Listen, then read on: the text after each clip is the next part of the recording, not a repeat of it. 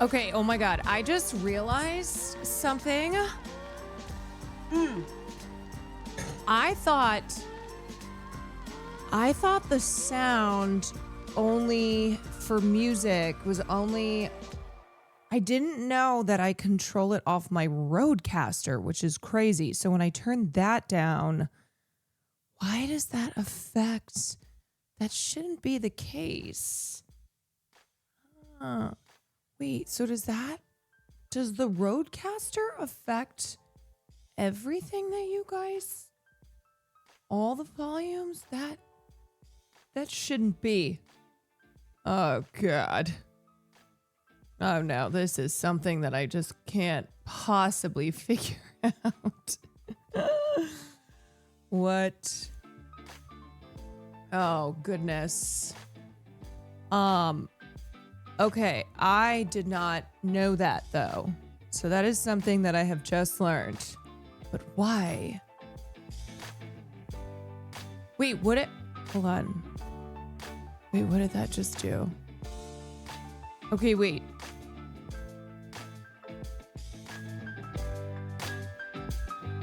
Does that change it?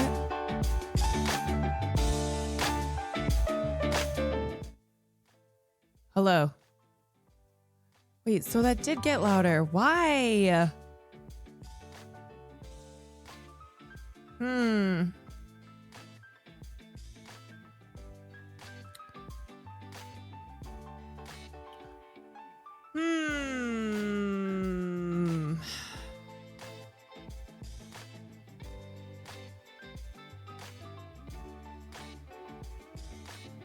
Should not be freak. All right, I'm gonna have to figure that out another time.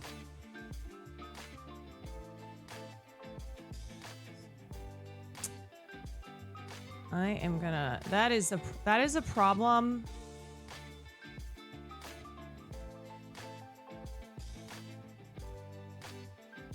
For another day.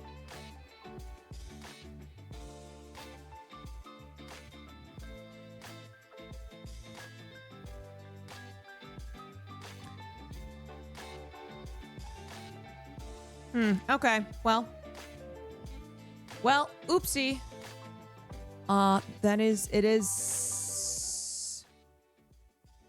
It is what it is, I guess. Scale Cylinder, thank you for the 42 months. Space Cadet, thank you for the 19 months. Oh, I need to wake up. I fell asleep right before stream, which I hate. I hate falling asleep. Waking up so confused. Space Cadet, thank you. Sequent, thank you. Hexing, Dex Matters, Vegetative. Oh, it's time to it's time to discourse. Max. On one hand, I want to be here for the Team USA men's hockey convo because I have a lot of knowledge, but also I fear I'm going to lose my mind trying to type additional knowledge and context that I have. Fuck them. Bunch of hogs.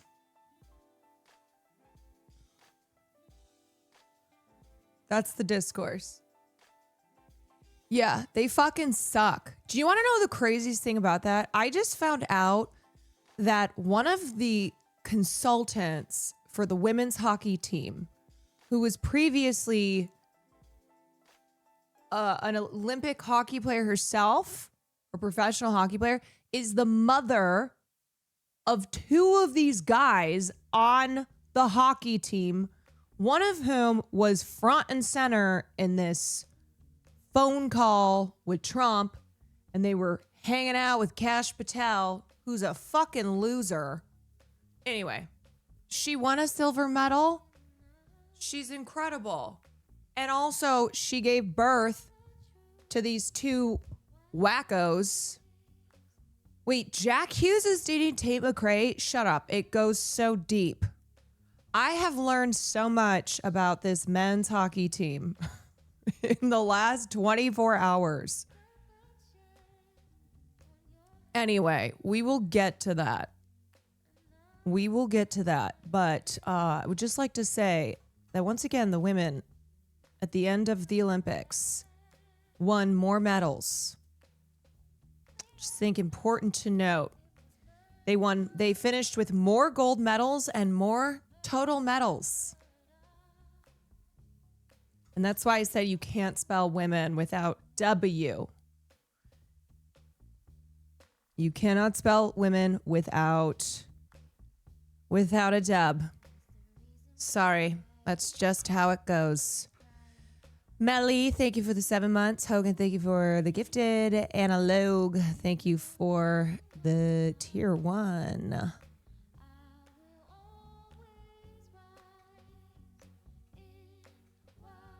What else is there to say about the Baftas? I mean, I have a lot to say. Also, I'm a pop culture streamer, so I have more to say on the Baftas than just what everyone has been talking about. So if you are exhausted by the specific discourse that has come out of, that has really overshadowed the entire show, then don't listen today, because I am talking about it. But like, I also have other stuff to say. I have seen tweets about the BAFTAs that made me think humanity is a mistake. I do think we've reached the pinnacle of how fucking terrible discourse is always online. It feels like we have really built up to this moment, and man, did it not disappoint. Did it not disappoint? I didn't mean to come across as rude. That's fine. A lot of times what happens is Hassan will talk about something and then I'm not allowed to talk about it. So I get a little frustrated. And I don't give a shit if he talks about stuff. That's great. I talk about stuff too. And as far as the BAFTAs go, and this is not me directing this at this chatter, this is just in hindsight for anybody who, I'm sure there are going to be some people who come in here and go, oh God, this again? Oh, I just listened to Hassan talk about this for 10 hours. Okay. Yeah, also every fucking person is talking about it online. It's not just Hassan. Plus, I do have other things to talk about with the BAFTAs because there are certainly, it has certainly made the Oscars race a little more interesting, which I do like. I like when it gets interesting. And Marty Supreme was nominated 11 times and they lost all 11 times, which means they officially tied for the most losses at the BAFTAs ever. They tied with the films Women in Love and Finding Neverland, which is really wow. So there are other things that we can take away from this BAFTAs. That is not just the thing that everyone is currently still in the weeds on.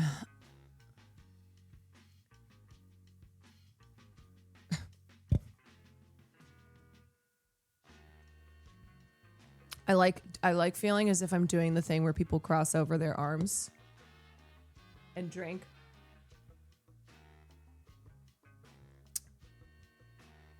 Cheers. What is the thing that everyone is still in the weeds on? We will talk about it, but it is John Davidson, who has Tourette's and who's the inspiration for a film that was nominated. And actually the guy who stars as John Davidson in the film upset Timothée Chalamet, which really was one of the, I mean, I know the BAFTAs favor British films, but whoa. Him coming through with that win, and then I think he also won best new star emerging. what that category is.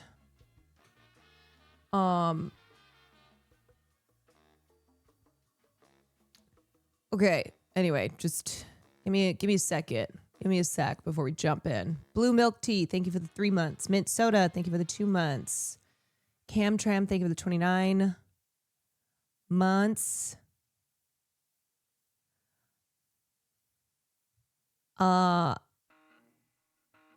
right, how are we doing, y'all? I haven't even started off by saying hi. Welcome in. Welcome the fuck in to stream. It is Monday. God damn it. It's Monday. And we had the Baftas last night. We have the conclusion of the Winter Olympics. We're women dominated yet again. We've got a lot happening always. Always and always. Currently in my 4th day of being sick. Oh no. I'm going to slap the sick out. There you go. Okay, so the other thing I'm going to say is I'm going to try my best not to get frustrated.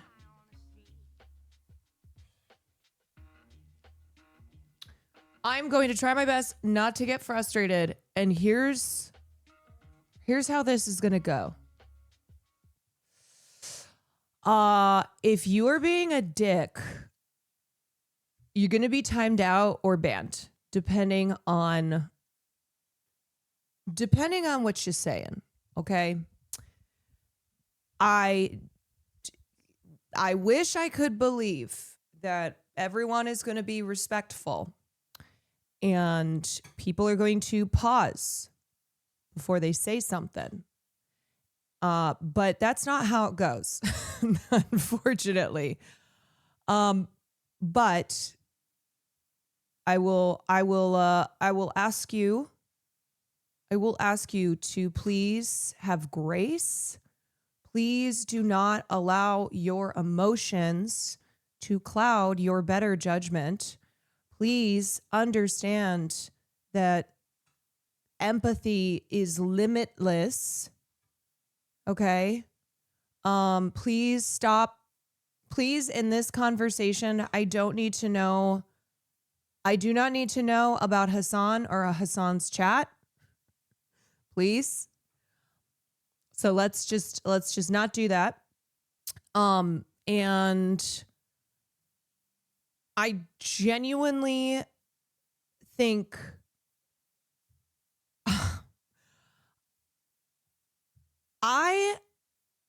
this is a perfect learning opportunity.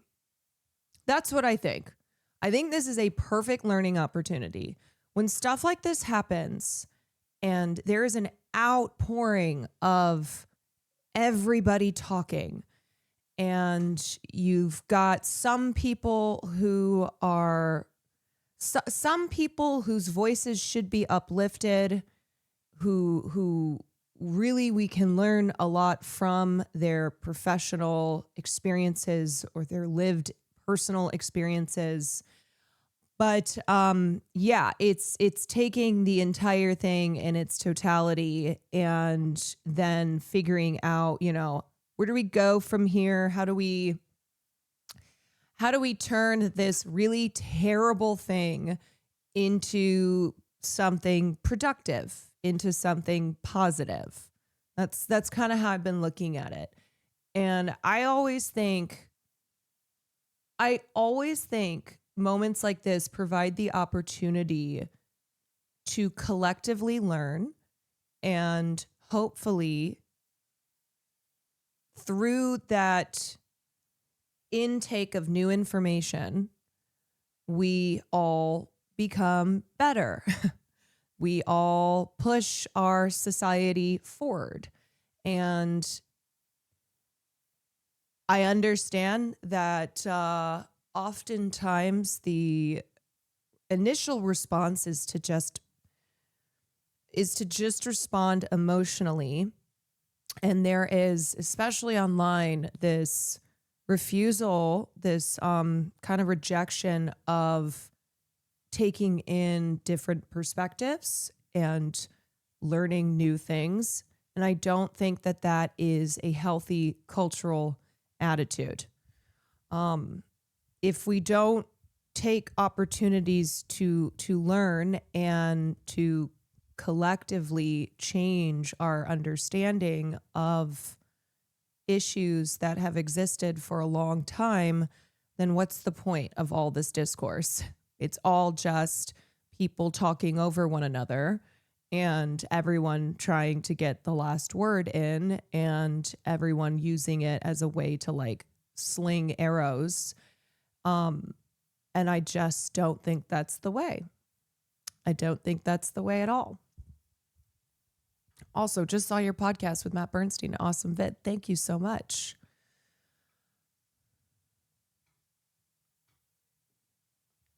And I totally get why there are a lot of emotions circulating. I felt very emotional, as I said yesterday when I was first seeing everything. I still feel emotional about it because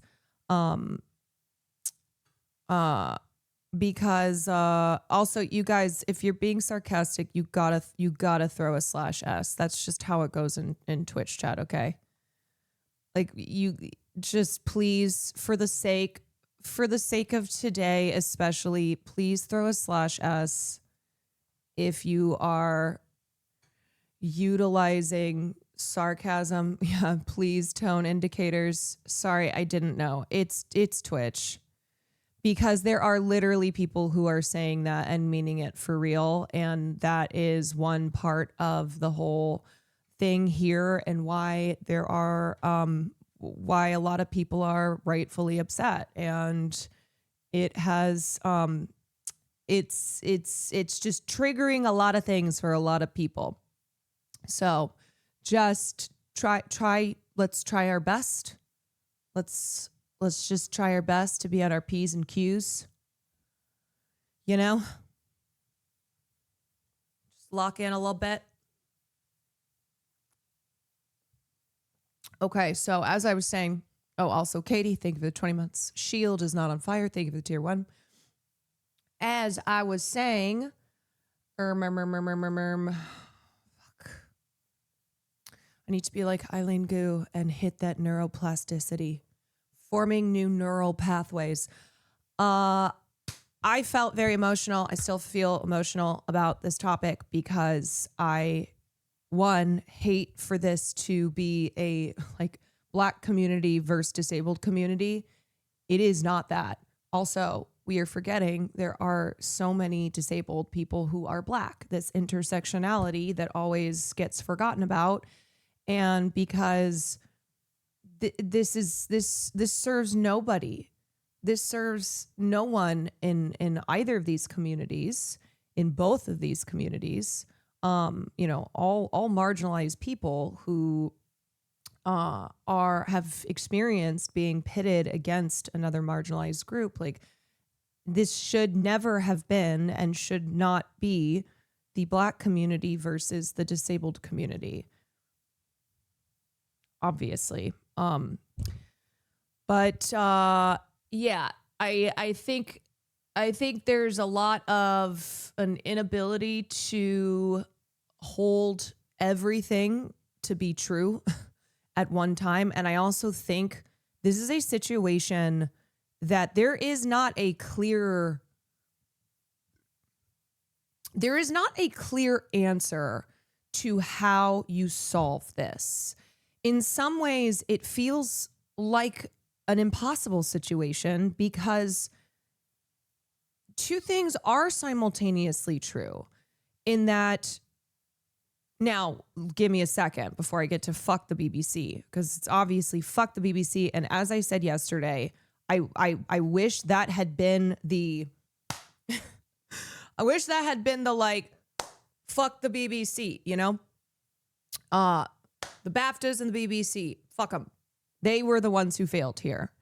But essentially, you have a situation where you have a disabled person who also specifically is in a film that's nominated that is based on his life, that is aimed at education and awareness and generating compassion and humanizing people who have Tourette's. And then also you have the reality that something like the N-word carries so much painful historical weight. It is a deeply, deeply damaging, harmful slur that unfortunately still has power, still exists, because we live in a society that is built on white supremacy. And that is why that is something that is in everybody's vocabulary, that everyone is aware, because of the history to that word. And Black people should not have to experience that and then shrug it off. Like, you cannot deny the pain that that word causes, no matter the context, though context, of course, in this situation is crucial.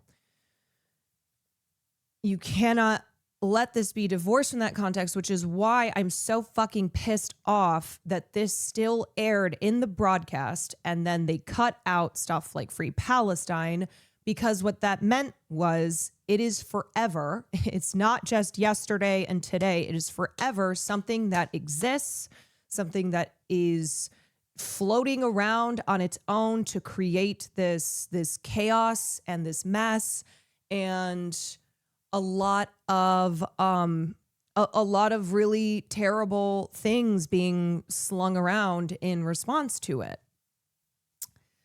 So it's enraging. It's really, really, really enraging. And I do believe it was specific.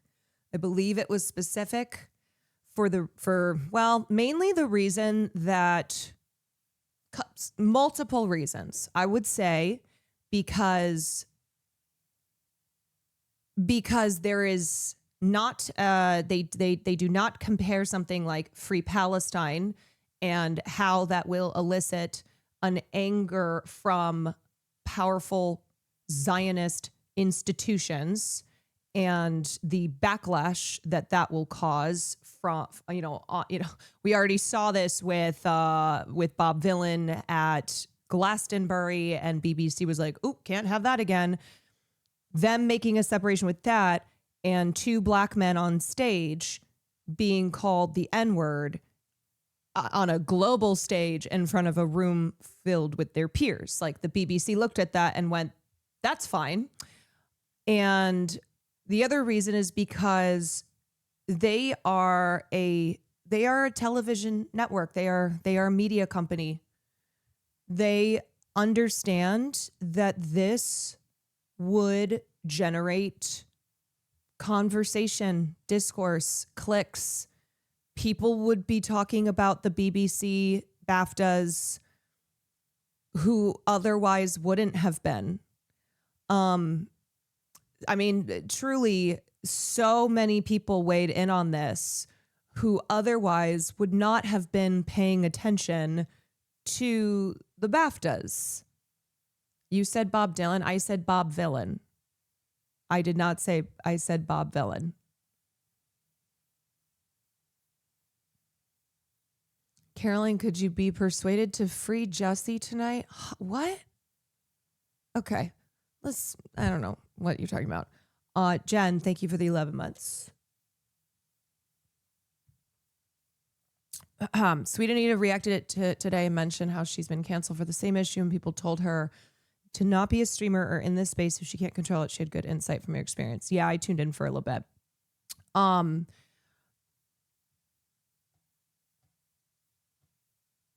Okay, let's yeah. We're already unlocked. We are already unlocked. We are already not locking in.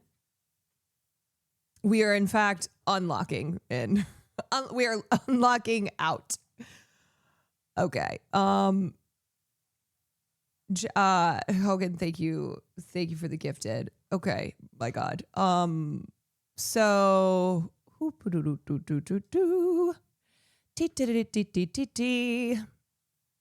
I am calm. I am woman. Oh my God. All right. Okay, let me pull up. The biggest night in British film. I've seen British black and disabled people having the decent and kind take that literally everyone involved was dehumanized and exploited by the BBC. Black actors having to deal with the racial slur, guy's brain disability being used for content. Yes, and that's why I wish it had been. Fuck the Baftas and the BBC for failing their duty of care, for allowing all of these people to be hurt, to be then subsequently the center of this firestorm. Hey, I was your flight attendant to Beijing. You're truly the sweetest and kindest person. Thank you. Oh my gosh. Hi. I hope you're well. Thank you for coming in and saying hi. And thank you for taking care of us. Thank you so much.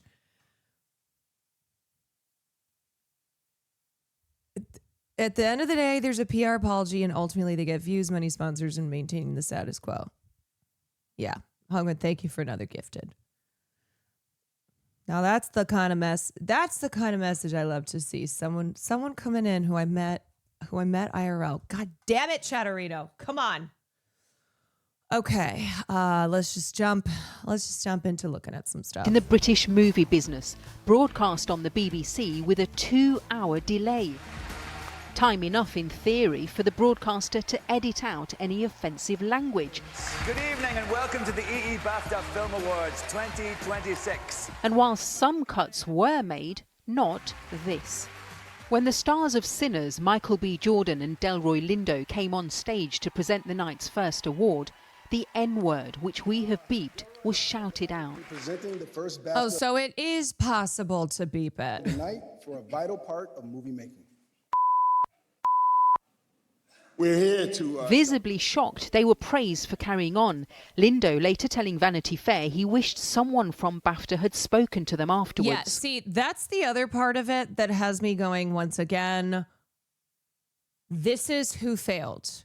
This is who failed. Why are we hearing that Delroy Lindo, who is one of the two people on stage, why was this not immediately taken care of? It was not taken care of after the show. Why? The slur was shouted by John Davidson, seen here on the right, a campaigner who has Tourette's. It's a condition characterised by sudden and involuntary tics, which can include socially unacceptable words and swearing. Hello, hello. He was at the BAFTAs after his life story inspired the film I Swear. I was blown away. I did not imagine anybody could pretend to have Tourette's as an actor. Robert Aramayo from I Swear. It led to a dramatic and surprise Also, a young Ned Stark. win for its star, Robert Aramayo, for Best Actor, who appealed for In case you're like, understanding why do about I the recognize condition. that guy? Tonight, especially, I just want to say that for people living with Tourette's, it's us around them that help define what their experience is. So Feel so bad for this guy. One of the worst moments immortalized. Yeah, and again, too, just how this has overshadowed everything. And there were a lot of great moments from the show. You have Ryan Coogler, who is the first Black person to win in the original screenplay category, and he quite possibly could be the second to win at the Oscars, second to following up Jordan Peele. You had, of course, this moment with Akinola Davies Jr., who gave such a beautiful speech after he won for a film that he made, and that was edited out. Sorry, there's something in my eyeball. Also, him winning Best Actor for the film I Swear, which had should have had a great night last night, but unfortunately has just been totally swamped by what happened. And anyway, so it's a shame. It's really such a fucking shame. To quote the film, they need support and understanding. Thank you so much for this. It means the world to me. I can't believe that. But whilst there has been much support and understanding for John Davidson, many still have questions for the BBC. We understand that it's involuntary, and actually this is a great Jordan Peele is the only Black person to win for Best Original Screenplay. great learning moment for the Tourette's community and learning more about what they go through. But like I said, two things can be true at the same time. We can still be offended by what happened, and we can still feel unprotected if you don't do anything to censor it. So you feel the BBC was too slow to react because the programme wasn't edited and it stayed on the iPlayer for some 12 or so hours? If it was another slur, if it was a slur against another community, would that have been edited out? If it was a swear word that he had shouted out, would that have been edited out? I think it would have.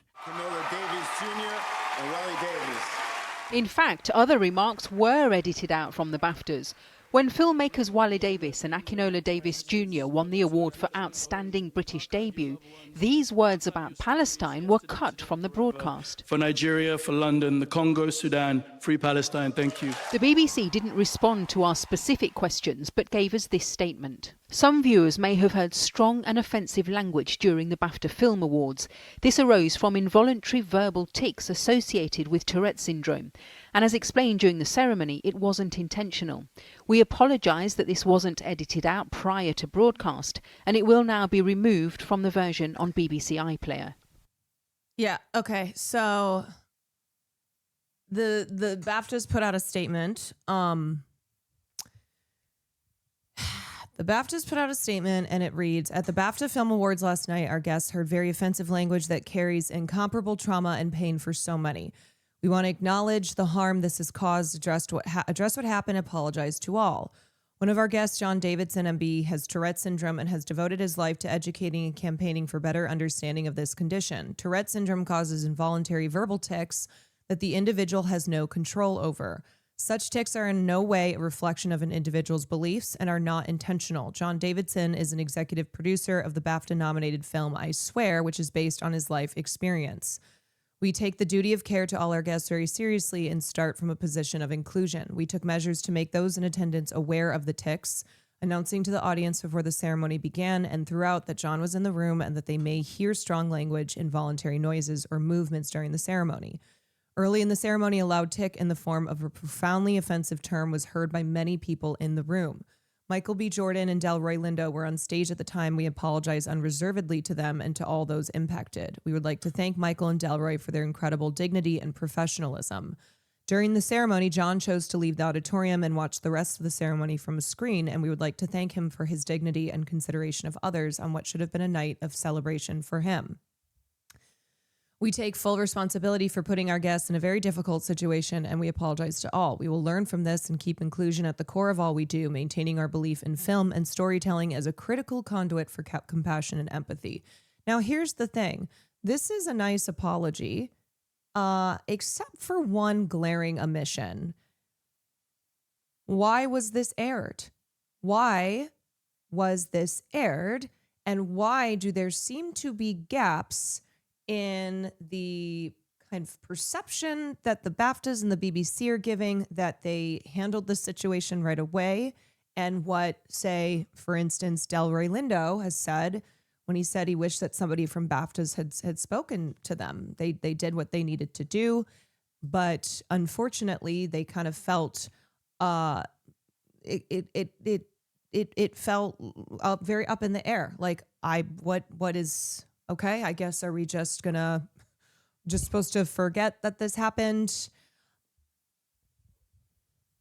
So that's my issue here. That is my issue here. It's not a matter of, like, absolutely John Davidson should have been included. in this ceremony, and he decided to remove himself. But there are some questions here still that have not been answered, and I think those are the crucial questions.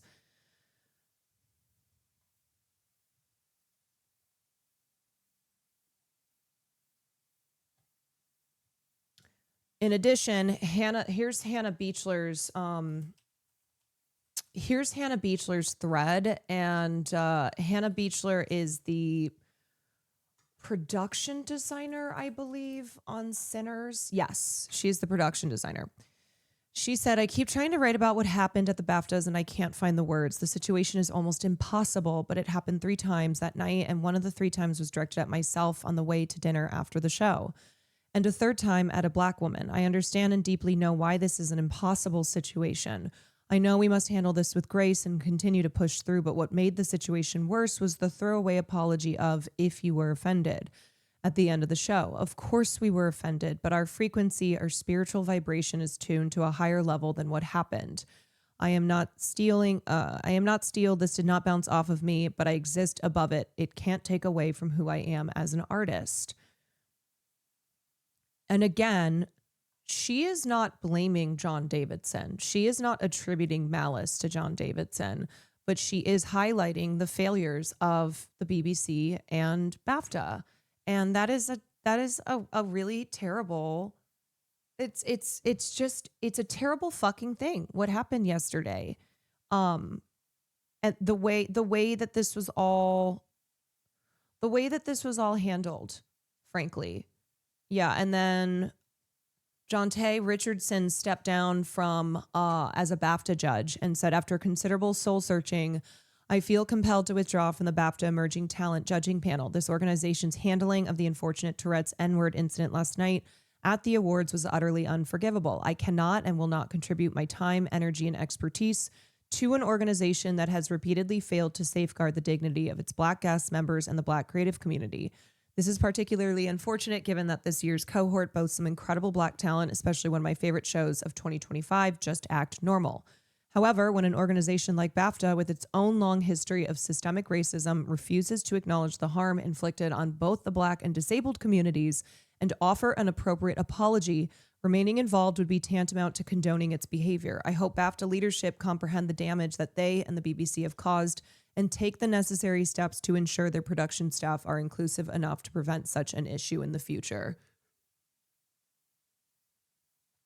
I mean, yeah, this part in particular, the BAFTAs having a long history of systemic racism. It sucks that Jonte Richardson, who is a Black filmmaker and a person who, you know, is from a community that has long had to fight for representation, for like getting over the barriers, not just in the industry, as far as from a, you know, being able to make films side, but also being on the juries, being in the, you know, being a member of the various award committees. This is, you know, this is shit we talk about all the time. And it just sucks to see. I totally understand, but it sucks to see a Black filmmaker go, I have to step down because this is because of how the organization handled things.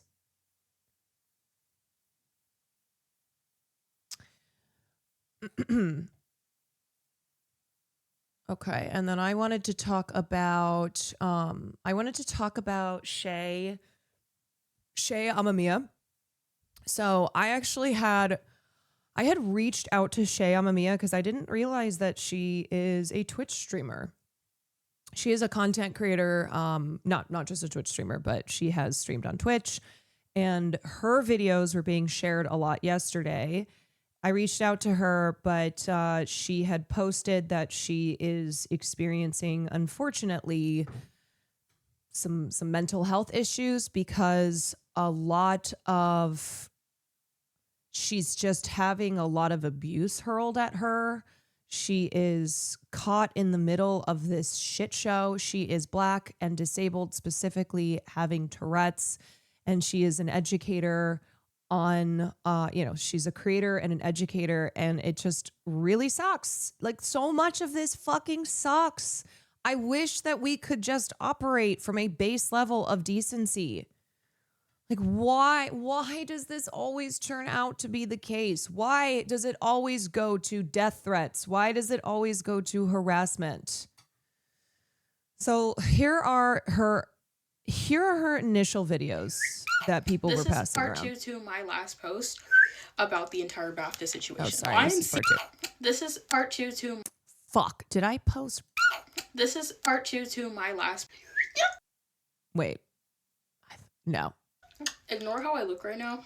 Pretty kitchen. Okay, I think this is the first one. I'm not feeling too great. However, there is something I have been asked to talk about, and that is going to be the Bafta situation. I have been seeing Fire Samurai, a thank you bunch for the of 3 months. outrage about it. People saying, "Oh, well, why would that even be in his vocabulary? He did that on purpose," and all of this stuff, and that racism is to excuse. A very sad day for the Tourette syndrome community, especially for the ones that have coprolalia, because when you come online and you see thousands of people hating on your condition, specifically coprolalia, because that's something that is already very embarrassing. Also, just an outright denial of it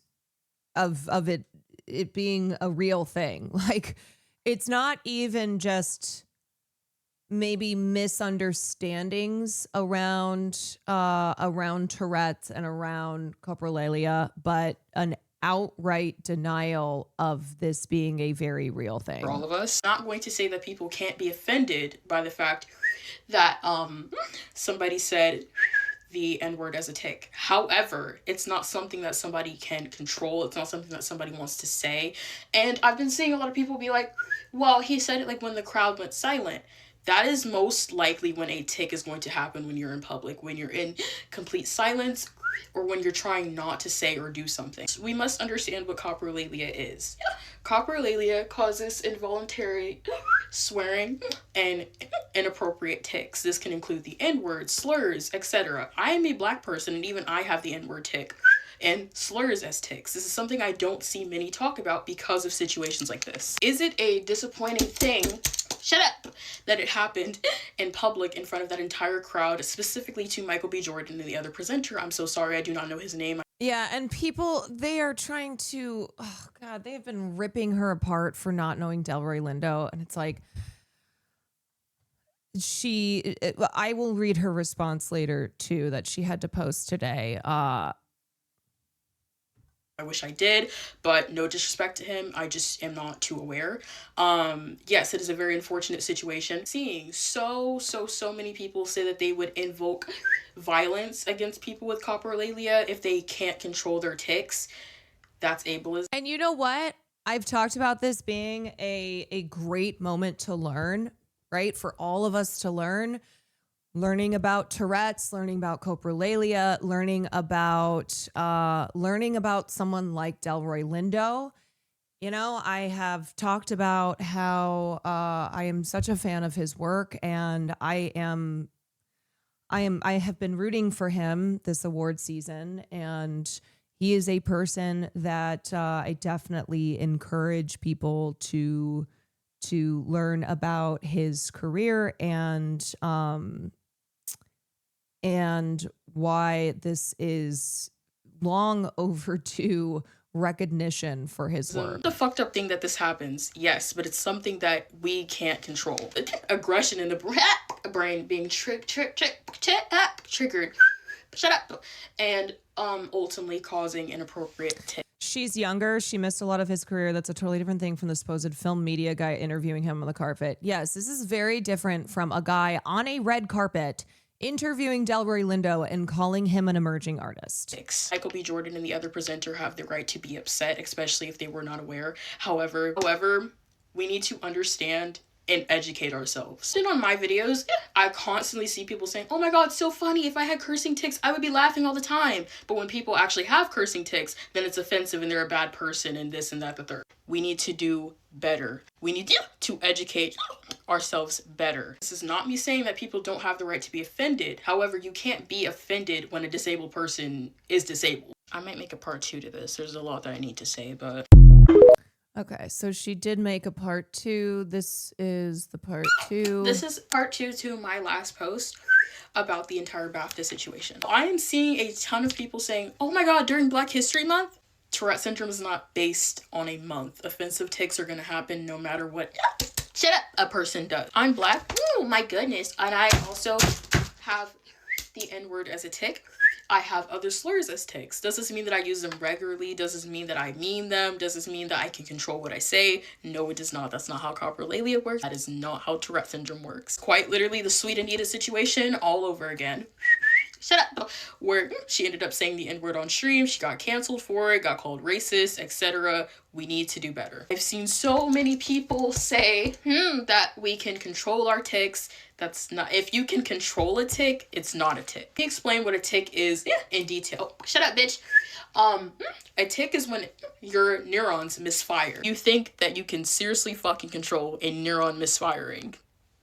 I've never seen a human possibly do that. We have got to stop thinking with our feelings and start thinking with logic. It is okay to be offended. Shut up. But what it is not okay to do is be ableist and try to make it seem like people with Tourette's, specifically those with coprolalia, say their tics on purpose. My whole think piece on this, if you are offended, I do deeply apologize, but I'm just being logical here. I see a lot of people giving their think pieces, and they are specifically talking about racism when tics don't correlate with racism. But that's not what causes offensive or obscene tics. What causes those kinds of tics are coprolalia. Coprolalia, shut up, is completely involuntary and does not involve your vocabulary. Yeah, also not everyone with Tourette's, in my understanding, exhibits this. So when people have pointed to other examples of people with Tourette's, and as a way to kind of cherry pick and go, well, this person isn't saying the N-word or other really harmful slurs. It's because coprolalia is on the less common side of effects. Yes, it is a spectrum. Okay, so here's what Shay posted today. Currently, I can't make a video as I'm sick and in pain, but this needs to be addressed. People have begun to use my videos on Twitter as a way to be racist, and that is absolutely unacceptable. I am not anti-Black, nor do I or would I ever excuse racism. I explained Tourette's and coprolalia in deep detail, which offended some people, but unfortunately at this point, people will be offended either way. I am seeing people think that I meant that the presenters, Michael B. Jordan and Delroy Lindo, and even the director Ryan Coogler don't deserve apologies. They absolutely do. And I've stated this multiple times. I think the apologies should be private, not public. The whole situation was purposely publicized by BAFTA, and that's obvious by now. They clipped out Free Palestine, but not that tick. They 100% knew it would lead to discourse, and that's wrong. My intent was not to say that Black people cannot be offended, because as stated in my videos, the community is more than valid.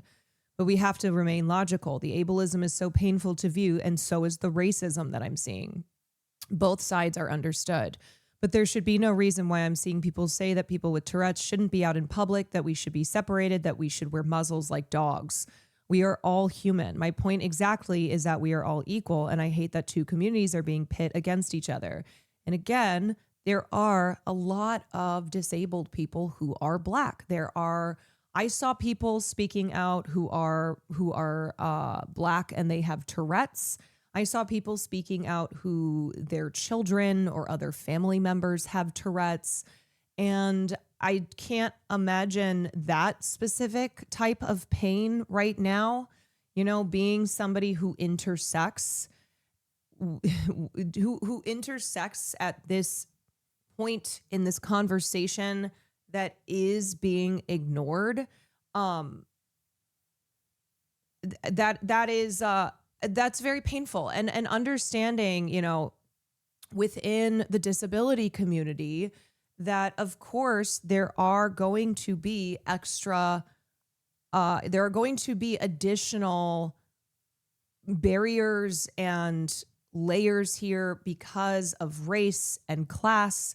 And for somebody who is Black and has Tourette's, and maybe they suffer from coprolalia, they might, like, this can be a very dangerous thing. And it's why understanding what this all entails, all of us being educated on this, is not just for somebody white like John Davidson, who everyone is talking about because he was the person who said this, but for the entire community. And I was just seeing examples about how, a Black person with coprolalia who says in front of cops, I have a gun, or is behaving in strange ways in public, right? Like to the perception of it being, oh, something's wrong with that person, but there not being this understanding and empathy to them having something like Tourette's, could result in them being criminalized, could result in harm coming to them. So like, this is really, really important for us to understand, not for the sole purpose of how it affects one person, John Davidson's life, but for all members of this community. Black men literally die from having episodes and getting the cops called. It's just it's something when you think about it for a moment, you go, oh yeah, I absolutely see how this is a reality. Can you link her account? Yeah, I posted on TikTok. She is Shay's Get Ready With Me. On Instagram, it's Kill K1 Yoshi. So, sorry, I don't think I finished reading this.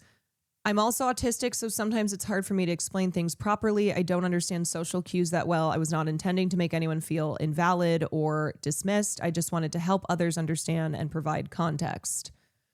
I will be taking a short break as the situation has begun to take a toll on my mental health. I spoke out because my DMs were flooded with people asking me to, and I felt sick reading the ableist comments. So many people have said that I put my disability over being Black, which I don't. Like, that's not possible.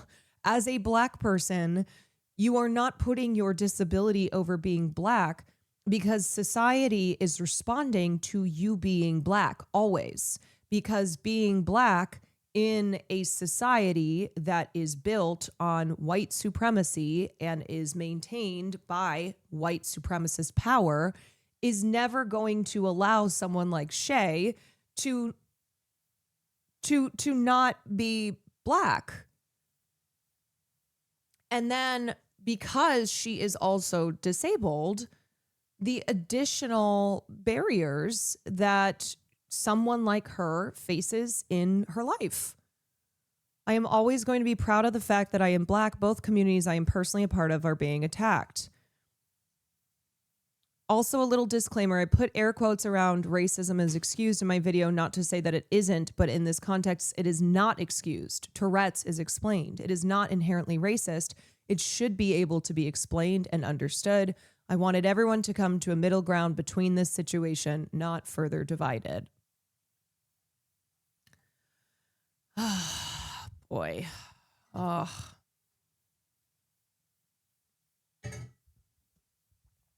Yeah, it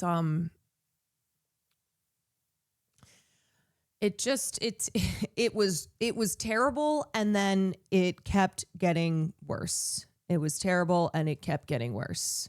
Okay, this is a good piece that I want to read, but before I get to that, okay, John Davidson said, and there's a part of this. So the whole needing to apologize, this is not something that I feel I am the person to speak on, but I do understand the complexity here, because of course the impact of a Black person being called the N-word is it cuts deep. right? Like you just can't, no matter the reason for it, in this case being somebody who has coprolalia, that is it's a very painful thing to have to experience, and nobody can nor should take that away. But I also understand too that people with Tourette's and who experience coprolalia spend their entire lives apologizing to society. And it's the, it's the distinction between apologizing for having a disability and what results from that, and then apologizing or recognizing how that may personally impact someone. Forcing someone to apologize or someone to accept an apology typically compounds the issue. Yeah, and I don't know. I think that's a part here too that is really difficult to parse through. My take on the apology is that in a perfect world, John wouldn't have to apologize. The N-word wouldn't have the history it does, but sadly we live in reality and the word hurts whether there was intention or not. And like, this was unfortunately an incident that occurred on a global stage, that was aired, that was televised, that then was a clip that quickly circulated, and it's how it resulted in a traumatizing moment. So he said, I want to thank BAFTA and everyone involved in this awards last night for their support and understanding and inviting me to attend the broadcast. I appreciate the announcement to the auditorium in advance of the recording, warning everyone that my tics are involuntary and are not a reflection of my personal beliefs. I was heartened by the round of applause that followed this announcement and felt welcomed and understood in an environment that would normally be impossible for me. In addition to the announcement by Alan Cumming, the BBC, and BAFTA, I can only add that I am and always have been deeply mortified if anyone considers my involuntary tics to be intentional or to carry any meaning. He concluded by saying that I swear more than any film or TV documentary explains the origins, condition, traits, and manifestations of Tourette syndrome. I have spent my life trying to support and empower the Tourette's community and to teach empathy, kindness, and understanding from others, and I will continue to do so. I chose to leave the auditorium early into the ceremony as I was aware of the distress that my tics were causing.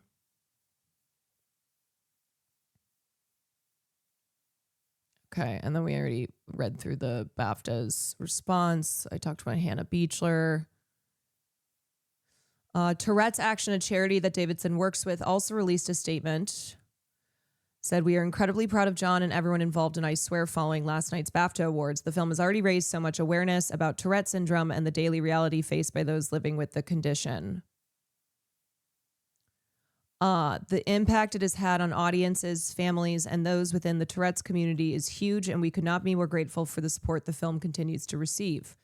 However, we also want to address the negative comments that have surfaced following John's involuntary vocal tics during the ceremony. We deeply understand that these words can cause hurt, but at the same time, it is vital that the public understands a fundamental truth about Tourette syndrome. Tics are involuntary.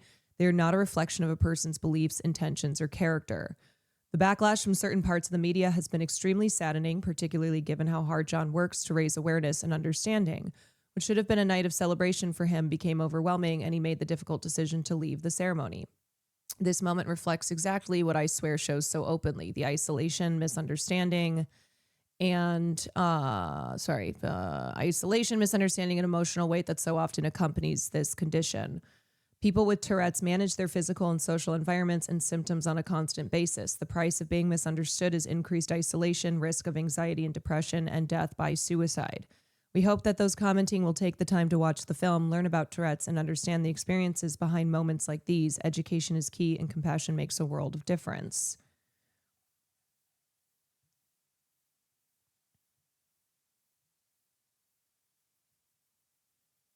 Also, J. Marianne had a good take about how it can be infantilizing for people with disabilities to be absolved of accountability of how words and actions can hurt. Yes, it is also, ironically, it is ableist to remove agency that way from people who are disabled. And somebody who is disabled is always going to be more aware than someone who is not, who does not live who does not live their life, who is not accustomed to living in a world where disability is shunned, where people who are disabled are so failed by these systems. They know the impact that their disability has. And so I don't think anybody should be speaking for John or anybody else. And again, it's like, it's as simple as recognizing that something like the N-word is incredibly painful and rightfully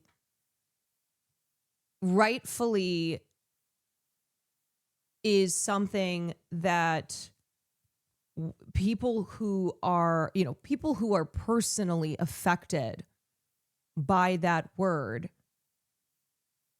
are allowed to be upset by it, but also in recognizing how Tourette's and how coprolalia works, it will better inform us in a situation like this.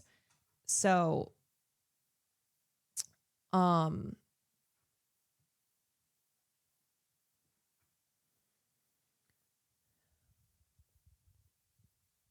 I am disabled and I'm aware that other people have disabilities. I'm not fully acknowledged on how hard being disabled is. Yeah, and you guys, being disabled does not also give you the right to speak for every person's disability. So please don't do that. I think that if you are somebody who is disabled, you deserve compassion. You deserve to be supported in this world, but you also should understand that your disability is not going to be the same as somebody with, say, Tourette's. So if you are further contributing to stigmatizing it, to pushing misinformation by saying, well, I am disabled and I've never done this, then you're kind of doing the thing that I'm sure you have experienced your entire life. So I would just say that it's probably good to take a step back and recognize that there is always a spectrum here. One person's disability is not the same as another. And you can be very well versed and understand better than anybody else your disability, but that doesn't mean that you necessarily understand something like Tourette's, which is why this is a big learning moment for so many of us.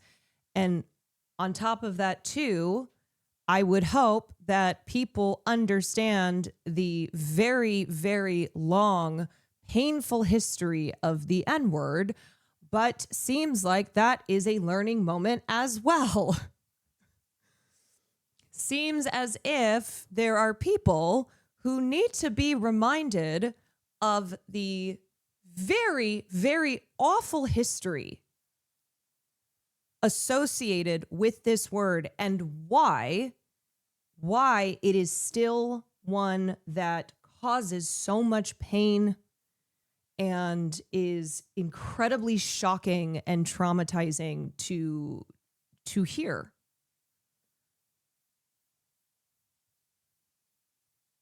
So do not speak on behalf of the disabled community. Do not speak on behalf of the Black community.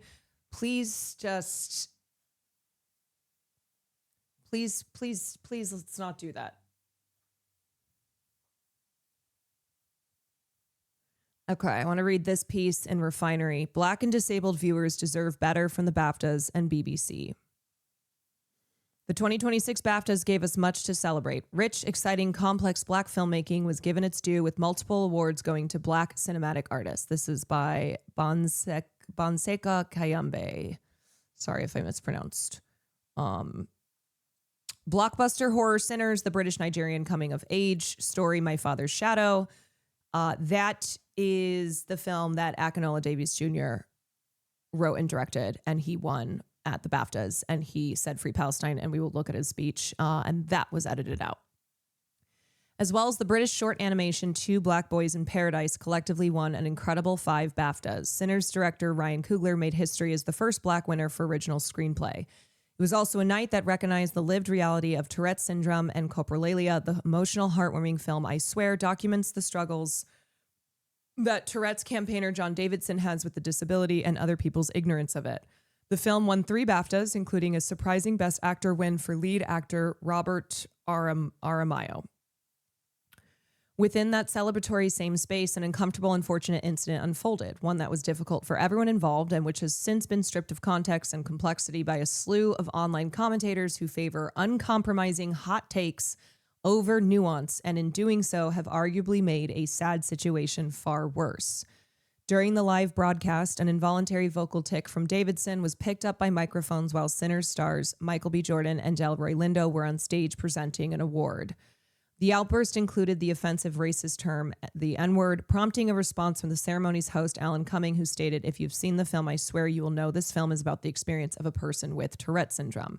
Tourette syndrome is a disability, and the tics you've heard tonight are involuntary, which means the person who has Tourette syndrome has no control over their language. We apologize if you were offended." And this is something that I think a lot of people have taken offense to. Which it's always tough when you throw the if in there. But I also do feel for Alan Cumming being the person who hosted the BAFTAs, and I'm not sure.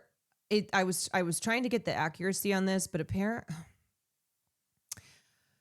it was either something to do with initially this part was not in the show, or that it was addressed twice and one time it was not. I don't know. There's been a lot of extra information floating around. I saw some people say that like John Davidson had apologized privately. I don't know. So anyway, Alan was saying what was on the teleprompter, and it's tough because Alan Cumming is ultimately a person in this situation who is, to my understanding, not disabled and definitely not Black. So, oof. Okay. Anyway. So that is okay. Despite being pre-recorded, the moment was broadcast live to millions by the BBC, creating a situation that was distressing for the actors on stage, the audience, and likely Davidson himself, who reportedly later left the ceremony early of his own accord. And again, at the end of the day, it's always fuck the BBC and fuck the BAFTAs. This is who ultimately is responsible for, has the duty of care here. And I think individuals are more so being caught in the crosshairs. We need this. We need this.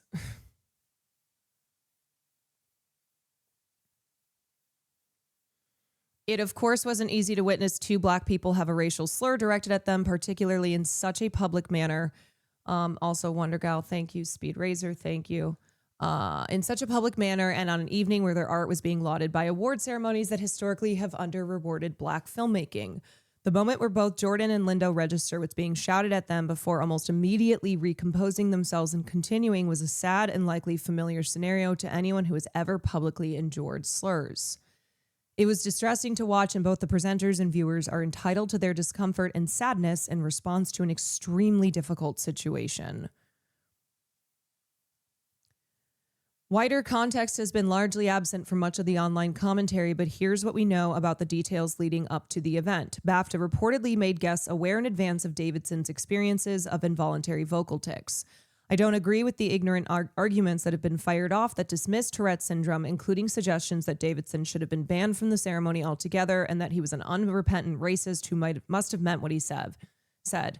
Even actor Jamie Foxx has chimed in unhelpfully, saying on Instagram, nah, he meant that shit. You know, if I were Jamie Foxx, I would not be chiming in on anything right now. I would probably be laying low considering a lot of the allegations around Jamie Foxx. So not the moment to be publicly saying anything, honestly, unless it's going to be a reckoning. It's quite shocking to hear almost medieval arguments that disabled people be locked away from public view in 2026. Such responses disregard the reality that Tourette's can be profoundly distressing for those who live with it, involving loss of bodily control, deep shame, and a constant fear of public misunderstanding. But harm was caused. The word at the center of this incident carries a specific and brutal history of violence, degradation, and dehumanization directed at Black people. A history that continues to shape lived experience today. In a global political moment marked by the resurgence of openly racist rhetoric, policies, and state violence, audiences are likely even more raw and sensitive to its use. That context does not justify the ableist or deeply unempathetic responses directed at John Davidson. But given that Michael B. Jordan and Delroy Lindo were on stage representing Sinners, a film that directly grapples with the history and ongoing cycle of racism in the United States, it does help explain the depth of feeling and why this moment, which shouldn't have been aired, landed with such visceral force. Who was protecting Jordan and Lindo in the moment and the Black audience watching? Variety reported other incidents of Davidson's Tourette's throughout the ceremony, including shouting "shut the fuck up" at BAFTA chair Sarah Putt and saying "fuck you" as the award for Best Children's and Family Film was being accepted. Based on what we know about the disability, these actions were involuntary and not a malicious act. The attempt to describe the incident as a personal moral failure of Davidson's is wrong and unhelpful. It's a horrible irony that an evening where a film like I Swear won so much praise has almost immediately been followed with proof of precisely why the film is so necessary. Yeah, that part there.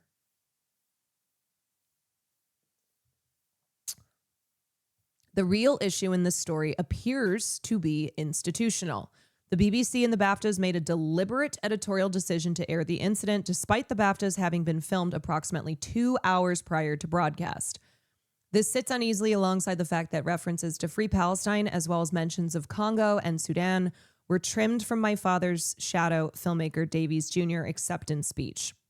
In response to criticism, a BBC spokesperson stated the live event is 3 hours and it has to be reduced to 2 hours for its on-air slot. The same happened to other speeches made during the night, and all edits were made to ensure the program was delivered to time. All winner speeches will be available to watch via BAFTA's YouTube channel. That explanation raises more questions than it resolves. It is difficult not to see this as a significant dereliction of duty, a choice that allowed public discomfort, humiliation, and misplaced blame to fall on Jordan, Lindo, and Davidson. Given the broadcaster's clear capacity to edit sensitively and selectively, it is reasonable to ask why this segment was left intact or why the audio was not muted, particularly when doing so might have mitigated harm for everyone involved. Yeah, that's another part of it. Now the clip has been shared widely, including the word, causing a firestorm that could have in part been avoided. Jordan and Lindo shouldn't have had to endure that slur being yelled at them, and Davidson shouldn't have had his disability used against him in such a public manner. The events that have unfolded, there's not just the why this segment was left intact, but why the audio was not muted.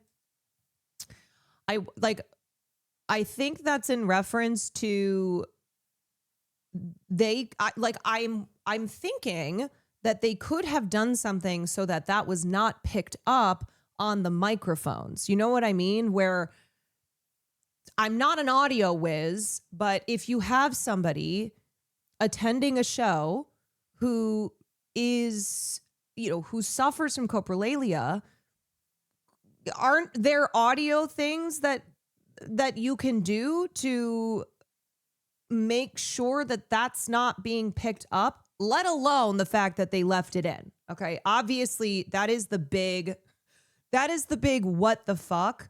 But it seems that there were also other things that could have been done so that that was not heard as clearly as it was.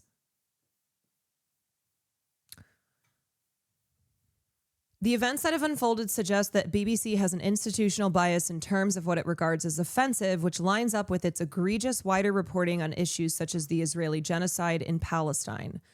The BBC issued an apology this morning, hours after the widespread backlash. We apologize that this was not edited out prior to broadcast, and it will now be removed from the version on BBC iPlayer. By the time the apology was issued, the clip had already circulated widely across social media, fueling outrage, misinformation, and deeply ableist and racist commentary, and leaving Michael B. Jordan, Delroy Lindo, and John Davidson to absorb the public fallout. There has been no public reflection on addressing the editorial judgment and criteria that allowed it to be broadcast in the first place. These moments reflect some of the most destructive habits of online political culture that many Black writers and thinkers have often highlighted as unhelpful in the wider scheme of things. People's very real grievances can easily be projected onto these more tricky, hyper-visible pop culture moments, and a desire for outrage and simplistic, absolutist punishment end up taking precedence over a more serious, empathetic conversation that can encompass multiple things at once. It is what feels like the impossibility online. This flawed logic often relies on an explicit hierarchy of suffering where your suffering must take total priority over another's, but that framework is neither radical or effective. We live in a world that feels like it's on fire, and racism is now a visceral daily reality in our politics. Perhaps the powerlessness people feel mean that these moments unfairly become proxies for broader, deeper rage at an unjust world that no one seems to know how to fix. It's a sad rinse and repeat cycle that we are trapped in. Yeah, and I think about the fact that like a lot of these comments saying, well, somebody like John Davidson or somebody with Tourette's should not be in public like this, which only reinforces the already existing belief that people with disabilities should be kept from public life. And meanwhile, you have plenty of people in positions of power who use this racially, who use this racist language and craft racist policies. And because I think people feel powerless against those people, they turn around then and say these things, call for this kind of action against people who are already deeply oppressed. A number of disabled Black people, including some who have Tourette's, have provided far more caring, nuanced perspectives on the situation. Shay, who's on TikTok, who we looked at her videos, pushed back on the idea that tics can be controlled, clarifying that it's the result of neurons misfiring. We've got to stop thinking with our feelings and start thinking with logic. It's okay to be offended, but it's not okay to be ableist and try to make it seem like those with Tourette's, specifically those with coprolalia, say they're tics on purpose. Misunderstanding these conditions can have wider and more troubling consequences. When public opinion and policy defaults to individual moral judgment, it is racialized, disabled people who are most likely to face even harsher treatment, disbelief, or punishment. Involuntary tics from Black people are even more likely to be perceived as threatening or dangerous. It's clearly in everyone's interest to better understand and support people with these disabilities. The impact of Davidson's disability was harmful, and many Black disability advocates are calling for him to apologize. I am uncomfortable with the idea of Davidson having to apologize for his disability, though he may personally wish to, as I assume he probably felt terrible about it, because of the precedent that sets for disabled people. It's true that we may be giving this white man more grace than a Black disabled person, especially a Black woman, may get in his situation, but I think the apology and change behavior really needs to come from the institutions themselves. I keep trying to write about what happened at the Baftas and I can't find the words. BAFTA nominee and Sinners production designer Hannah Beachler posted on X after the ceremony. The situation is almost impossible, but it happened 3 times that night, and one of the 3 times was directed at myself on the way to dinner after the show, and a 3rd time at a Black woman. I understand and deeply know why this is an impossible situation. I know we must handle this with grace and continue to push through. But what made the situation worse was the throwaway apology of if you were offended at the end of the show. Of course we were offended, but our frequency, our spiritual vibration is tuned to a higher level than what happened. This did not bounce off of me, but I exist above it. It can't take away from who I am as an artist. Delroy Lindo later said that at one of the BAFTA after parties, he wished someone from BAFTA spoke to us afterwards, confirming that both BAFTA and the BBC have shown a significant lack of planning, safeguarding, and aftercare even after the incident. BAFTA's lackluster apology during the broadcast sits alongside what appears to be a total lack of accountability for the situation that all parties were placed in. Aside from needing far better media institutions, this episode underlines why art remains indispensable. At its best, it gives us language for experiences we do not have firsthand knowledge of, and it asks us to sit with discomfort and contradictions. Many of the best films showcased at the awards resist the urge to collapse human complexity and the friction that can come with it into simplistic ideas. A little less time on social media and a bit more time with art might be a good place to start. And it's clear that the decision makers at the BAFTAs and BBC need to learn from the very art that these institutions are celebrating. And then they added in an update or an editor's note of John Davidson's statement.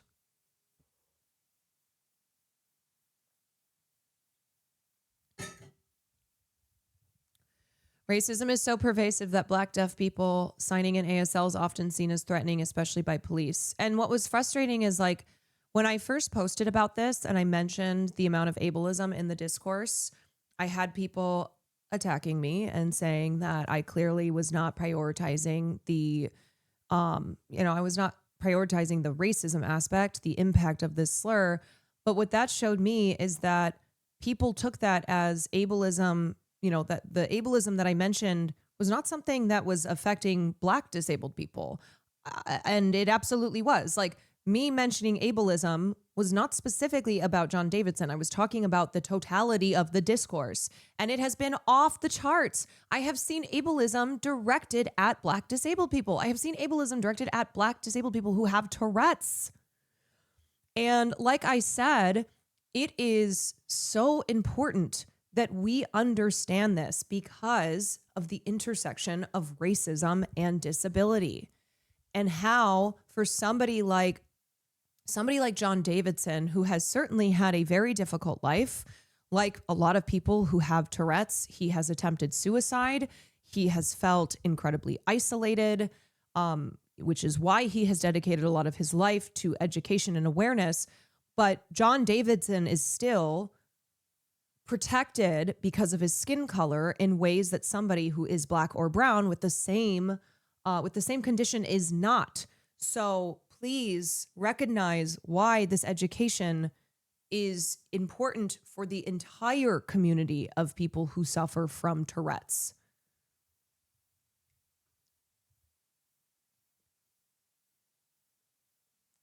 And it's very frustrating to me that some of y'all in chat are still just saying what you want to say. I don't know. I don't know how many times I can stress that this is not one way or the other. And I thought this piece here, which was written by a Black author who I thought put all of this into such beautiful perspective, and yet people are still not listening. Nobody listens. Nobody listens. And that's why, look, I am a person who I am aware of my limits. I am aware of my personal lived experience, and I always try and operate from a place of empathy. I recognize empathy is limitless. I understand how important these conversations are for us all to be learning always. But what I will do is I will share from people who are going to have a perspective that I just, I will be limited in because of my life experience. And yet people still don't listen. You just want to argue. You just want to be right. Why is anybody why do we approach stuff this way? Why do we have no room to sit back and go, man, there is something that I can learn here. We can always learn. It doesn't matter, it doesn't matter who you are, what your life experiences are. There is always going to be, there are going to be things that you will never experience in your life.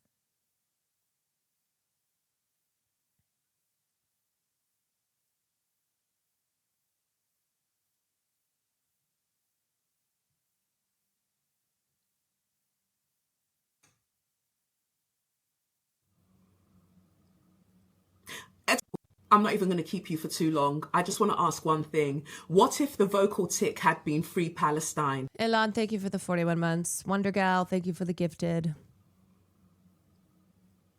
Explain that to me. If the vocal tick that had taken place at the Baftas had been Free Palestine, would that have been edited out? So if that, because we know that it was edited out, Free Palestine, when Akinola Davis Jr., my G, said it during his speech. That was edited out by the BBC because the ceremony took place and wasn't aired until 2 hours later. But then for some reason, the N-word being hurled at Michael B. Jordan and Delroy Lindo, that was left in. A disability is a disability. My thing is, there was a lack of safeguard. Videos work best for chat. Yeah, I guess that's true. People simply tune out when you're reading something, but they also tune out when watching videos as well. From the organisers, from the BBC who were broadcasting it, and from BAFTA as a whole, there is an issue here. And the way that I would say white institutions decide and prioritize what is harm and what isn't. Whether it was intentional or not for the word to be said, it doesn't change the impact that it has on those who it was said to, directed at, and those who had to hear it. Racism, one of the mechanics of it is humiliation. I can't speak for the two men who experienced that, but I would argue that it's humiliating. And then essentially people are doing all of this mental gymnastics to be like, well, nothing we can do. These things just happen. They're involuntary. Whilst I understand that, that does not diminish the impact of who, those who are experiencing it. And this is just a microcosm of what Black people generally face in society anyway. And I would like for the American Black History Month that we're currently in, some of you need to stop explaining to Black people how they get to feel about things that are only directed towards them in that moment. So I ask again, explain it to me like I'm 5. If the vocal tick had been Free Palestine, what would the... And do you notice too that she's not coming for John Davidson? She's not coming for people who have Tourette's. She is making the point about the selective editing here. Fuck the BBC and the BAFTAs. And she is also saying that you cannot dismiss the impact that this word has. And there are a lot of people who are a lot of people who are saying a lot of things, but a lot of people who, in making this point, are not dismissing any compassion and understanding for those who have Tourette's, understanding that it is involuntary, but that does not change how painful this word is when people hear it. BBC, what would BAFTA have done then? All right. My gosh. I do want to play the moment that I do want to play this. Oh, wait, no, I actually have the whole speech. Let me just pull this up. And the BAFTA goes to my father's shadow, Akinola Davies Jr. and Welly Davies. And you know what I will hope too is that people do watch these films. People watch these films that are in the conversation here, if they become available where you are, of course. But this is My Father's Shadow. This is a film about 2 young boys who are brothers, and they are living in Nigeria during the 1993 election crisis and are experiencing through their young eyes, the effects that this political unrest and instability is having on their father and on their city. Wow. And that's what he won for. I'm going to let my amazing brother and director acknowledge the amazing village it took to create this film. But first, I want to give thanks to God and to my father, Akinola Davis Sr. Thank you for the shadow you cast over our lives. Shadows are proof of light, and I hope one day we may cast a shadow that both intrigues and inspires our loved ones. And to the love of my life, my daughter Amari, I love you.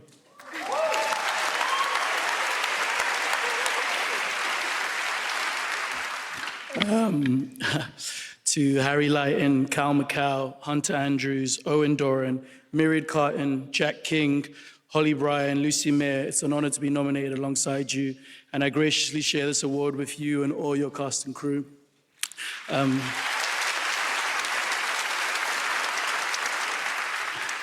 acknowledge the path my ancestors, past, present, and future, have laid before me, and I'm forever grateful to live in this moment.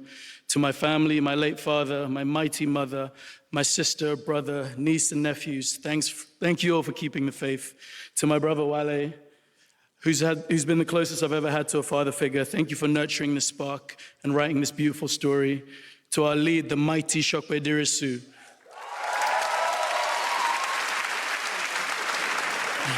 Yes, he's a stud.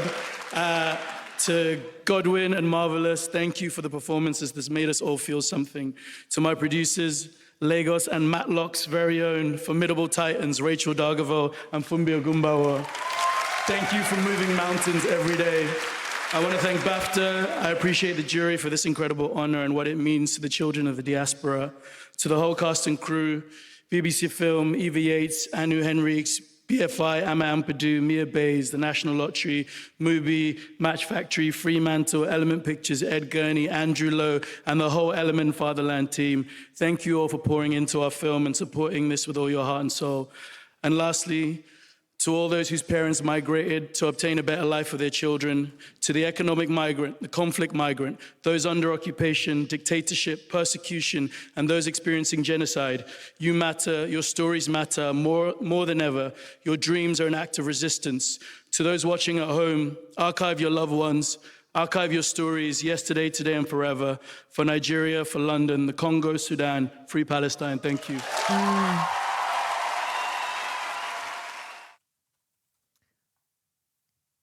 Beautiful. Here's Akinola Davies Jr. talking about this moment last night. This is the critically acclaimed first feature, which is so impressive as well. He's a British-Nigerian filmmaker. He was sporting the pins of Palestine and the Democratic Republic of Congo flags. And he said this is what he said in his speech. I love this line. Your dreams are an act of resistance. In a statement on Davies Jr.'s speech being edited, the BBC said the live event is 3 hours and has to be reduced to 2 hours. Okay, yeah, bullshit. Speaking to Variety on Monday after his BAFTA win, Davies Jr. acknowledges that edits had to be made to the broadcast, but says it's a shame that the last part of his speech was cut. However, he's still proud to have used his moment in the spotlight to give a voice to those without one. It was really important in the moment for me to say that in a room full of artists, because we have an opportunity to influence people because they watch our films. Plus, Davies Jr. got to meet the team behind Gaza Drama, the voice of Hin Rajab, which lost to Joachim Trier. I always want to say Joachim.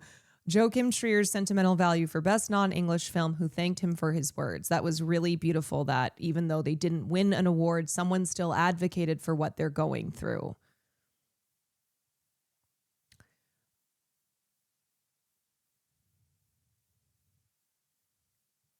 You ended your speech with Free Palestine. Why was it important for you to use your platform to say that? I guess I'm just very aware of what it means to have privilege, and I think it's something that I always try and acknowledge. The fact that a man who is Nigerian he's a Nigerian British filmmaker, is talking about his own privilege, and we have rich white A-listers in Hollywood out here who do not say a single thing Yeah, or Paul Thomas fucking Anderson. Motherfucking Paul Thomas Anderson. You guys, I just have to say, I do feel I feel validated. I do. I feel validated on when I first reviewed One Battle After Another and the comments that I made about people making this into something that it is not. Anyway, yeah. So that you have Akinola Davies Jr. going, I am very aware of what it means to have privilege, and I think it's something that I always try and acknowledge. No excuses for everyone else. None.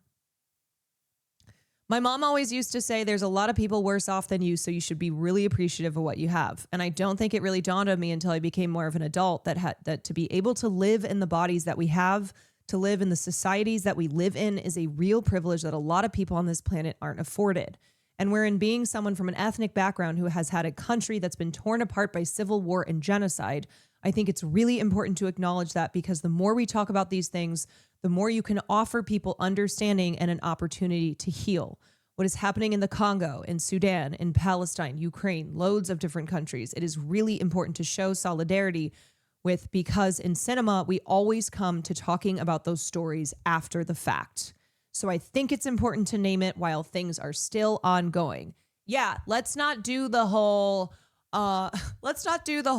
like American soldiers go over to a country in the Middle East, kill a bunch of people, destroy the culture and economies, and then 20 years later a movie is made about how much PTSD they have and how sad it all was.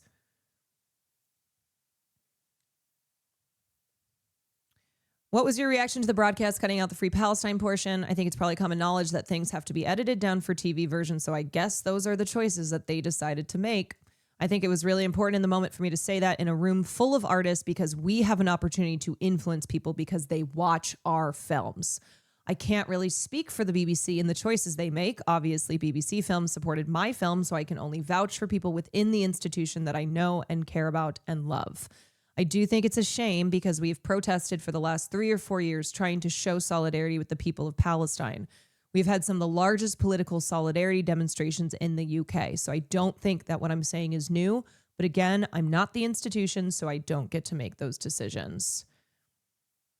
People have been outraged that your speech was edited, but a racial slur shouted by Tourette's activist John Davidson was left in until Monday afternoon. What are your thoughts on this?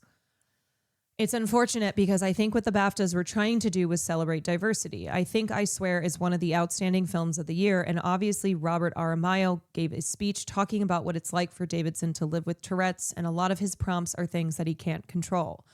Whilst it's incredibly hurtful to still have to be on the biggest stage and be a person of color and hear a racial slur, I do think there's a means to mitigate that, which they tried to do as best as possible in the room, with the host saying what Davidson said was out of his control. For all intents and purposes, I know what we're speaking about was really sad, but I think a lot of people in that room last night were very proud of what the Baftas accomplished in terms of the acknowledgement of our work. On a lighter note, is there anyone you got to meet or interact with last night that excited you? I was really struck by the team behind the voice of Hind Rajab. I met Hind Rajab's mother, and they were all very proud of the fact that we showed solidarity with Palestine and we took pictures together and spoke a little bit. That was really beautiful that even though they didn't win an award, someone still advocated for what they're going through. Also, me and Ryan Coogler realized we had the same haircut and the same patterns in our hair. It was a cool night, man. Yeah, so, man, it just sucks. All of this sucks, and one part that sucks here is that this kind of stuff is not being talked about, like is not anywhere near close to being reported on and discoursed on as obviously this moment last night. But that doesn't mean that, like I said, it can all, it all has to be bad. I think we have to take something away from this, because it can't just be discourse that erupts and ultimately goes nowhere and only ends in these already marginalized communities being further harmed. We just take something bad and make something good out of it. It can't be that way. It can't be that way. Okay, here's Robert Aramayo winning the leading actor for the film I Swear. And the BAFTA beating Timothée Chalamet. Now, let me just give a couple thoughts here. So, yesterday was very interesting. And in particular, I would say the supporting actor races are crazy. Because Wunmi Mosaku won last night for Sinners, which means that so far, the Critics' Choice Awards, Golden Globes, and BAFTAs have split 3 ways. Now, only I think the CCA was where all 3, Tiana Taylor, Amy Madigan, and Wunmi were nominated at. But this could be anyone's game. And same with supporting actors. So supporting actor Sean Penn won last night over Stellan Skarsgård and over Jacob Elordi. So Stellan Skarsgård, who won the Globe, Jacob Elordi, who won the Critics' Choice Award. My pick is not Sean Penn. My pick is not Sean Penn. I would like to see Delroy Lindo or Stellan Skarsgård. Neither of whom have won. Well, none of these guys have won aside from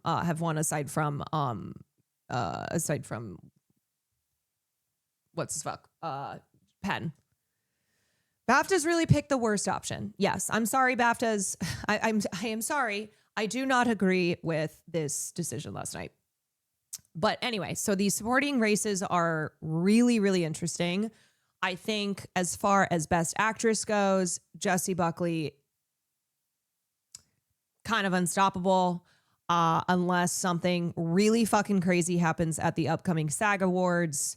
This is Jessie's to lose. So Rose Byrne lovers out there, it's got to be a miracle. It would really require the definition of an upset. They aren't feeling the burn. Well, I think they're feeling the burn, but they're feeling the buck.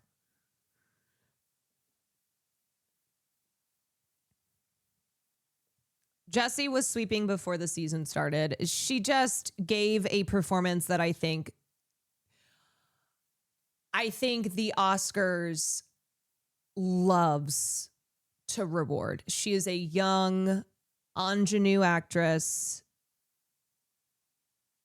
which the Oscars historically loves. She gave a very dramatic performance. Yes, she is a tortured mother. She is a tortured mother. She is in a film by an Oscar-winning director, Chloe Zhao. So I don't see her losing this. Now, Best Actor. This is going to be interesting because, first of all, if Timmy wins the SAG Award, also Spielberg producing, yeah. Also, she's not saying anything too controversial, yes. If Timmy wins the SAG Award, he will be the first person to win back-to-back SAG Awards in I think ever, but specifically this category of Best Actor. However, I do think Marty Supreme, I do think his chances are being weighed down by the drama, controversy, bad PR around Marty Supreme in the last month, around the fact that this film people really don't like for anything else. There's really no assist that is helping him out here. So I think there's a lot of things that are working against Timmy. Now, Robert Aramayo, who won last night, is not nominated for an Oscar. So he's just not he's just not in the conversation.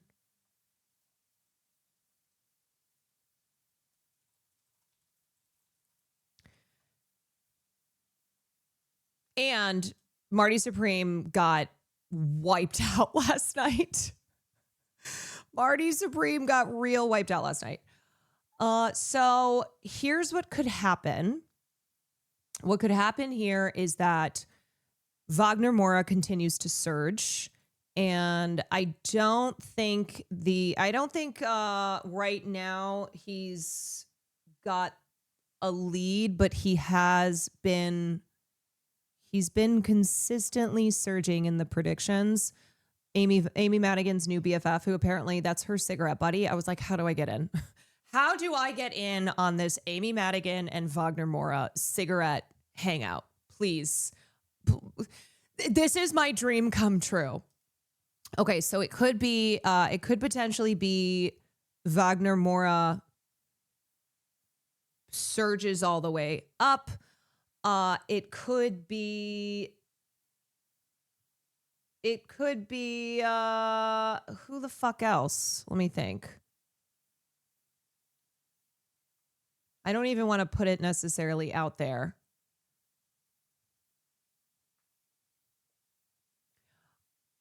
Michael B. I don't think Michael B is going to win this. Potentially Leo. I mean, one battle after another had a very good night last night. Oh, Ethan Hawke. Maybe. Yeah, I could see Ethan Hawke. If Ethan Hawke wins the SAG, I think that is a really, really big sign that it is totally over for Timothée Chalamet. He would be a sneak, but I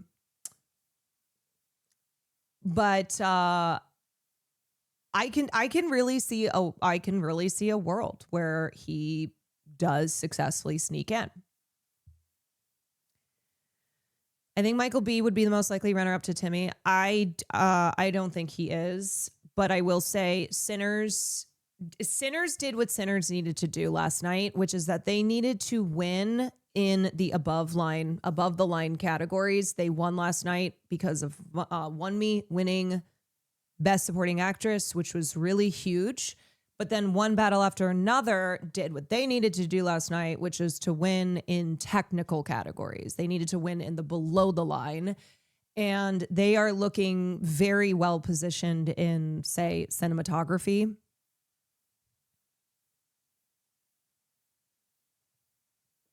So, One Battle After Another, I have not changed my mind on it winning Best Picture and Director. I think it's a done deal. I do. Also, PTA won at the Directors Guild, so I think this is his Hollywood wanting to finally reward Paul Thomas Anderson. But a lot of other stuff feels open. What are your Polymarket predictions of Diane Warren winning? Diane Warren, I'm sorry, but another year is going to pass without you winning gold. It goes to Robert Aramayo from I Swear.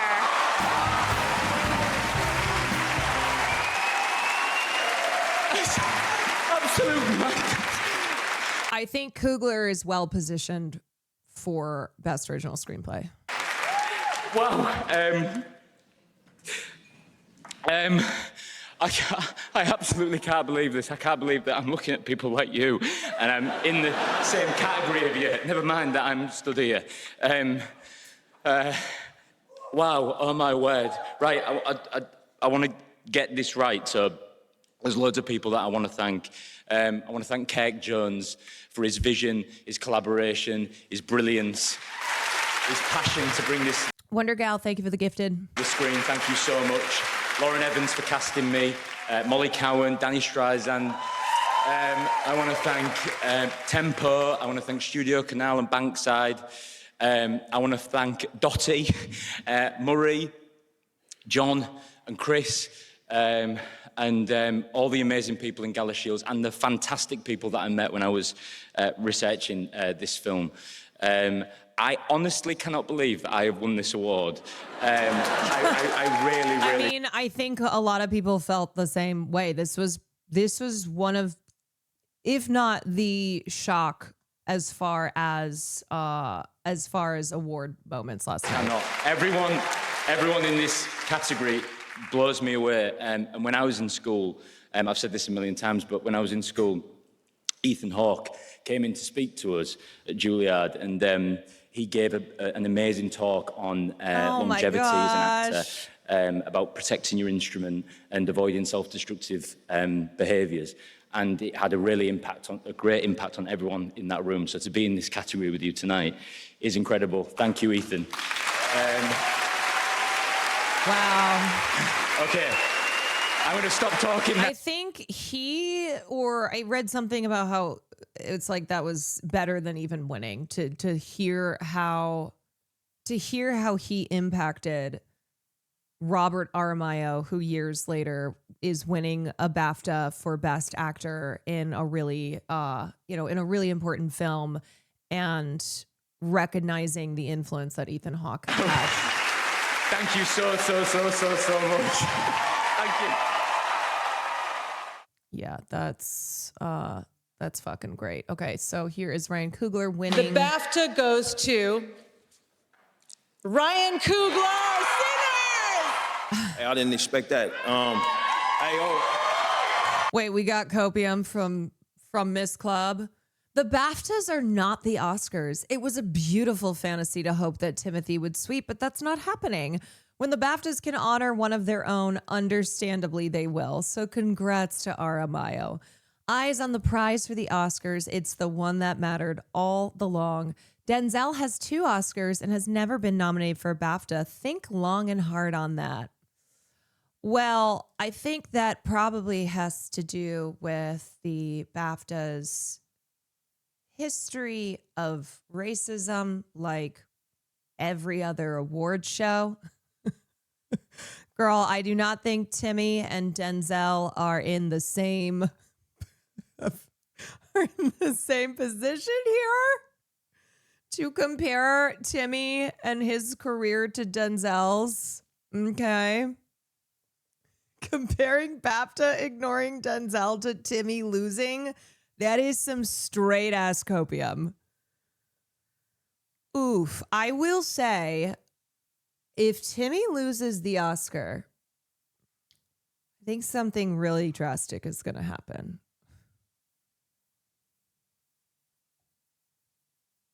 And then on her main account, dude, she will not stop she will not leave him alone. Fact, gay men besties tend to be women they've hung out with for years. We're like sisters to them. The strongest friendships on planet Earth are between gay men and their straight girl bestie. I kiss my gay bestie Glenn on the lips each time we see each other. You know what? We don't need to know any of this. Okay. And Glenn, why haven't you run? Get out of it. Glenn, are you okay? Glenn, get out. Is Glenn okay? Can we get some eyes on Glenn? Can we get eyes on Glenn? You know what would be the funniest situation here? That Glenn is not real. Glenn does not exist. Did you see her posting about? Oh, no, she's the worst. So 2 women won the acting award at the Spirit Awards in the genderless lead and supporting categories, Rose Byrne and Naomi Aki. So much for inclusion and equality. Go back to 4 acting categories for female and male, and I might consider renewing my membership. Oh, no. Simone is not going to consider renewing her membership. Oh, no. Okay, anyway, here's Ryan Coogler's speech. This is nerve-wracking. And I always felt at home here. The first time I came here was 2014. And the driver picked me up from the airport, and I was nervous first time in the UK. And I told him where I was from, and he told me that Marcus Garvey had an apartment here. And he went out of his way to show me where it was. Cut the meter off, and I felt at home ever since. It's crazy. I'm nominated with some incredible writers. I'll share this with y'all. Y'all already won. Who the hell is named Glenn? Aside from Glenn Close and Glenn Powell, no one. Being here, so I'm gonna speak as a representative of y'all. Joachim was actually my mentor. I met him over a decade ago. He showed me how to be a better writer, a better filmmaker. I always love him, and I love his movie, and I love all you guys' movies. I just want to say big thanks to my producers, Zinzi and Sev. Big thanks to Warner Brothers for believing in the project. Pam and Mike, I know you hear Jesse somewhere. Thank you to Jesse. And a filmmaker is nothing without his crew. I got a litany of department heads here. They all are incredibly brilliant. If y'all could just stand up right quick, I'm loaded with y'all. Thank y'all.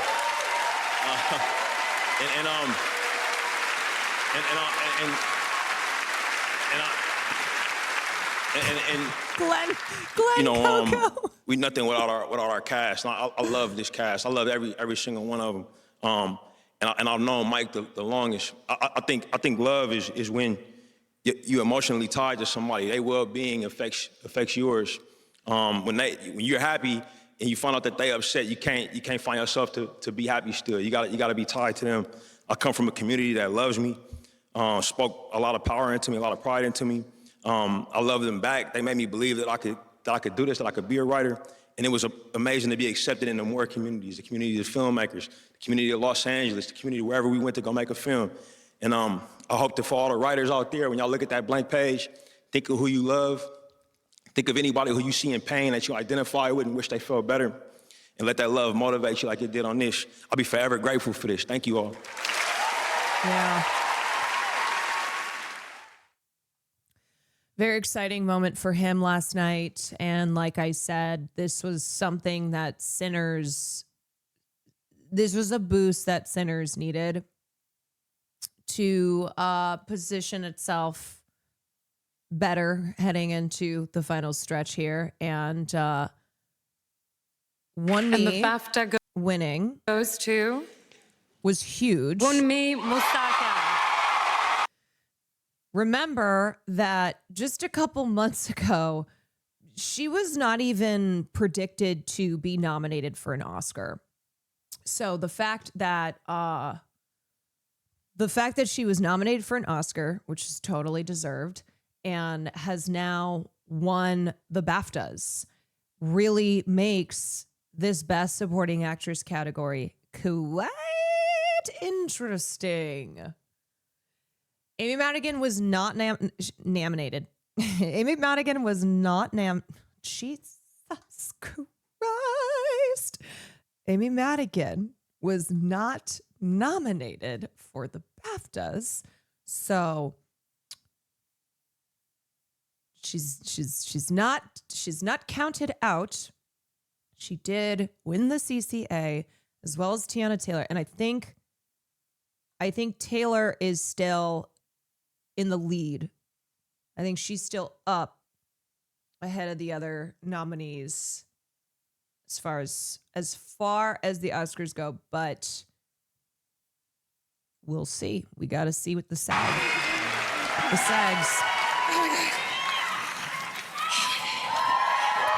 I love all your takes about film. Any chance of a pod talking film? I don't think I would ever do a pod that specifically is just on film. I don't know. Never say never. I do want to do a podcast again where I get to talk about film on it, though it would not specifically be a film pod. It would be a pop culture pod. Yeah, what about unedited videos filmed from a car about film? Yeah, that too. Do you need all the other awards for an Oscar? No, you don't. But this is kind of where the math comes in. This is where the people's chances go up, people's chances go down. We see it happen that sometimes somebody is winning a lot of the precursors, a lot of the critics awards, but then in the final stretch, things can change. So no, you don't need all the other awards for an Oscar, but it will change your path, your likelihood of winning, of what we can of what we can surmise and predict and how that changes based on who is winning what. But also you have to look at who's winning in the other categories, because what can happen sometimes is that somebody who is doing well in their category could benefit from the film they are nominated in doing well across the board, and vice versa.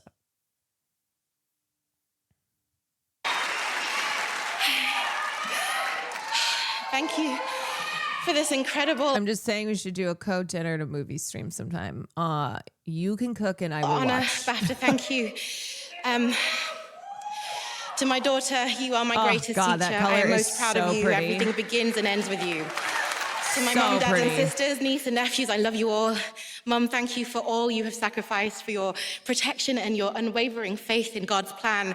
Much like Aesop's fable, the sun and the wind, you shone, you beamed love, and gave me the freedom to make my own choices and dare to dream. I found a part of myself in Annie, a part of my hopes, my ancestral power and connection, parts of myself I thought I'd lost or tried to dim as an immigrant trying to fit in. Through her, I deepened my belief in my potential, my capacity to love and hope in the darkest moments of grief and in the face of this harsh world. Tash, thank you for always seeing that potential in me, long before I saw it in myself or believed myself. Thank you for reminding me to tap in daily. I love you. Ryan, like Preacher Boy, your gift comes from home, and it is big. Conjuring spirits from the past and future, I felt the presence of the ancestors' pride and joy daily on your set. Your commitment to artistry, truth, and humanity is to be treasured and protected at all costs. To the whole cast,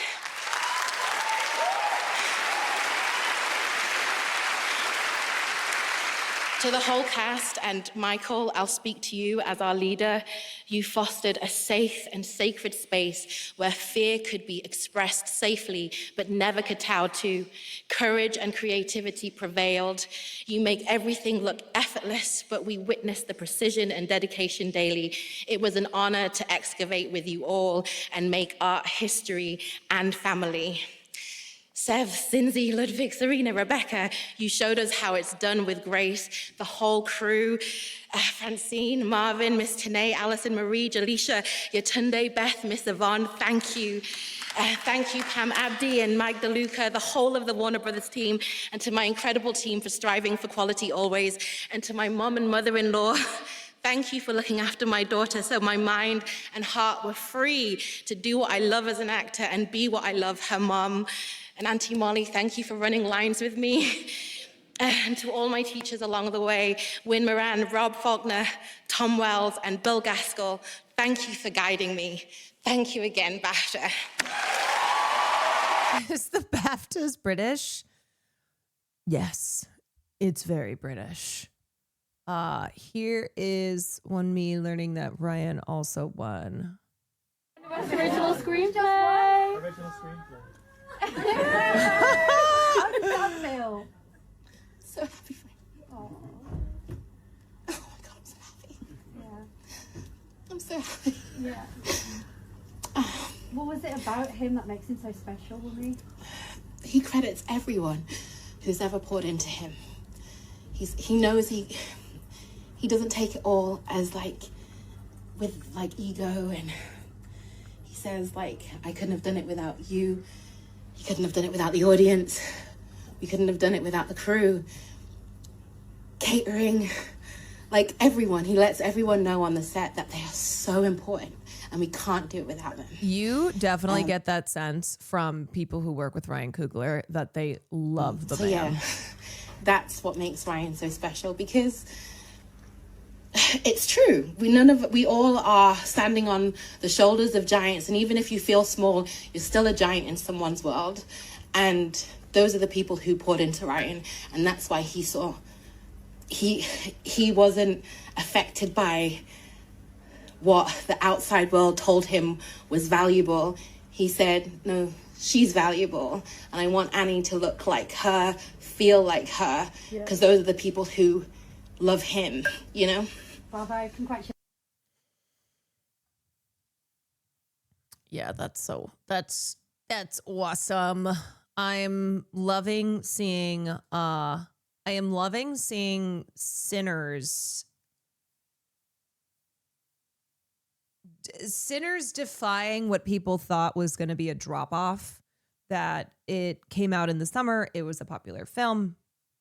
There was a lot of early momentum, and then people thought it was going to suffer from the had too much of a boost too early and fizzled out, but it has not. I agree, they're having a surge at the perfect time. Did you hear about the X-Files news? No.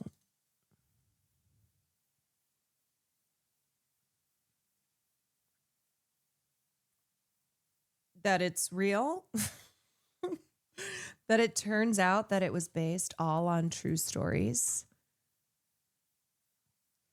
By the way, your hair's been looking extra nice lately. It's because I curled it 2 days ago. That's what I did. The reboot. Yeah, the reboot. Wait a sec. With Danny D. Hung Chow, Danny D. Or where's she? I guess I have to revisit that little jingle. Jennifer Yale joins as showrunner. No, it's Hong Chow, Dolly D. My version has Danny D. No. Danny D. Sorry, I rewrote the lyrics there. Okay, if people don't know what I'm referencing, they're gonna think I just pulled that out of nowhere. Ryan Coogler's long gestating X-Files reboot has received a pilot greenlight at Hulu. Danielle Deadweiler, Danny D, is set to co-lead.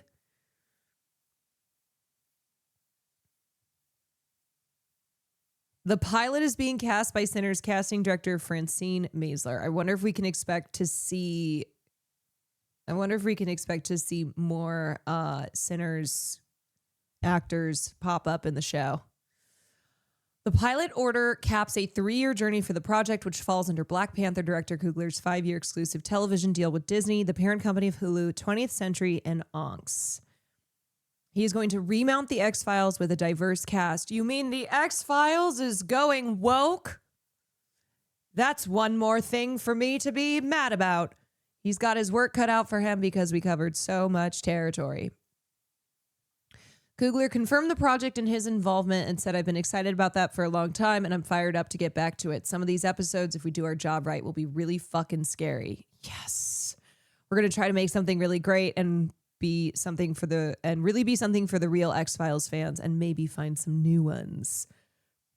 He said he can't screw this up because his mom is an X-Files stan. You know what?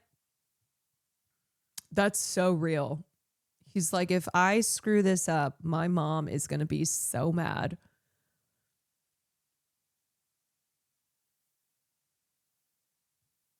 Wait, I am so freaking excited. We have a Buffy the Vampire Slayer reboot coming up. We have the X-Files reboot. I'm actually so sad. The Woke Files.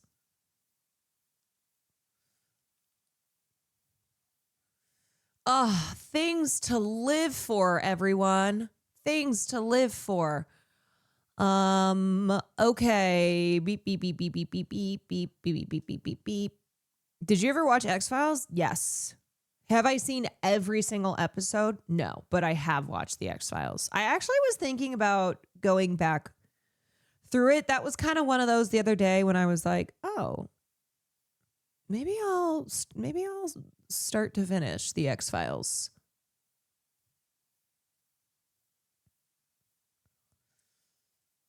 Okay, wait, what the fuck was I looking for? I was going to pull something up here.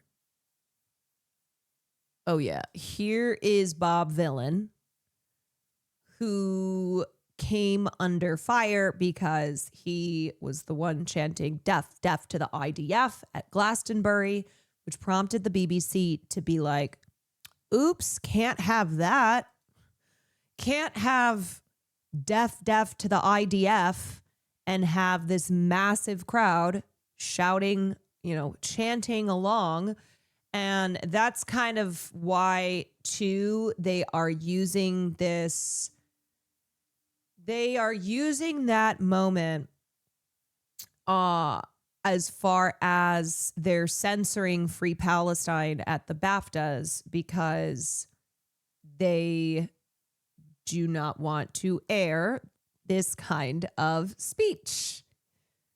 And here is Bob Villain talking about this moment. But anywhere you find the apparently newly cautious BBC, you will find me there in spirit. The apparently newly The BAFTA cautious. Awards took place last night after cautious security planning and editorial practices and guidelines were put in place to curb any political statements and language that people may find offensive.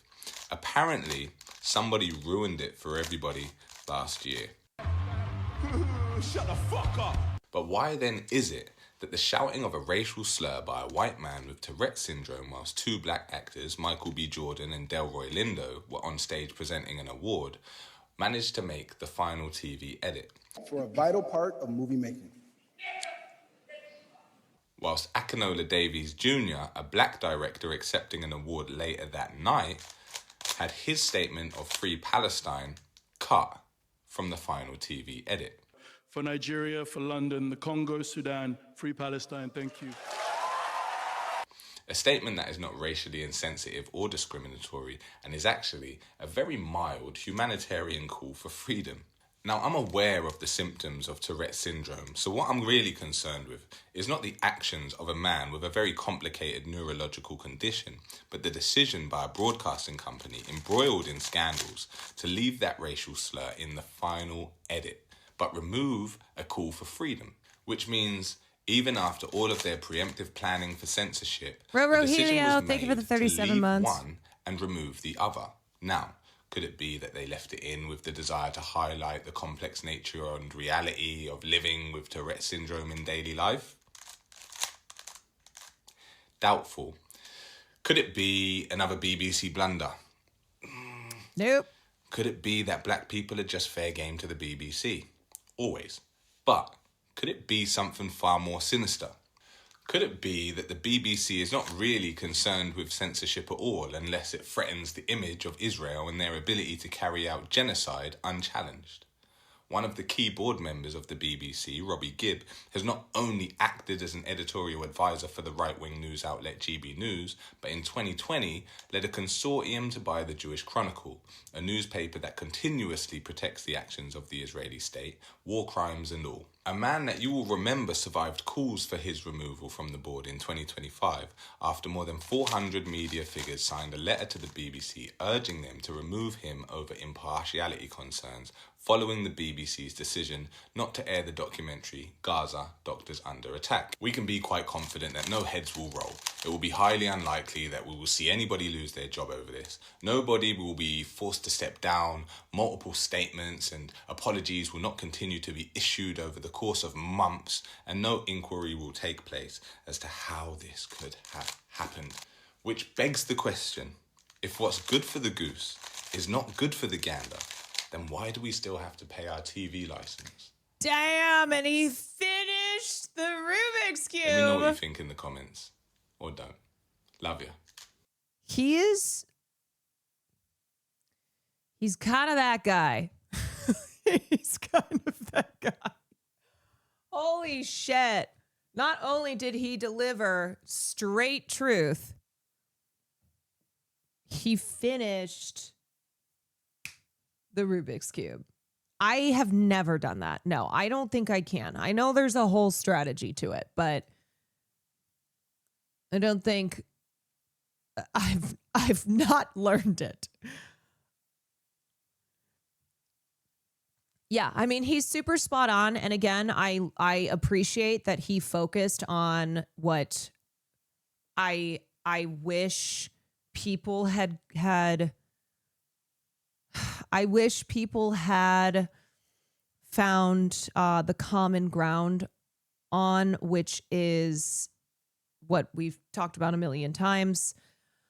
But before we wrap this convo up here, I do want to take the moment. Right now to learn more about Tourette's and coprolalia, and I wanted to first show a clip from the film I Swear, which is the film that is based on John Davidson's life, that Robert Aramayo won the Best Actor award for playing John Davidson in this film. And this is a scene. So this is the courtroom scene. Oopsies. My client is now going to. This is the courtroom scene in the film, and this all happened in real life. And John was charged with assault. I think it was had to do with when he was at a club, and he ended up punching a drink out of somebody's hand. And this is just one incident in a lifelong series of incidents where his condition is not understood and he is punished for it. He is punished for having this disability. Is the film a comedy or a drama? It's not a comedy. I'm sure there are some funny moments, but it is more of a drama. It's a biographical drama film that I'm sure has comedic moments. It's funny though. Yeah, I haven't seen it, but I would just like not label it as a comedy necessarily.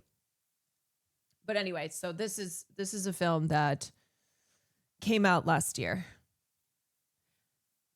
There's a word for that, dramedy. Yes, I'm aware of the word dramedy.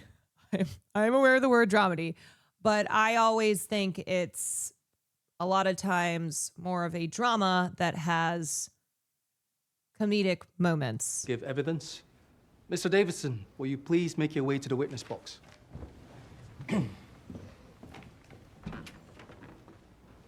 It's a comedy like The Bear. Yeah. Mr. Davidson, will you take the oath? I will. Sorry, I was mansplaining a chat, not you. I gotcha. Raise your right hand and repeat after me. I swear by Almighty God. I swear by Almighty God. That I will tell the truth. That I will tell the truth. The whole truth. No, I won't. Please, That I will tell the truth. Can someone explain the reason for this contempt? My lord, if I may, Mr. Davidson on occasion shouts things uncontrollably. Impulsive comments, he neither means them or can control them. Sexist, homophobic, misogynist. Don't forget racist, you wanker. And racist. Based on personal experience, I can assure you he is well versed in all manner of racist comments, many of which not even I have encountered, but all completely out of his control. We lodged production number 71, detailing a condition known as Tourette's syndrome. Yes, I have read the document. But I have also considered production number 107 from Mr. Barrowman, Fuck cunt. which claims that Tourette's syndrome is not a recognized condition, that it cannot be diagnosed, and therefore is irrelevant to this case. Thank you, my lord. Mr. Davidson, the oath, one more time, if you please, exactly as it is pronounced by me. Okay. Please raise your right hand and repeat. I swear by Almighty God.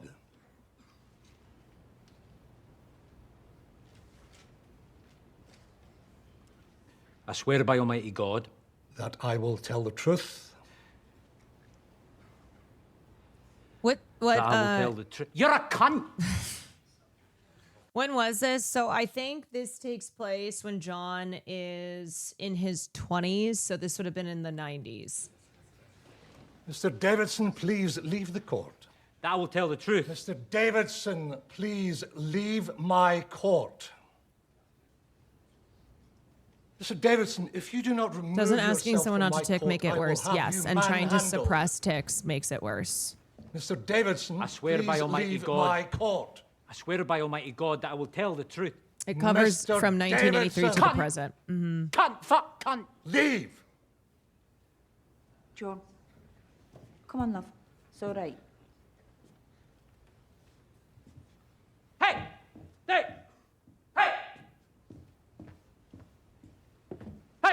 I'm a retard. Hey! I'm a spaz. Hey! Hey! Fucked it up. You fucked it up, John. Hey!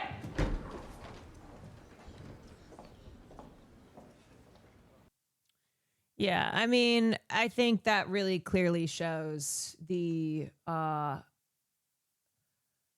not just lack of public awareness and education, but how institutions have made life so hard for people with disabilities, for people with Tourette's, and how often they've been historically criminalized and punished for being disabled. And that is a scene where he is unable to finish the oath, and so the judge kicks him out, and the case ended up being dismissed.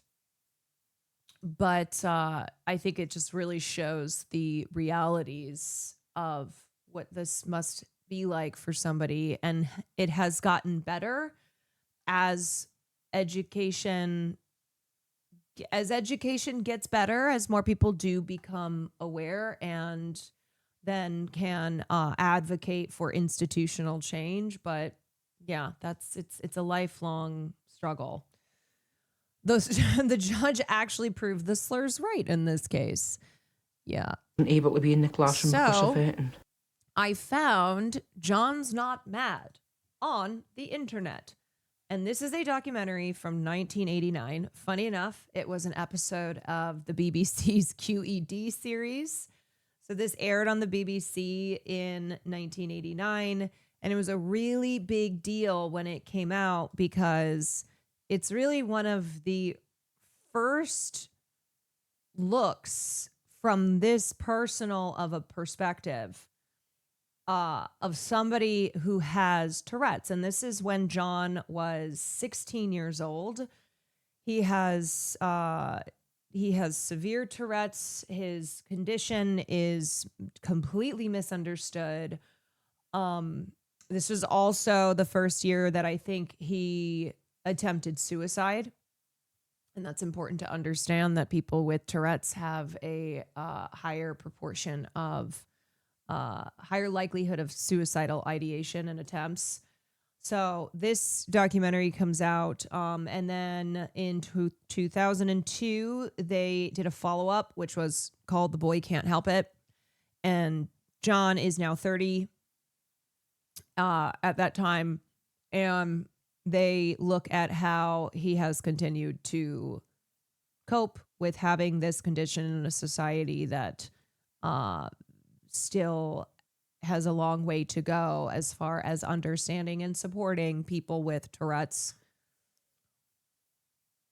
This movie is a scene depicting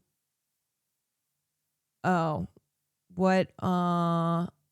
you know what part is it something that will violate TOS?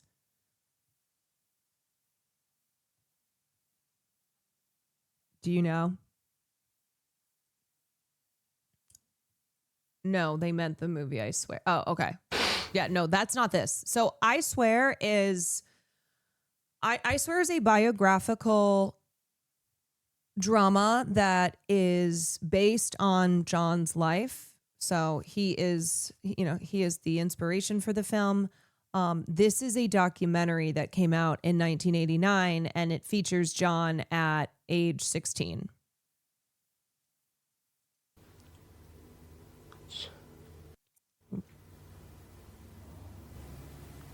Some of the time when I feel bad, I just feel like killing myself or something like that. It feels so bad.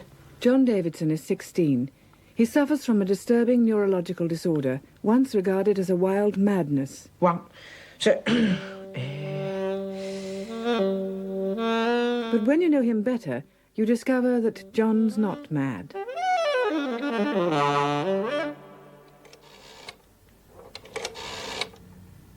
Hello? Could I speak to the duty officer, please? Last year, John's mother called the social services and asked them to warn the police about his disorder. John had sworn at an officer and came close to arrest. About my son, John.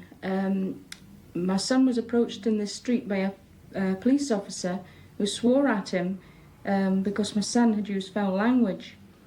My son has Tourette's syndrome. Yes, he comes out with quite abusive words. He shouts them. The point is, Tourette's syndrome makes John swear when he doesn't want to. All these words, the thoughts come into his head and he just says them. It has made his life and the life of his family almost impossible in the close-knit, well-ordered community of Galashiels where they live. No, he won't hurt anybody. Fuck up! It's very slippers. Tourette's syndrome is quite rare and is seldom as intense as John's, varying from small involuntary tics and obsessions to what the scientists call full-blown Tourette's, like this. Fuck up! I wonder what on earth you were doing, shouting at him like that. But if you didn't know about John, what would you think as he passed you in the street? Hey, fuck!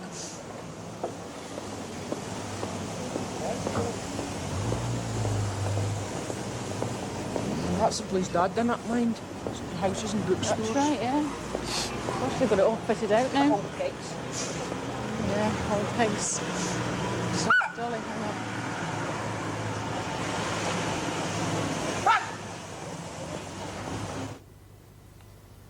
It feels like, I think, it's hard to explain. It's when I feel I'm going to say it, I try and stop myself, but it just feels as if I have to say it. It's like somebody's forcing it out of me. I mean, honestly, I think the past couple days, you have a lot of people who have just, for the first time, even heard of Tourette's. So, you know, I keep saying it, but I think this is an opportune moment for increased understanding and awareness across the board. Hey, fuck! John. Or they have only heard of him South Park and No, yeah. some fruit. Hey, fuck you! Cut! Because he feels that the words are being forced out of him, John buttons his lip, almost literally, in an attempt to keep the offending words private in his head, rather than public in the shop.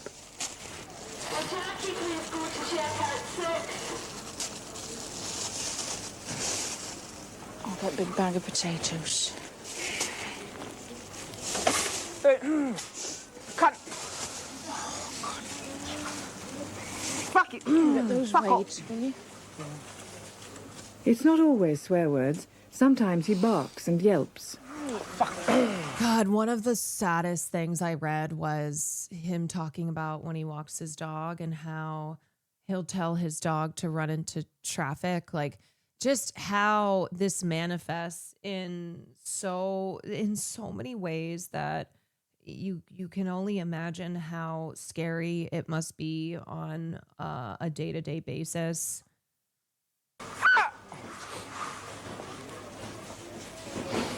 Hey!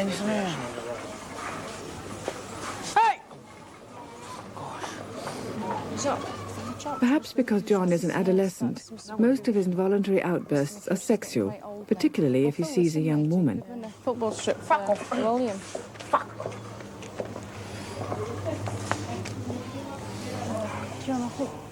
None of the specialists investigating this puzzling disease can offer any convincing explanation about why sexual words predominate. Words that shock local people. Look for one without the preservatives in, John. I'll get the right one. What kind of coffee do you want, Mum? Nescafe. I need dog food You need dog meat as well? Yeah, I'll get bonus. Yeah, I'll just get the one. It's for carrying it. I'll just take the one. Well, they've moved the coffee. It must be on the other side. Then sometimes the outbursts seem more directed, more focused. Here he tries to stop himself calling his mother a slut. No, choosy, I think, if we've got it. Slut! Mum, you slut! Kitty cat. Catkin. We'll get catkins. That's only 26. That'll do. Any biscuits for a minute? No. I'll need a bowl for my bedroom, remember? Is it a big one or a normal one? Will an ordinary one fit? I don't know. Just get a normal one. She's fit. So 60 watt, that should be enough. Yeah.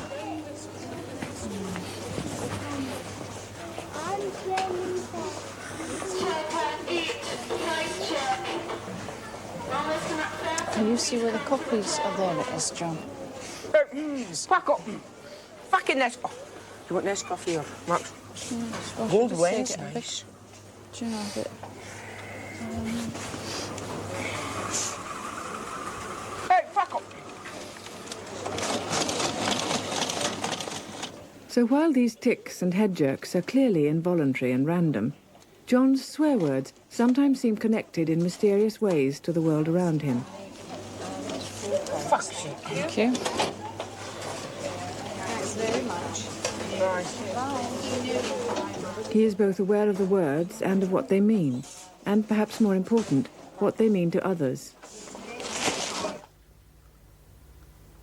Sometimes I think that I say them because I know they're disgusting and I know that somebody's going to get angry about it or turn the back about it. And that when I think of that, it just makes me worse. That's exactly what my mum thinks as well. The noises. Like, this is him at 16 trying to explain what is happening in his brain, like, and how he feels. And this is largely to an audience that has no idea. So, like, it's on him to express what is happening.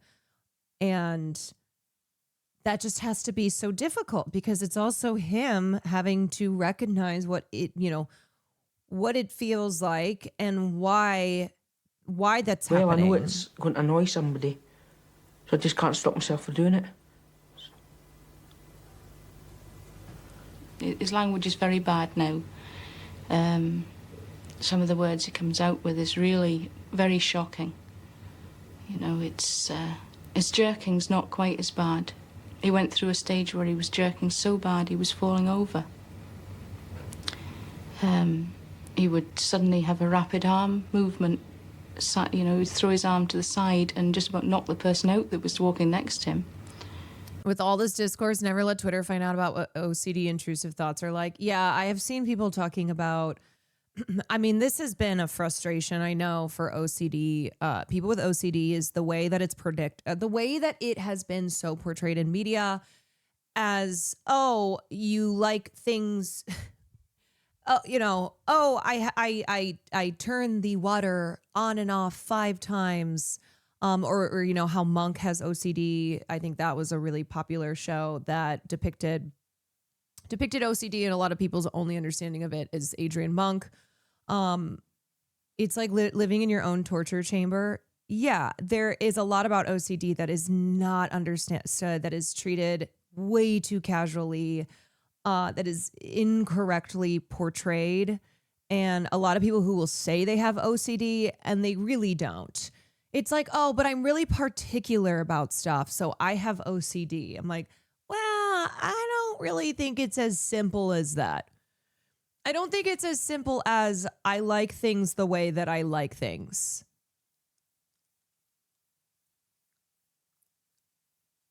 Also, people constantly using intrusive thoughts incorrectly. Right. Where they'll go, I have intrusive thoughts, so I must have OCD. It's like everybody has those. My musical theater cousin with Tourette's compares his tics to sneezes, where you can kind of feel a compulsion starting to come and maybe even hold it for a short time, but eventually it will involuntarily come out. So it's really a constant struggle to manage. Yes, and it can get worse. If people, are telling you to stop, if you're trying to stop it yourself. I cut my bangs impulsively once. I have OCD. Yeah, I remember my sister tried to say this about my brother, and I was like, no, he does not have OCD. He just has his routine, and he is very strict about his routine. But a lot of times too, he'll use the routine as an excuse for why he can't unload the dishwasher. He'll be like, well, first I have to take a shower, and then I got to go work out, and then I am going to shower afterwards. And then after that, I can do the dishwasher. It's like, no, just fucking do it right now. There's a great documentary from 2006 called Teen Tourette's Camp. Follows 4 British camps that go to British kids that go to a camp in the US with all other Tourette's kids just the wonder of relief of being in a place where no one will look at them weird, where the norm, where they are the norm. This aspect feels like part of the broader issue of therapy speak becoming mainstream, misused, diluted. Yeah, where somebody will hear a description of someone else saying that they have something like OCD and go, wait, that's me too. Oh, I have that as well.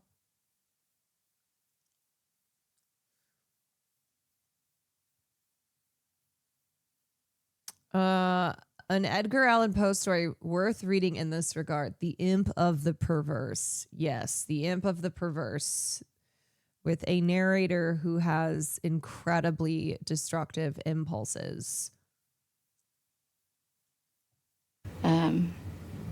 Not deliberate, it was all involuntary. We didn't know that at the time, though. We didn't know what was happening with John at all. In fact, we thought he was going mad. Of course, John's not mad. But Galashiels is a town of only 13,000 people. They attend the same schools and churches and go to the same pubs.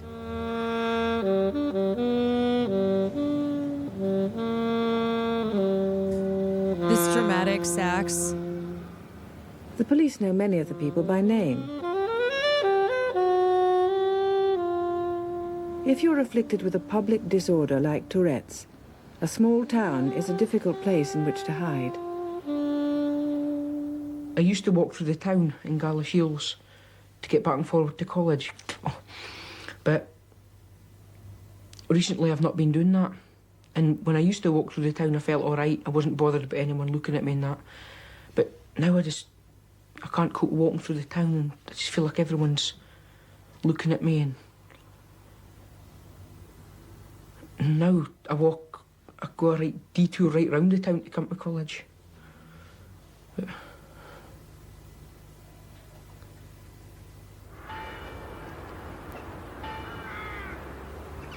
for John, there is a real need to hide and to be alone.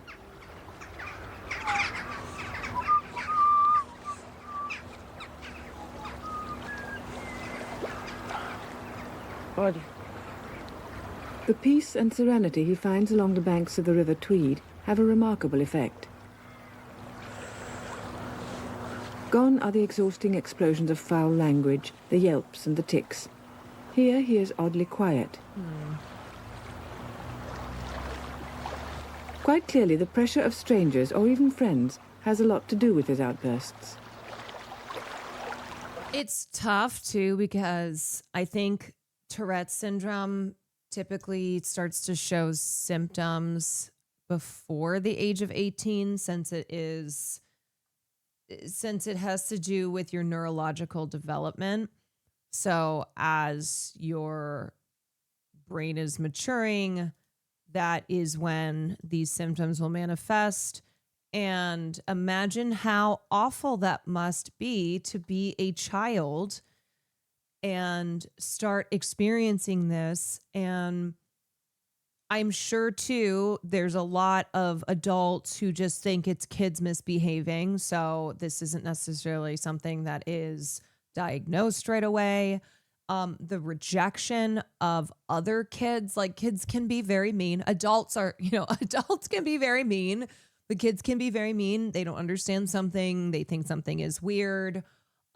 Just the regular growing pains of being a teenager, and then on top of that, having something like this. I suppose kids are mean, but adults call for eugenics. It's like I'm trying to avoid other people. Yeah, and adults like when I go set fishing the laws and the rules. See a friend, somebody I know that's fishing. I'd rather be further down the river on my own fishing than be with someone else.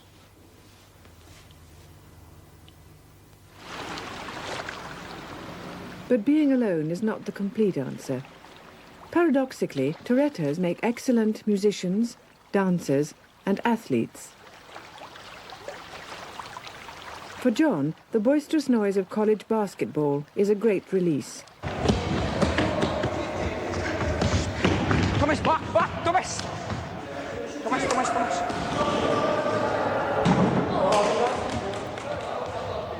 He's good at it too. When I first started the school, I was getting teased a lot because I blinked. And then, from then on, I never used to want to go to school. I just, because of getting teased. Can't, fuck. And, so my mum just let me stay off and then phoned the school and explained that I was getting teased, and the school would say, right, they'd look into it. And then I'd go the next day and it'd be the same thing, and I'd end up walking out to school. For instance, in the college, when I'm walking through the college, when I first started going to college, I was making noises. People just look at me and give me a funny look. Then about a week later, they used to always come after me and shout things and that. And I knew instantly, as soon as I'd start speaking to them, they'd just laugh or say, oh, aye, you know, don't believe you. There was a teacher that just didn't want to accept it as well in the college. He was explained, and he told them at the time that he'd understand and that, but a couple of weeks in the classroom, he just threw me out. I just couldn't cope. He kept saying that I was just disrupting the classroom, and I wasn't able to be in the classroom because of it, and just nasty things like that. And he said a couple of times to the boys, if I went to the toilet, he said to the other boys, I hope he doesn't come back, and things like that. It's just really nasty. A couple of teachers were very bad to John. You know, one teacher in particular pulled John out in front of the class and said that he was mental, that he ought to be locked up. Another teacher locked him in a cupboard because he was disrupting the class. Today, John attends special lessons at a local college. But some things never get any easier.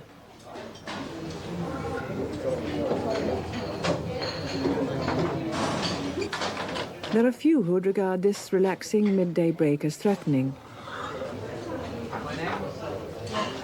It's a time for friendly conversation, for meeting people from other classes, eating and drinking.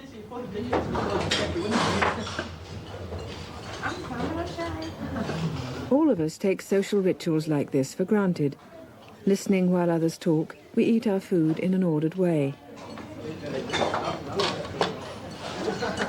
I mean, the fact that this documentary is from 1988, and yeah, culturally we've moved forward, but also a lot of the discourse yesterday sounding eerily similar to what is being expressed in this doc from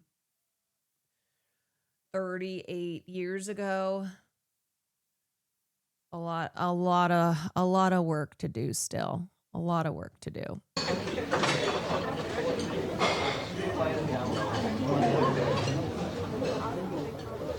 But for John, none of this is possible.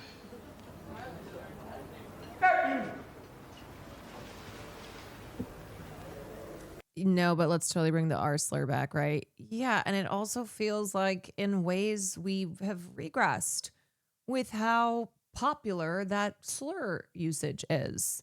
Being used by a lot of leftists who are like, well, it's because I'm dark woke.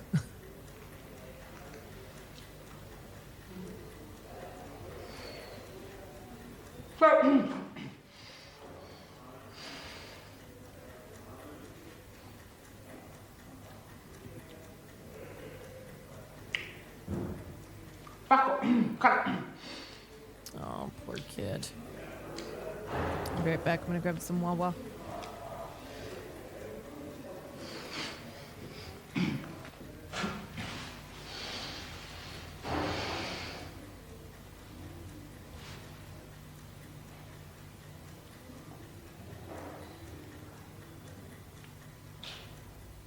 Sometimes I just feel like everyone hates you.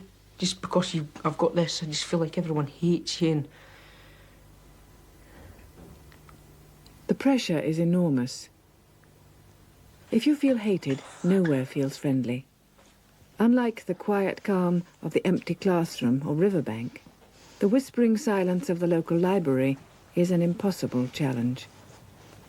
Fuck off! Hey! Oh, God.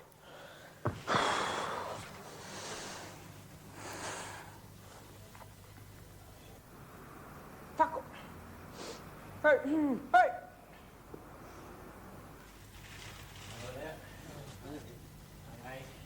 Fuck up.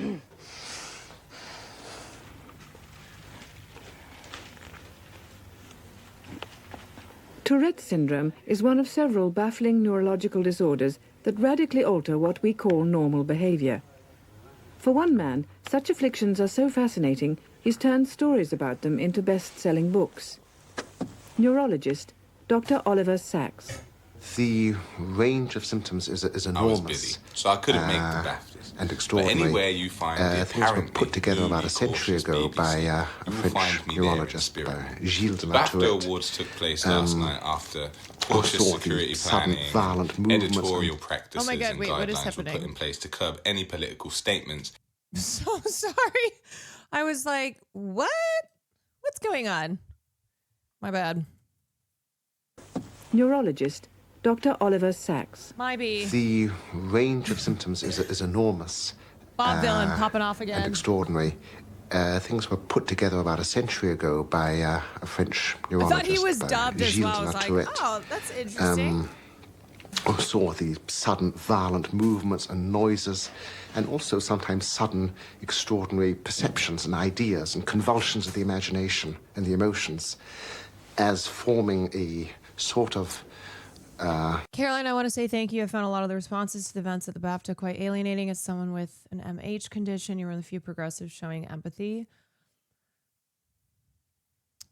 There are definitely a lot of people who understand how to approach this subject, to use this as a teaching moment, both a reminder of the painful history of something like the N-word and emphasizing that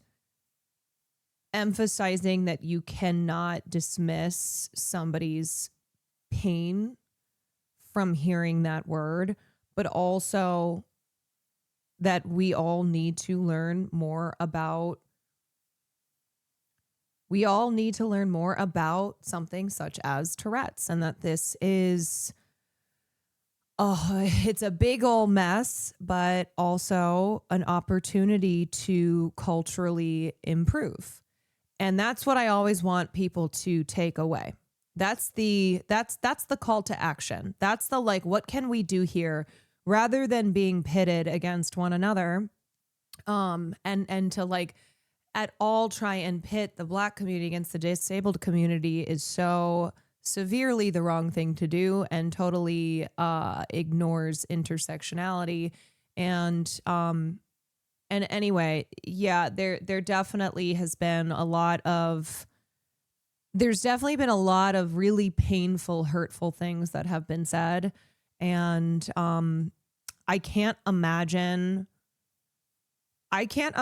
being someone who that is personally painful because of lived experience making it so. And I feel terrible in general, but especially for people for whom this is so personal and are unfortunately also caught in the crosshairs.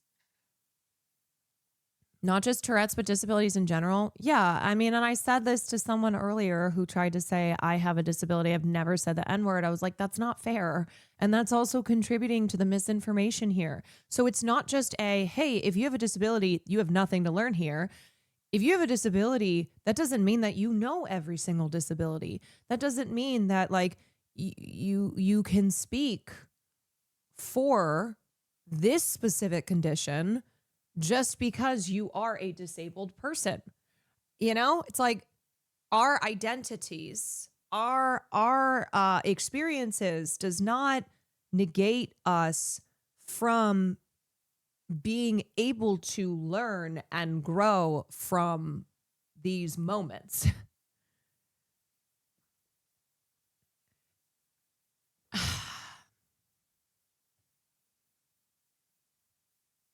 Yeah. And I don't know. I mean, I've said Syndrome of everything. body and mind as I've being said a sort everything. of possession with an organic basis, which usually would appear in childhood. It might get better after adolescence, but tended to last all through the person's life. He also commented on a tendency to suggestibility, to imitation, to echoing, and to the sudden exclamation sometimes of obscene or profane words. Oh, man. Fucking it. Can't. It may be that medication would help him to some extent. I get the feeling that if he's overloaded with medication, he feels half dead, and that's not good. Perhaps there's some level of medication which will help him. But the most important thing is that he come to terms with it, and especially that other people come to terms with it. Yeah. Coming to terms with such a publicly humiliating form of Tourette's is not easy. Soon John will need a job. Again, not easy for someone who's likely to swear at his boss. It's 9 o'clock on a frosty morning, and John's class arrives at the college horticulture centre. I hope one thing that this documentary shows is how having the disability Tourette's affects a person's life in so many different ways, in ways that we who do not have the experience of something like this could not even think about, because why would we? That's not something we've ever experienced or would even think about people experiencing. The worry of getting a job and being fired on the same day because you say something or do something, and you have a boss, you are in an environment that doesn't understand or doesn't care that you have Tourette's. Sweet Anita was talking about how she can't really drive with Tourette's, but then she might get kicked off of buses or planes.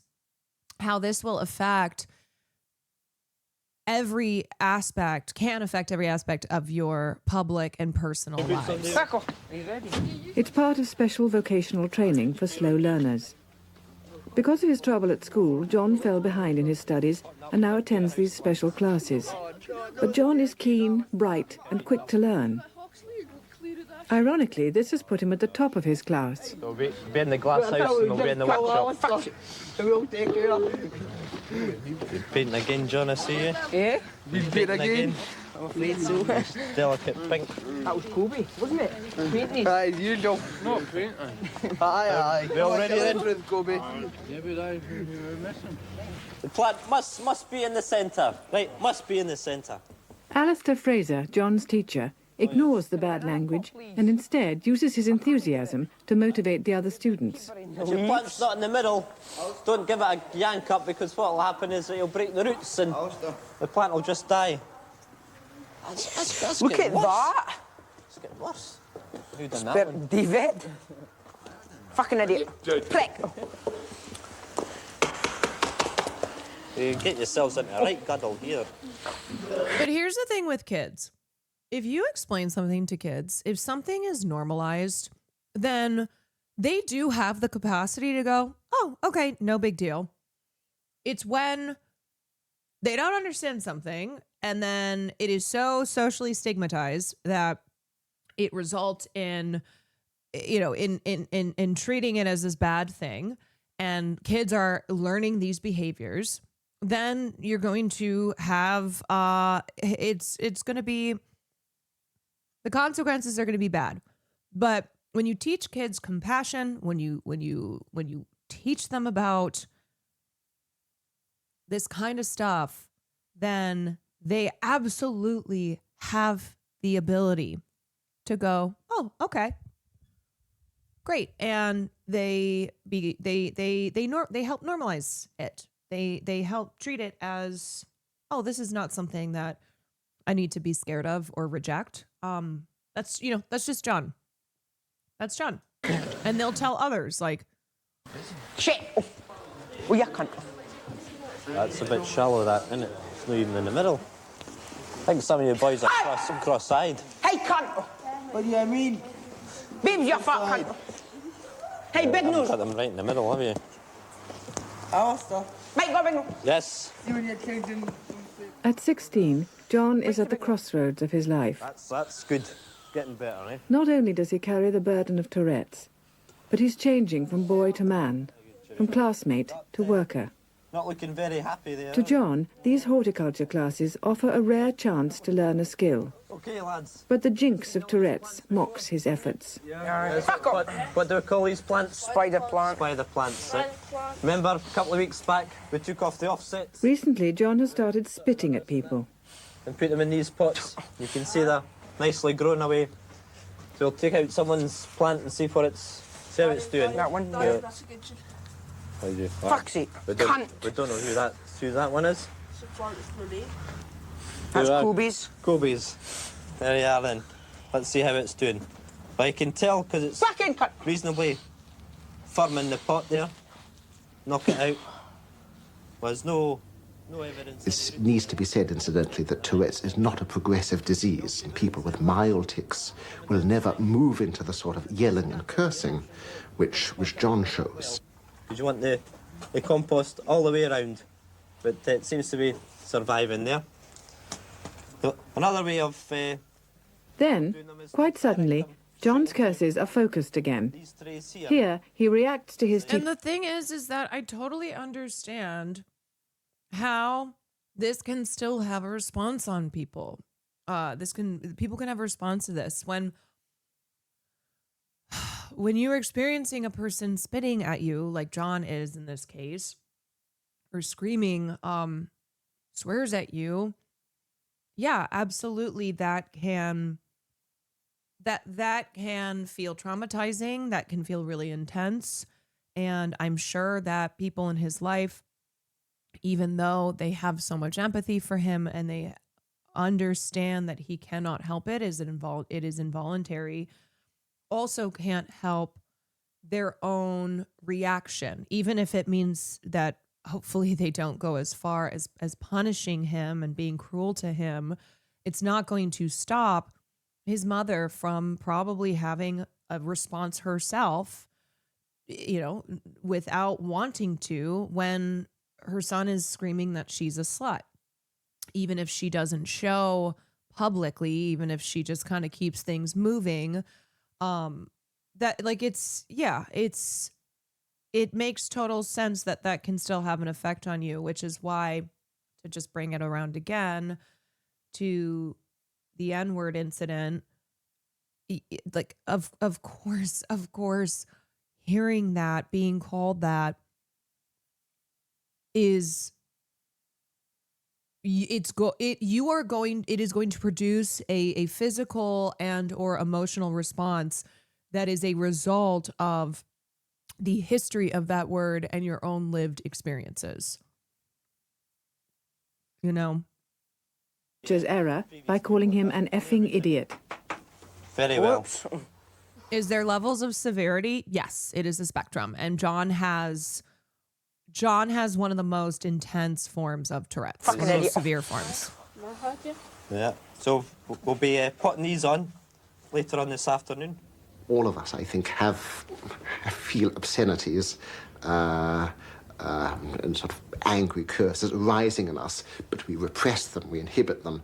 In John, I think it tends to leap over the bounds of inhibition. Generally, there's disinhibition and Tourette's, which can go all ways, which Insults means that the aren't Tourette said feels sincerely too can much. still affect you subconsciously. But also too much comes out of him. There's a sort of transparency. He has to bear a bad form of Tourette's, and a particularly distressing one to him and to others, because it involves these socially disruptive yells and, above all, words. So he has to use obscenities. He struggles with this. He wants to say, fuck. So, this image of him holding his mouth for so much of the time, so that things don't burst out, is very painful to see.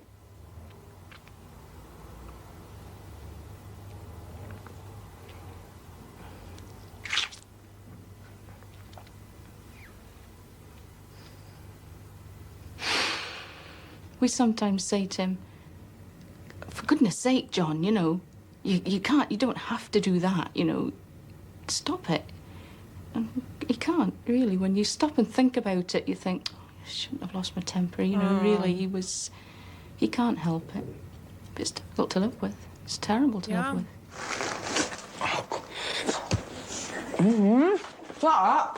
And that's why people, not just disabled people, but their caregivers, their family members, often who are caregivers in this, you know, in that position, they need support.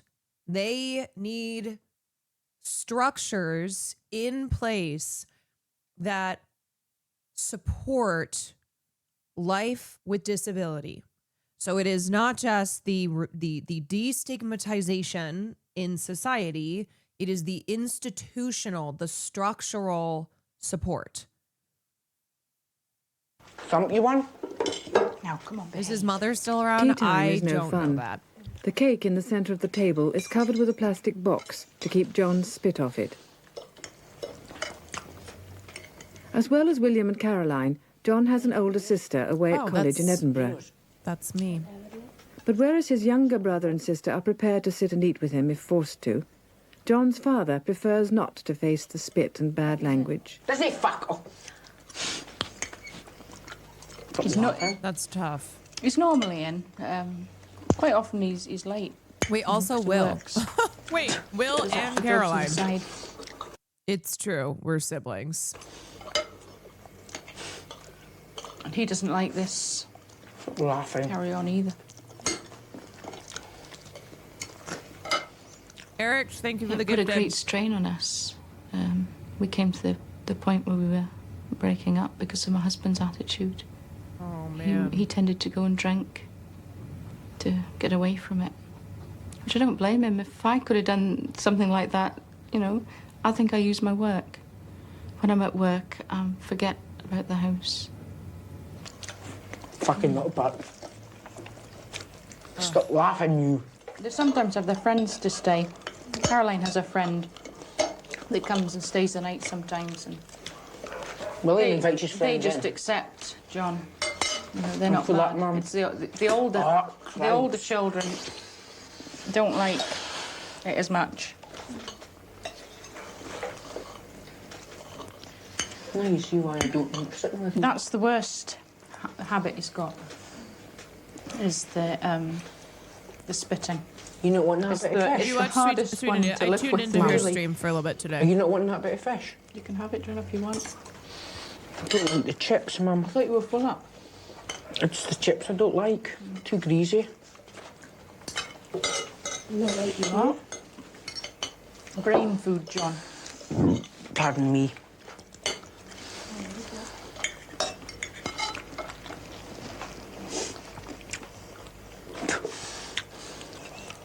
Tiny fish, is this had it? Cod? We had it, John, cod's today. Yeah, what that, Mum? I'll have Yes. it, no one. We need to be nicer to our brains because we will all be disabled in some way with time. Maybe it won't be Tourette's, but still disability advocacy is advocacy for everyone that will live long enough to experience the body aging and the brain changing. I'm sure the cat will enjoy it. Yes. As a professional nurse, Mrs. Davidson accepts John's affliction as a medical condition. But her mother, John's grandmother, believes he is possessed by darker forces. God's sake. She thinks that John has the devil in him, that he should go to church and Oh my God. beg forgiveness for his sins and all this. Tourette himself had written a book about possession Jesus. in the theological sense. But this was a neurological possession. But it was a neurological disease which was also a public disorder because necessarily it exploded into the public domain and people would have to react to it. They're just a smaller post office. Sometimes Because the disease prevents John behaving normally in public, he attends special classes. Honestly, many such cases of disabilities or other conditions being chalked up as the devil, being a sign that the devil hath entered this person's body. and need to be cast out, or they need to be locked up because they have demons in where them. necessary social routines can be practiced. Yeah, they would just drill. Remember how they would just casually do lobotomies all the time back in the day? It's like, oh, you exhibited anything that violated social norms, just lobotomize right in the brain.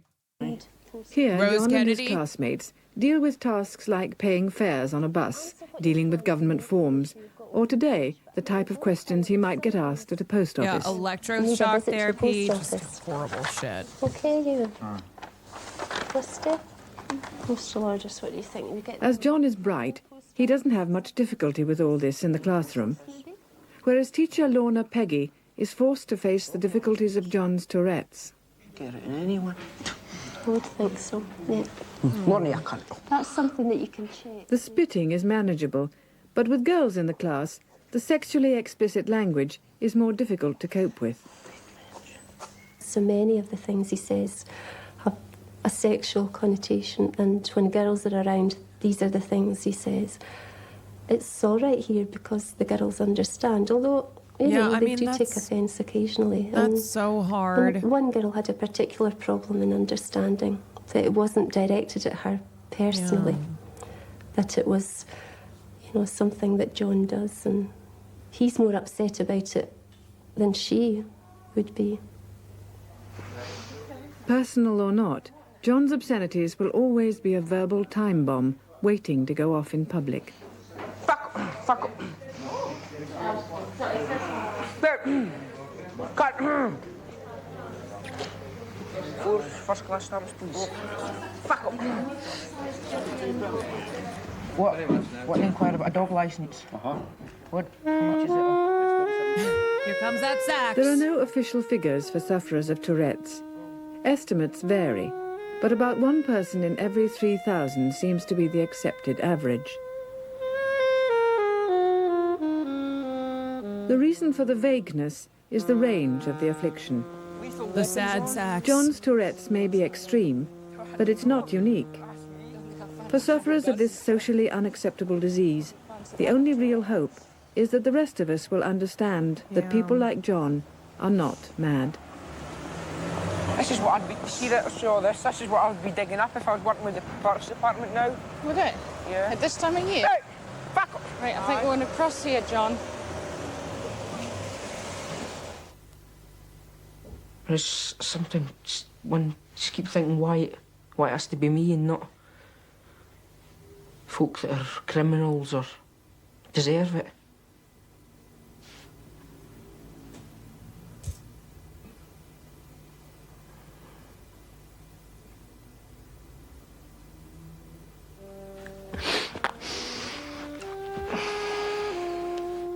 Oh, this baby, I know.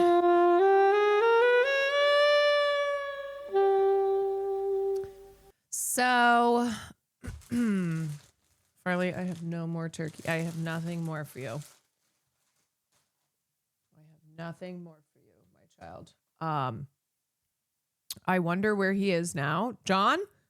Well, he was at the Baftas last night, and that is what has sparked this entire conversation. Yeah, well, anyway, I hope that sheds some more light. It opens your heart, and I hope that this entire conversation has given us has been a reminder for us all that we have to hold all of this. We have to hold all of it, and we have to find the way through.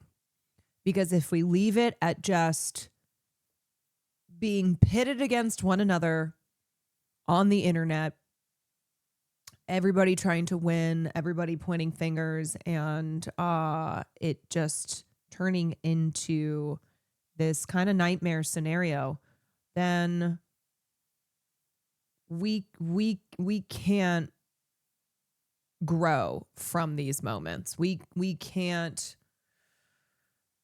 achieve the progress that we so need to constantly be striving for so that we don't have the realities of the N-word being something that still bears emotional pain to this day, because the oppression of Black people is still very much so real. It is not just a thing of the past. And also that people with disabilities are not told that they don't belong in public life, that we do not be moving towards inclusivity that is supported by our, by a structural system. People need a reminder that disabled people are not monolithic. Yeah. Mm-hmm. And once again, fuck the BBC and the Baftas. Fuck the institutional failure here. Okay. Crumpets. Crump. Thank you. That's very sweet. Remember, it's always this. It's always this. Okay? Just always. Always. Spectre of Die, thank you for the 10. Eric's, thank you for the gifted. I appreciate those of you who stuck around through this convo. I hope that if people are no longer here, it's just because they either had to go to bed or something else to do, and not because they wanted to tune this out, having already decided that they feel one way or another. And I get that the discourse has been discoursing. So maybe there are some people who are like, I totally understand what she's saying, and I just have to check out for a second, which I understand as well. But if anybody ends up watching the VOD later and you are a person who left in anger, or you just refused, maybe it was a refusal to hold all of this stuff, I hope you know that it's not just good, but it's necessary to change our perspectives when presented with new information. And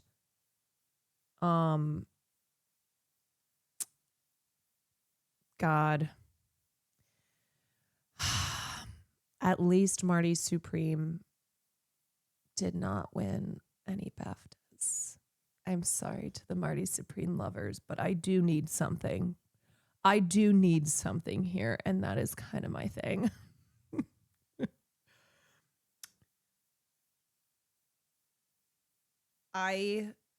You will not take this from me. You will not take this moment from me. So I'm going to hold on to that moment. I will.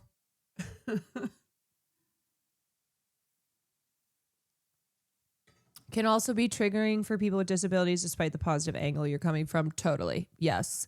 I was just like, if anybody ends up watching this VOD later who left in anger because they only felt that one thing is allowed to be true here and that everything else is conditional, that's, I think, who I'm speaking to, because certainly when we started things off, there were a lot of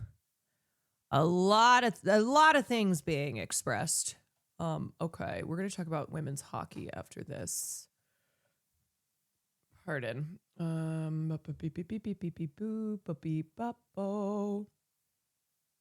Women's hockey. And it's fuck the men's hockey team. Fuck them.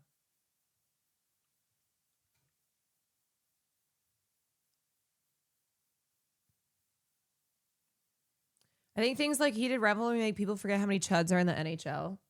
Yeah, as someone whose friend is married to a professional hockey player, I can say that I have met some of these chuds, and maybe being slammed in the face with hockey sticks and having your teeth knocked out, maybe that doesn't really set you up for success. But there's a lot of white dudes. They're very chuddy. They are very, very chuddy. My friend's husband. Oh, there were a couple moments in the past, but also we can expect better. Oh, no, straight up. Hold on a sec. Let's express this point before we get into it. We get into it. These motherfuckers are chuddy as hell, but fuck them. And 1000% white men who fall into this category, you need to be better. We will not normalize this because fuck you. Be better. We should expect better. We're going to call your asses out and go, yeah, hockey is something that historically has a lot of chuds. You know, if the shoe fits type of thing with these people, but fuck them. And no, this is not acceptable. And I am so tired of it being normalized. These men getting away with this shit. It is a deeply racist, misogynistic, classist sport with plenty of abuse. Exactly. So let's talk about what we're talking about. So, oh, excuse me. Hello, little stinky. You want to talk about this? Okay, so here's what we're talking about. So the women's hockey team won gold at the Olympics, as did the men's. And I'm pretty sure the men haven't won since 1980. I think it was the last time. So people were like, oh my God. And the women have only had professional hockey at the Olympics or just in general since 1998, which is the first time they won a gold medal.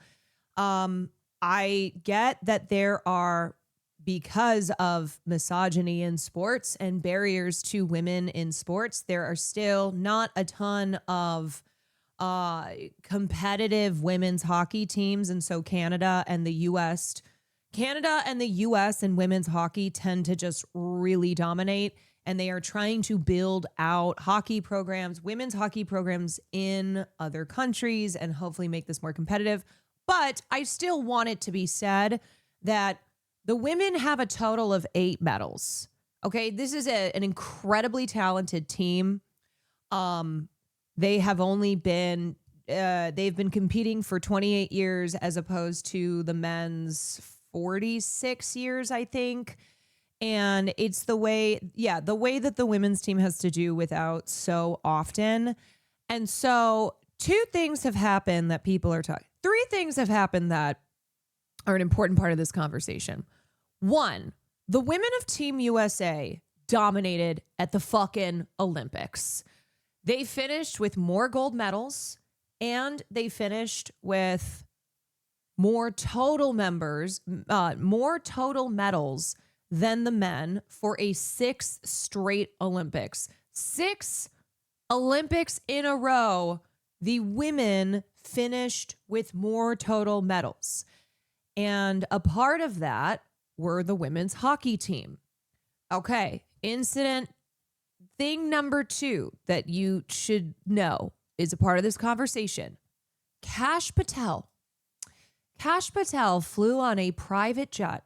He took a break from not investigating Epstein associates.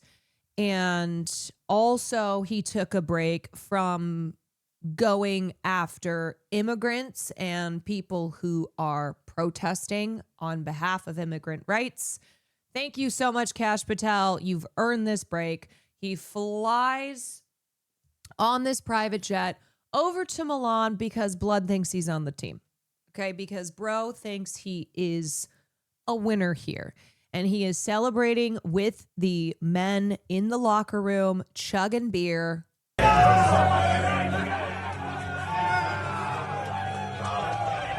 One of the guys jumped on Instagram Live, and Kash Patel was on his Instagram Live, and they were all drinking and partying. It is so embarrassing.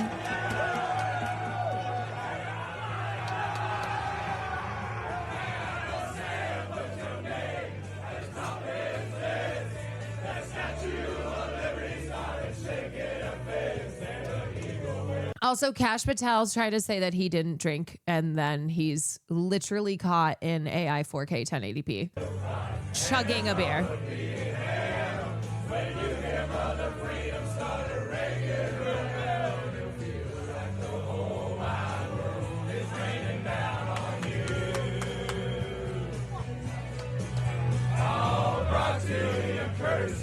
What the fuck is this song? Oh, Toby Keith. Yeah, so Kash Patel is incredibly embarrassing. I just don't know how you are 45 years old acting the way he does and not constantly question your existence. But I'm not Kash Patel, and I really don't think there's a lot going on up there. So here he is partying with the boys in the locker room, celebrating his gold medal win. The U.S. captain is half Mexican, by the way. Yeah, that's cool that they're just all partying with cash money. Cash money. He's obviously unofficial business, obviously. Of course.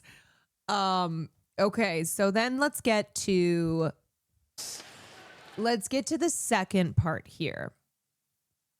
Because this is already bad enough, right? But hold on. It does get worse. Wait, I thought I fucking retweeted this. Hold on. Men's hockey team. Yeah, okay, here we go. So, Donald Trump calls the men's hockey team to congratulate them as they're cracking some cold ones, as they are singing along to Toby Keith's Red, White, and Blue 9/11 patriotic anthem with Cash Money in the building. It's just locker room talk with the boys. Your goalie played not bad. Howie, say hi. Howie, say hi to him. How you doing, Don? I have seen hockey goalies have slightly worse games. Yeah, someone shouts, "How you doing, Don?" Unbelievable, and you were all unbelievable. And that team is pretty good you played. I don't know if we'll ever get anytime soon, right? And, you know, I tell you what, I just told my people 2 minutes ago, I didn't know they'd be calling. I said, we're giving the State of the Union speech on Tuesday night. I could send a military plane or something, but if you would like to, it's the coolest night, it's the biggest. We're in. Yeah. Are we sure that's not John Barrett? You know, that sounds a lot like John Barrett. Can you pick us up in Miami on Tuesday morning? Yeah, Tuesday morning. Close the northern border. We'll get cash and we'll get the military to get you guys over. Okay, let's go. Boys are going to the State of the Union. The nice thing about being president is I can tell you, you don't have to worry about the weather or landing. Okay, for some reason, that clip posted by Mila Joy, who's MAGA, I should have seen. I literally just typed this. Hold on a second. That's fucking hilarious. Oh, very funny that this MAGA account didn't include the other part of the phone call. Yes, sir. Thank you, Mr. President. Now, we'll do it at the White House anytime. What would really be cool, and we'll do the White House the next day, we'll just have some fun. We have medals for you guys. And we have to, I must tell you, We're going to have to bring the women's team. You do know that.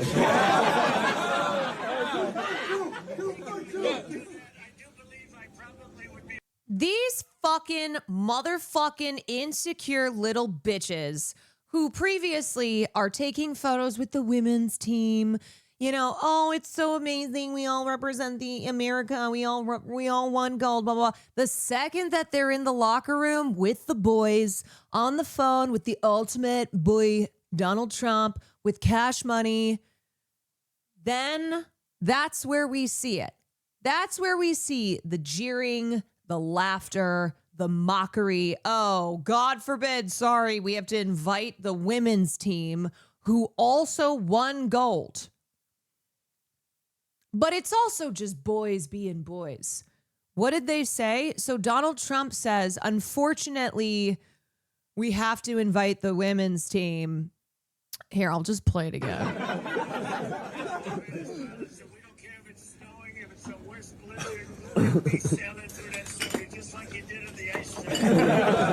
Thank you, Mr. President. We'll do it at the White House anytime. What would really be cool, and we'll do the White House the next day, we'll just have some fun. We have medals for you guys. And we have to, I must tell you, we're going to have to bring the women's team. You do know that. Absolutely. I do believe I probably would be impeached, okay? But anyway, if you could work that out, I would be honored to have you all introduce you to the... You know, for people who pretend to care so much about women's sports, when it comes to trans women competing in any level of sports, this doesn't really seem like caring about women's sports. I mean, obviously, it's because they don't care about women's sports. They are misogynists and transphobes. So that is why the caring about women's sports is what they bullshit on when they are being transphobic.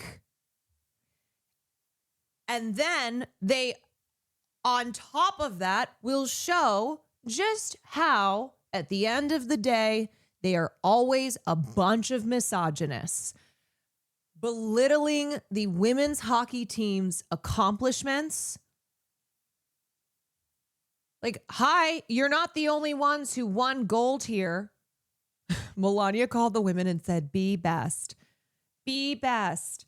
Meanwhile, Flava Flav, sponsored a bunch of women on Team USA, has offered to host the women's hockey team in Vegas. I know, I saw that. He was like, y'all can come.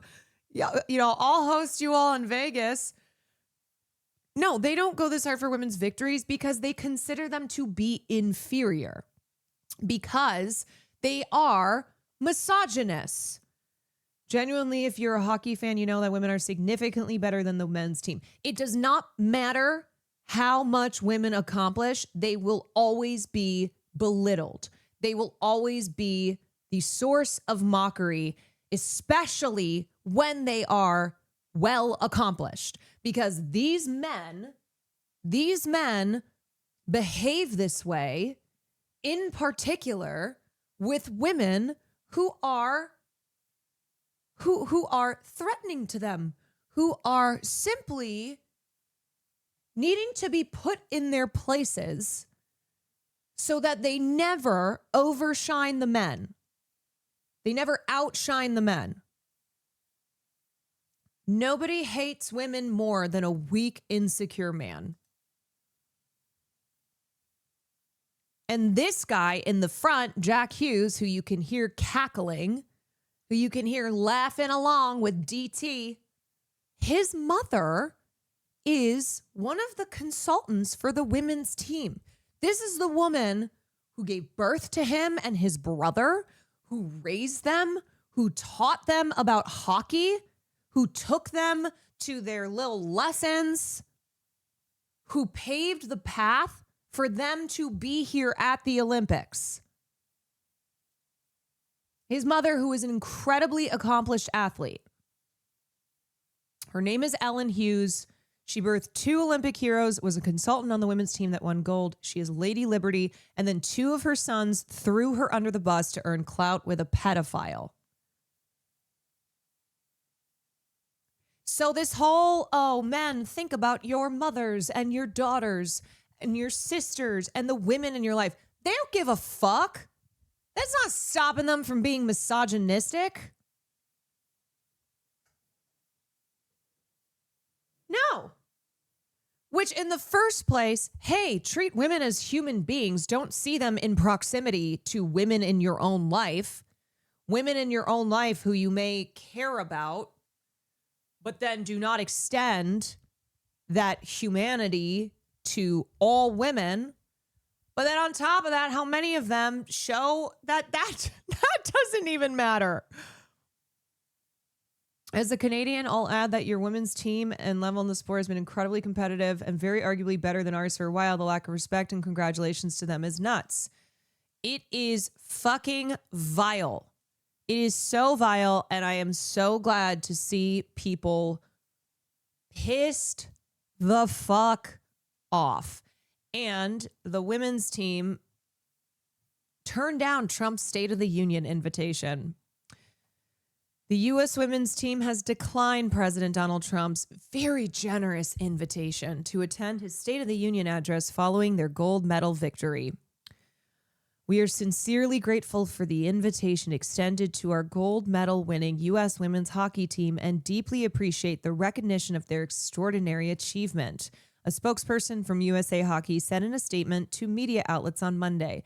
Due to the timing and previously scheduled academic and professional commitments following the games, the athletes are unable to participate.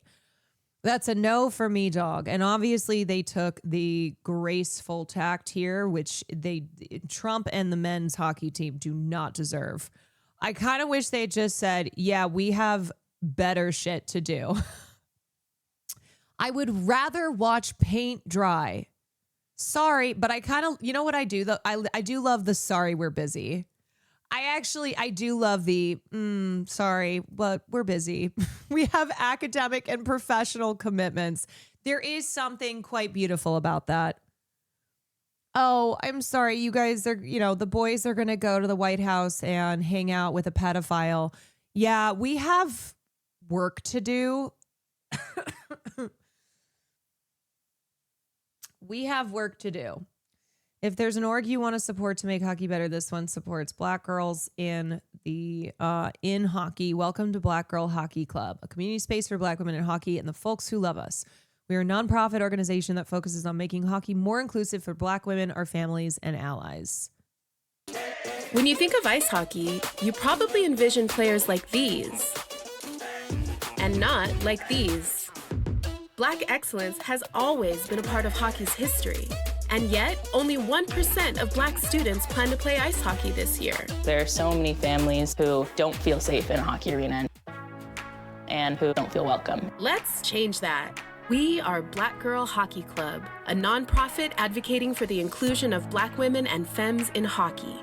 It's a group of like-minded individuals that always cheer me on. Through our scholarship fund, we remove barriers to access the game we all love. Watching the looks on their faces, every call we cry. Like every single call we cry. And we created the Get Uncomfortable advocacy campaign. We want to stand up and recognize the biases and get uncomfortable. To encourage the next Olympic gold medalists in ice hockey.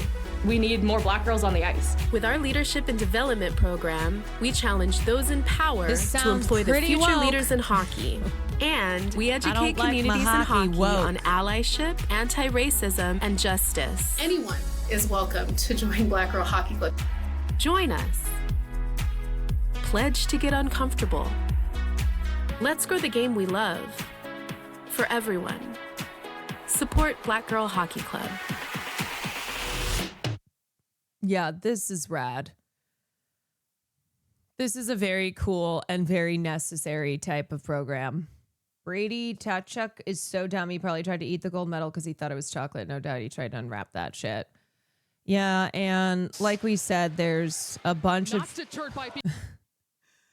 a lot of hockey players. I mean, as Sky was pointing out too, not to break anyone's heart, but some of the women are conservative, including this one who's on Team USA. Yeah, I don't think that like white women hockey players are necessarily woke, But I think the impact here of the misogynistic jeering and mockery in the boys' locker room is certainly being felt. And you know what? Women in hockey, you got to get woke. Okay? You got to get woke. Let's all get woke. Let's be great at hockey and also be woke. Because that's the thing. It's like you might be a chud as a woman, and guess what? You're still experiencing misogyny. You are still experiencing barriers in this sport that you've had to overcome because you're a woman. Stop supporting the systems that are shackling you. Stop supporting the shit that then results in this. I got it, boss. I got it. I'm on it. I'm fucking on it. I'm fucking on it, dude. My name's Cash Money. I'm the head of the FBI. God, he's such a pathetic loser. He's such a loser. One person that wasn't. Everybody that called me said I'm watching the hockey game. I don't know if anybody that wasn't. And you're going to be proud of that game for 50 years as you grow older. I mean, it was amazing. So we love you guys. Congratulations. And I hope to see you, Cash, Tuesday night. And I want to shake hands. I'm going to shake hands with everybody. But That's I gotta my bro. shake hands with that goalie. Tuesday night. We'll see you Tuesday night, Mr. President. I'm driving the bus, boss. We're bringing the whole... If I were on that team, I would enter the locker room and go, wait, is that the pedo in chief that I hear on the phone? And then turn around and leave. Oh, y'all listening to a pedophile? Oh, okay. Oh, that's cool. It's crazy to me that Jack and Quinn Hughes have supported the LGBTQ plus community and Charlie McAvoy the same. I don't get how you do so and then participate in the locker room shit. Because misogyny. Because boys being boys. And what that shows is maybe not all the men were participating in laughing because they don't find that funny, but they certainly didn't do anything about it. It's the enabling that is a part of it. It's the being complicit in it because they're not challenging it. So that's the problem as well. Hi, honestly am unsure of what to do with this account right now. This is an account called Daily Jack Hughes. It is a fan account for Jack Hughes. I will figure it out eventually, but there will be no daily content happening. Linked below are some important resources. Lastly, fuck ICE and this administration never stop supporting women. That's really tough. This is someone who is like, I'm a huge fan of this guy who I have supported his career. I have dedicated my Twitter account to him. And it's devastating to see this. It's really shitty. Looking to get into or learn more about the PWHL and women's hockey, but don't know where to start? Here's the full master doc of the PWHL to get you all caught up. This team has the most rancid vibes possible. They completely ignore fans, while the Canadian team at least does fist bumps with everyone. This isn't even a conservative thing. These guys just suck.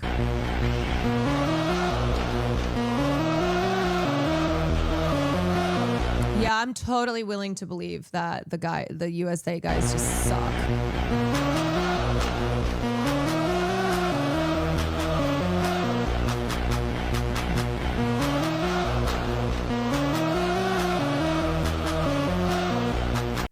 This would actually make me go home and kill myself, and this is why I don't even attempt to interact with hockey players. So here's the USA team.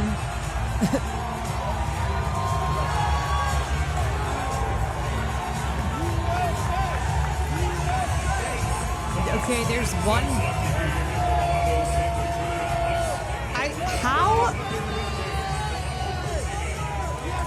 How do you so blatantly ignore this? Okay, there's a last minute. Okay.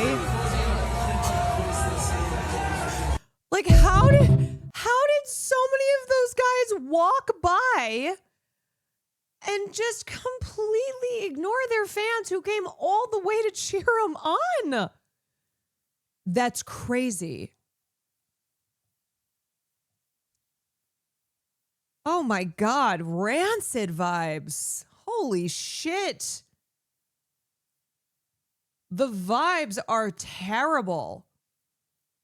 One of the people yelling sounds like Blau. Didn't Blau go? So it very well could have been Blau. Don't you want to celebrate with your fans when you have just won? Oh, wait, no. Because they had to save all their celebration with cash money. They were like, sorry, guys, we can't extend any celebratory gesture to you because we have to save it all for Kash Patel and Donald Trump. The next game, they all made sure that they gave high fives. LL, you can see them catch them.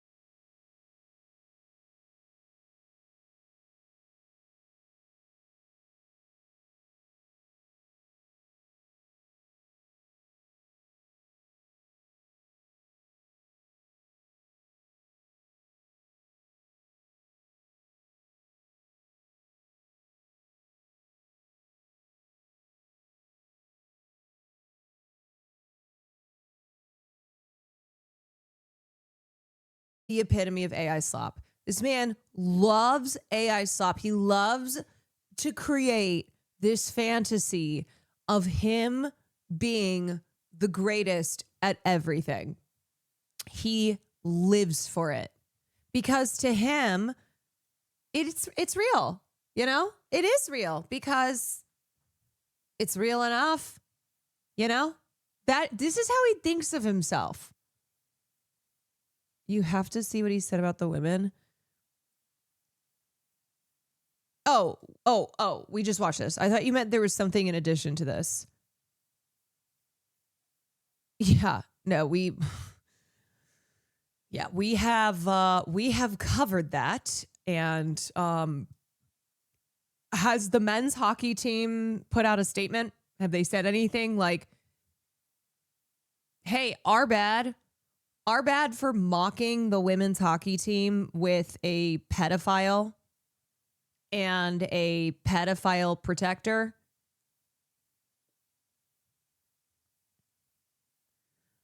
I know it seems impossible, but Cash isn't even the most embarrassing American official talking about U.S. men's hockey. No way. No. Mike Chuckleby. The guy scoring goal for first USA gold medal in hockey since 1980 is a Jew. Oh my, I'm sure the Jew haters will say Mossad was behind it. You know, this is the same energy as people who are transphobes and always being the ones to say the most insane, craziest shit and going, oh, I bet the trans lovers are going to be, it's like, no, you're the weirdos. You're the ones who have this sick fucking obsession. Mike Chuckleby being like, I'm sure the Jew haters will say Mossad was behind it. No, man, that's you saying that here. You're so weird. I'd say just celebrate the incredible victory for the USA and be grateful for Jack Hughes' love for the USA and his teammates.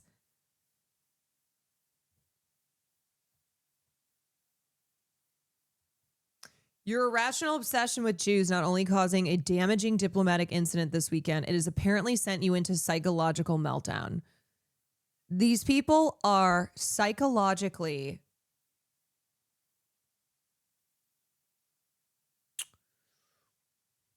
on a whole nother level. You're right. That is somehow, I mean, Cash Patel is very embarrassing always. It's very embarrassing always, but that is really bad. Shook, thank you for the 30 months. Zach, thank you for the 29 months.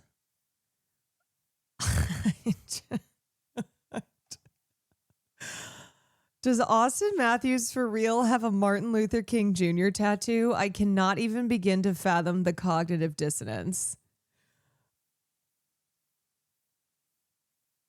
Oh, God.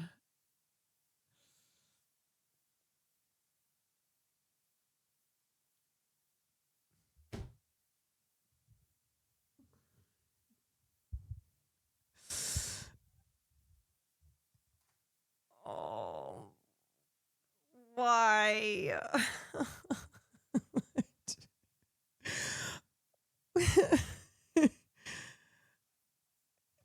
Oh, what do I even say?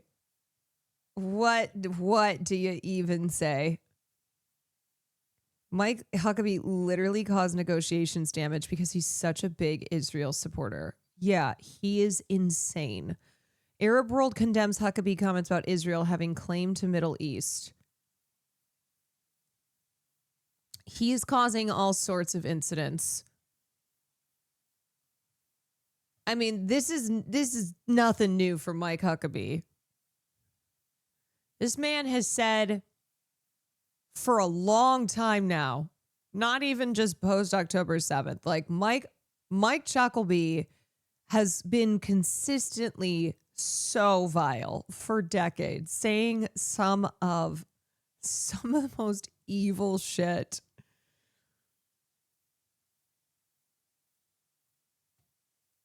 U.S. men's hockey player Jack Hughes says he and the U.S. men's team are going to Trump's State of the Union address and are excited to meet Trump. Claims Trump phone call backlash is just people being negative. Go fuck yourself, sir. Hughes told Daily Mail they've got busy schedules too about the men. Hey, We men got academic stuff to do too. Why is he looking like this? Why does he look like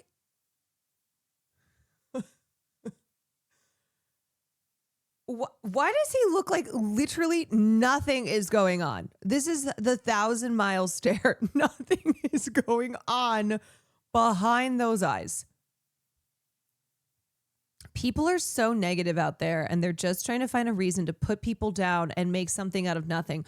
Oh, that's really funny, Jack Hughes, that you mention trying to find a reason to put people down, because if I recall, we just all watched you and the rest of the men's hockey team mocking the women's hockey team who just won gold. I don't know about you, but I would call that putting people down. But maybe that's too hard for you to comprehend. They're making something out of almost nothing. Okay, wait a second. Hold on a sec. Hold on. So he says they're making something out of almost nothing. So that means that there is something, because he said it's almost nothing. So we've got a little bit of awareness here, actually, because usually what you would say is people are making something out of nothing, but my man said they're making something out of almost nothing. So you're saying there's a chance. It's a crumb. Isn't he the one who got his teeth knocked out in the game? I don't know. Probably. After we won the gold medal, we were in the cafeteria at 3:30 a.m. in the morning with them, and we go from there, pack our bags, and we're on the bus. People are so negative about things. I think everyone in that locker room knows how much we support them, how proud we are of them, and we know the same way we feel about them, they feel about us.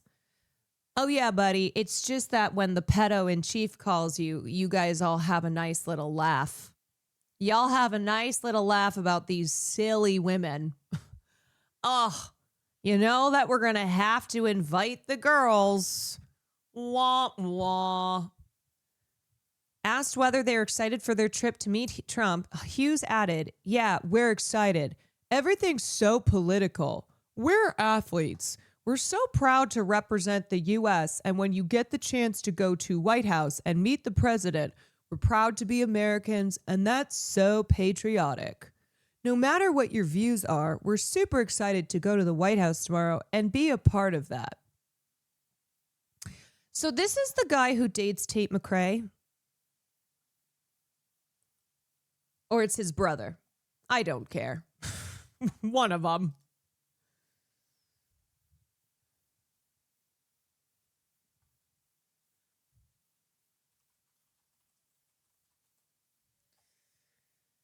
Yeah, so this is the other one. The Hughes brothers. The Hughes bros. No, the brother goes to bars to ask random women to eat his ass. Ew. Oh.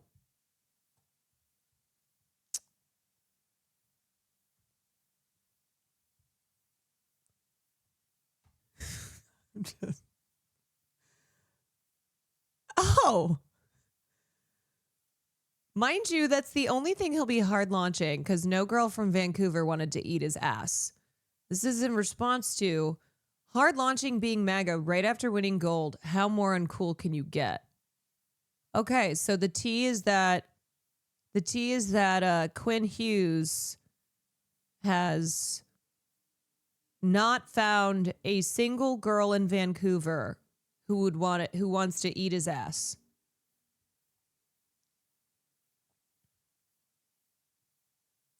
The hockey Twitter gals have been tearing the Hughes bros apart today, as they should. As they fucking should. You know what? They haven't been torn into enough. There's Megan Keller's winning gold. Defenseman, nice move, cuts to the net, score! Megan Keller, the overtime hero. Whatever. It's not that impressive. They're just girls.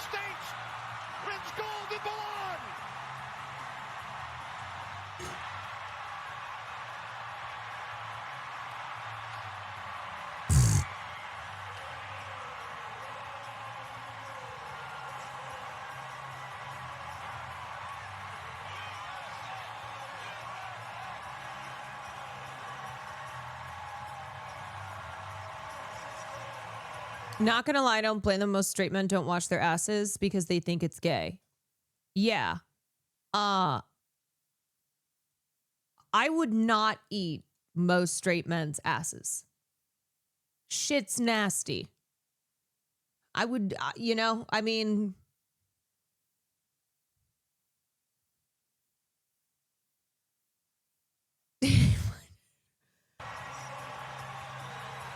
It would have to be... It would have to be a real special ass. I feel like I can smell it. I can smell that unwashed ass.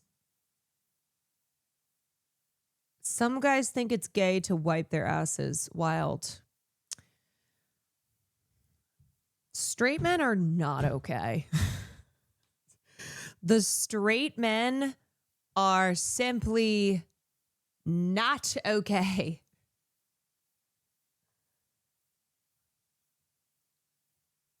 Quinn Hughes plays for Minnesota. Yeah, buddy. Everything is so political and we're just athletes. You are human beings, ? I don't think being an athlete prevents you from being political, as we have seen throughout the Olympics. And also, interesting, you don't think it's political at all to be hanging out with Kash Patel and celebrating with Donald Trump and making fun of the women's hockey team.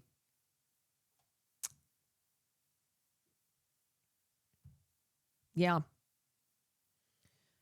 Jack Hughes thanked the troops for keeping him safe in Italy at some point.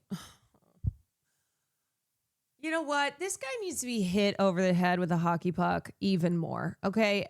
Seriously, at this point, just knock the rest of these teeth out.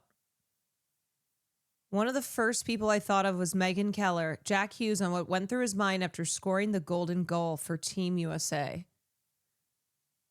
Yeah, you see, they will say things publicly and take photos with the women. Although this is kind of weird too. I don't even think this is like if I think the read on this is supposed to be we support women. It's also still kind of strange in and of itself. But yeah, the main point here being that the way they act publicly versus how they are literally in the locker room. The fact that it's in the locker room, it's just so perfectly encompasses the entire problem here. With this taking place literally in the locker room. Boys being boys, that's just locker room talk.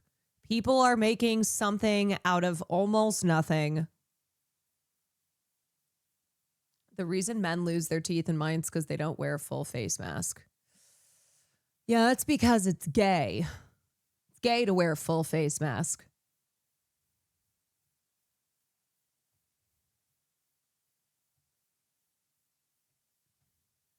As a hockey fan, the biggest Trump ass kissers on the team are the Chatcooks, and they've been besties with him since the Panthers won the cup and the Four Nations face-off got really politicized. It's like, and then you have the men fighting against safety equipment, and women are like, hey, can we just get equipment? Men are fighting against safety equipment because #gay. Meanwhile, women's teams are like, hey, can we get anything? You want to see an awesome Eileen Gu moment? Yeah, I think I probably have that one pulled. Matthew Chakuk to be a part of Trump's fitness council. Man, this man is always just making shit up. The Hollywood anti-woke ambassadors, Trump's fitness council. This will play an important role in keeping men out of women's sports. You know what? Yeah, men should be kept out of women's sports. I'm talking about cis straight men talking shit on women's sports. That's who I want to keep men. Those are the men that I want kept out of women's sports.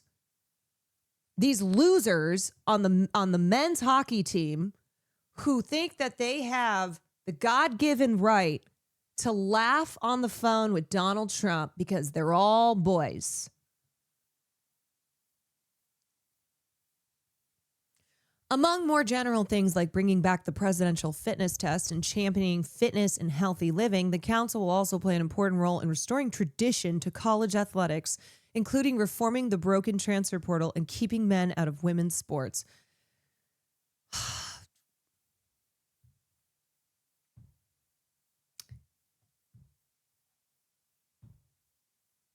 If people do not recognize by now that these transphobes, these transphobes are, shocker, also misogynist.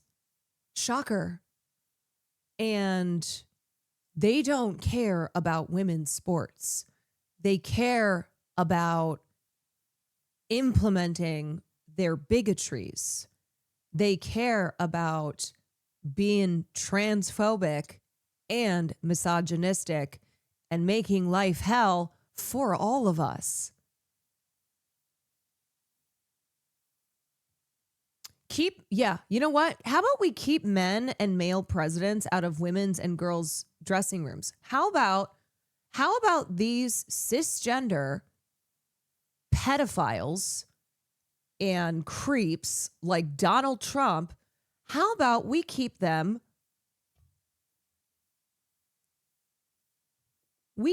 out? These men should be not allowed in our society. They should not get to be roaming around when they are the danger.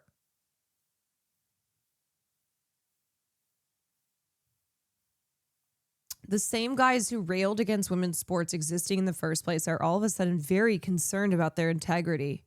Yeah. It's because they care so much. They care so much about women. It's the same shit with J.K. Rowling, you know, J.K. Rowling, who just cares so much about women's safety, about advocating for women's rights. Yet she has nothing to say about Jeffrey Epstein, except for when her name pops up in the files and she says, "Oh, I had nothing to do with Jeffrey Epstein." And then she has to go back to being transphobic. She's simply too busy to do anything, to take one moment of time, to take $1 of her infinite fortune and dedicate it to this kind of advocacy. Because God forbid anything interrupts her being a TERF. Back to being the queen of TERF Island. You finished heated rivalry? Oh, okay. The best finale in TV series history. No heated rivalry posters for you today. That's a shame, honestly. I can't wait for them to play the club song, though. Vasco! Have you ever been to Vegas? Have you ever been to the Bellagio? Do you have a nickname, or people just call you Brock? Brooke, but in Minnesota they called me Quigs. Quigs. Yeah, like call me whatever you want. Okay, we'll see what just comes out today. Keep those cross checks up! Back it up, guys. Back it up. Here we go, Emily. Good job, Em. What she's up to. We know you're mic'd up, so she's going to come right for you. I know. She's such a drama queen. You got it? She wants the content. I know. It reminds me of that I saw a TikTok recently where a girl wrote her grandma's song. The song was about her grandma winning a shooting competition over all the men, and the next year the competition banned women. Oh yeah, many such instances of when a woman when a woman beats a man at something, and well, we can't be having that. One of Team USA's women got engaged to her speed skater girlfriend at the Olympics. Cute. Cute AF. Let's go, lesbians. Let's go.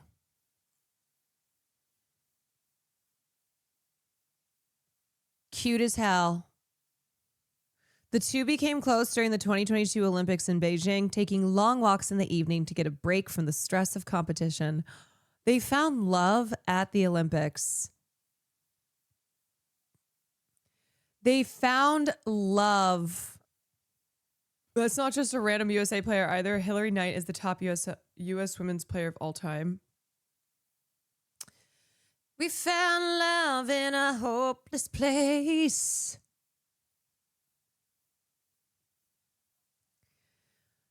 Yeah, you can't spell women without W. You also can't spell gay without A plus. A for A plus. And also W. And also W. Yeah, it's so true. Man, I just hope that I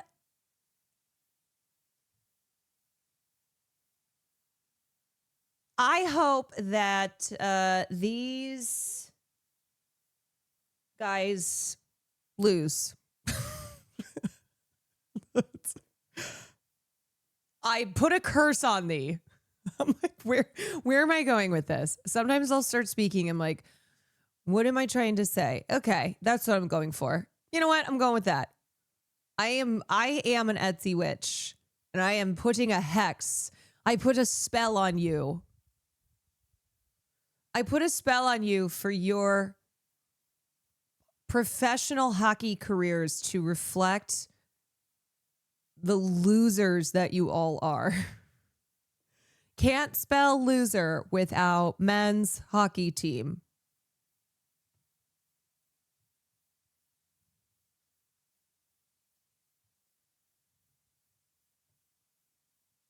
Israel won 0 medals.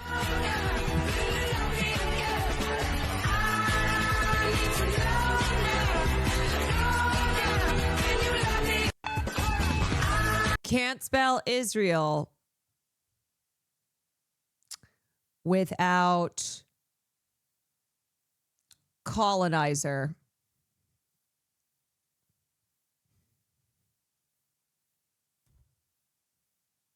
Man, I am really firing these off here. Holy shit, I have never been sharper. Good God, I am incredible. God, I'm just on a fucking roll, man. I'm on a roll. Ain't no stopping me now. Okay, here's Eileen Gu, who just continues to prove that she is perfect. Eileen Gu, who can't possibly accomplish one more thing, and yet she is only 22 years old. She now has 6 Olympic medals. She got a gold. Eileen Goat. You can't spell goo without a G, and my God, is she a G. Do you think before you speak? Because so this is at first you're like, this, what the fuck question is that? Okay. Do you think before you speak? Because you answer questions so quickly and so comprehensively whether it's about geopolitics or your sport or aerodynamics. This kind of crazy way to frame it. Can you take us into your brain? Thank you, Charlotte. That's very kind.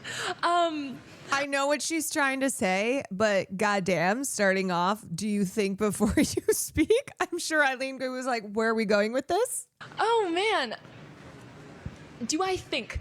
I think overall, I'm just a pensive person. Like, I'm an introspective young woman. Like, I spend a lot of time in my head, and it's not a bad place to be. I journal a lot. I break down all of my thought processes. I think I apply a very analytical lens to my own thinking, and I kind of modify it because it's so interesting. You can control what you think.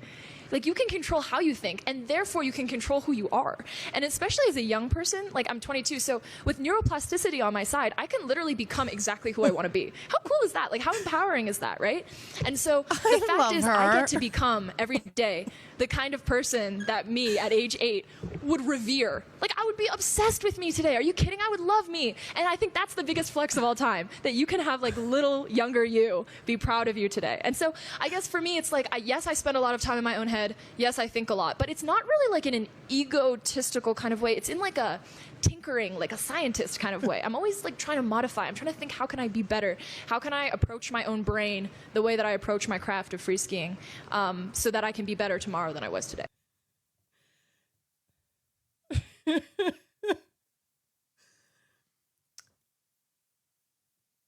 Eileen Gu is the ultimate.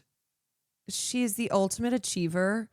And it's so funny for her to be expressing something that a lot of Asian kids grow up with, which is, how do I be better?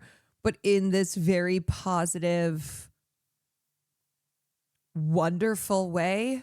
She's like, it's great. You know, I'm always thinking, how can I be better tomorrow than I was today? And it's so, isn't that so cool? And I'm over here like, yeah, I'm always thinking about how can I be better than I. You can always be better. You can always be better. Your better is not good enough. You'll never be the best that you can be, because you can always be better. And if you think that you are the best you can be, you are wrong.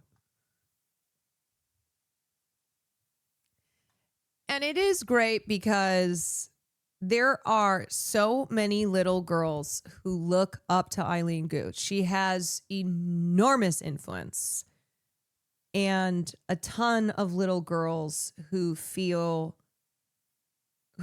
inspired by her, who are looking to her as their role model. The beginning of the clip was cut off. The interviewer preferences the question is not to offend her, but wanting to get into her thought process. No, I don't think that the interviewer was trying to be offensive. It is funny, even with saying like, hey, no offense, because a lot of times when someone says no offense, then they're about to go into something that is usually offensive. I understand the question she was getting at, and I thought Eileen gave such a beautiful response, but yeah, no, it is still a wild way to start off that question. Do you think before you speak? Do you? Hey, no,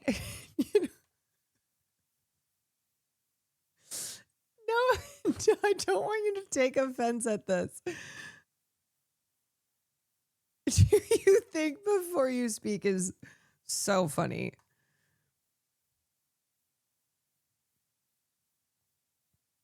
Usually when you hear that, someone's about to follow it with some fucked up shit. Hey, no offense, but incoming, the most offensive thing that you'll probably hear, which I don't think this was, but in most other cases, you know how that goes.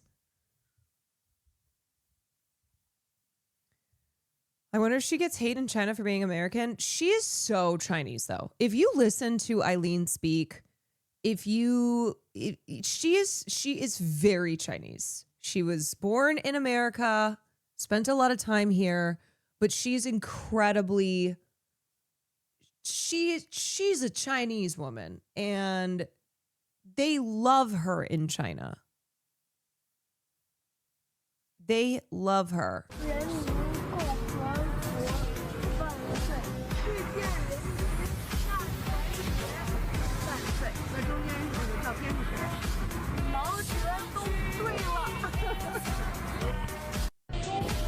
Yeah, if you listen to her, you know, at the age she is now,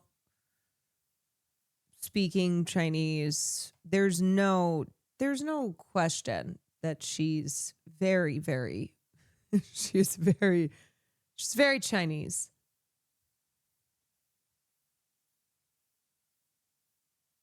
You see, you're talking about her grandmother. Yeah, it's so sad. Her grandmother. I just found out that my grandma passed away. She wins gold and then finds out that her grandmother passed away. Her grandmother, who had a really big influence on her life. Her mom and her grandmother who raised her. And she was like she was a really big part of my life growing up, and someone I looked up to immensely. She was such a strong, she was a fighter, and I think what's so interesting is that a lot of people just cruise through life, but she was a steamship. Like, this woman commanded life, and she grabbed it by the reins, and she made it into what she wanted it to be. And she inspired me so much. The last time I saw her before I came to the Olympics, she was very sick, so I knew that this was a possibility. I didn't promise her that I was going to win, but I did promise her that I was going to be brave. Like, she has been brave. And that's why I keep referring to this theme of, like, betting on myself and, like, being brave and taking risks. It actually goes back to that promise that I made my grandma. And so I'm really happy that I was able to uphold that and hopefully do her proud. But it's also a really difficult time for me now. So I really apologize for being late, but, like, that's what was going on. Sorry. Oh, what a bittersweet moment. Win gold, but one of the most important people in your life passes. I know. Please, she's just trying to get sympathy. Her Chinese handlers probably came up with this. The reason I was late is that... Oh my God.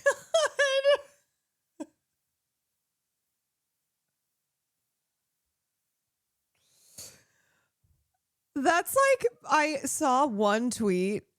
Now, there were a shit ton of tweets, obviously. There are still a shit ton of tweets being produced as we speak on the Baftas moment. But there was one tweet, I'm not even kidding you, where somebody said that this was clearly a long con by John Davidson to fake Tourette's and then have a film that was nominated at the BAFTA. Like, serious tweet. It was not a satire. And it was also that he could say slurs. Like, there was definitely this genre of John Davidson is faking having Tourette's. He's pretending that he can't say, you know, it's involuntary saying this stuff. The concept of pretending to have Tourette's for decades so that you can one day at the BAFTAs call Michael B. Jordan and Delroy Lindo the N-word. Just like Eileen Gu's grandmother didn't actually die, or if she did, it was all orchestrated by her Chinese handlers so that she could get sympathy after she has won multiple medals and is the most decorated women's free skier ever.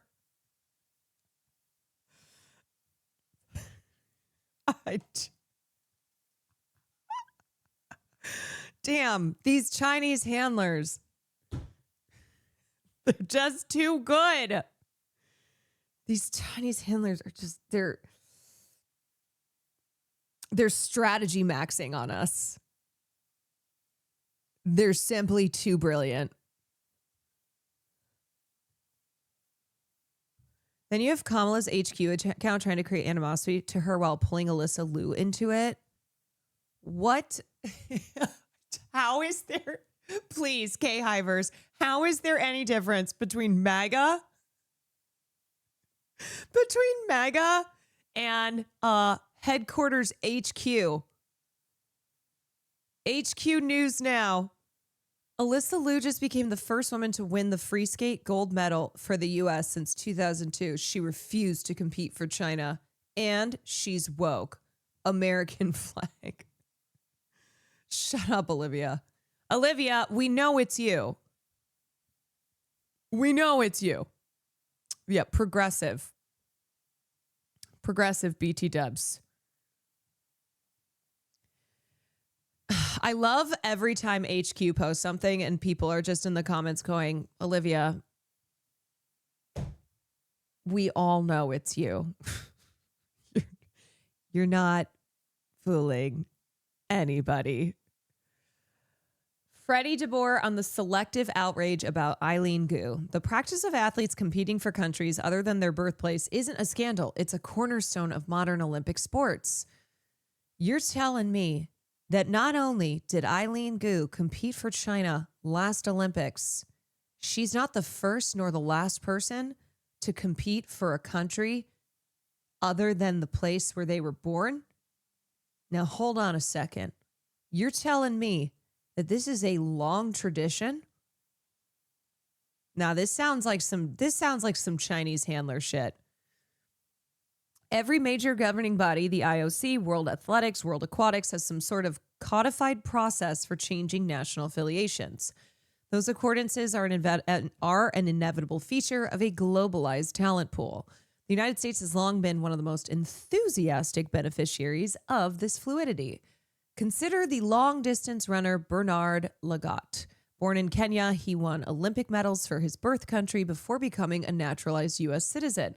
When he began winning races for Team USA and making a lot of money in doing so, American fans didn't pen op-eds about dubious loyalties. They cheered him as a paragon of American excellence.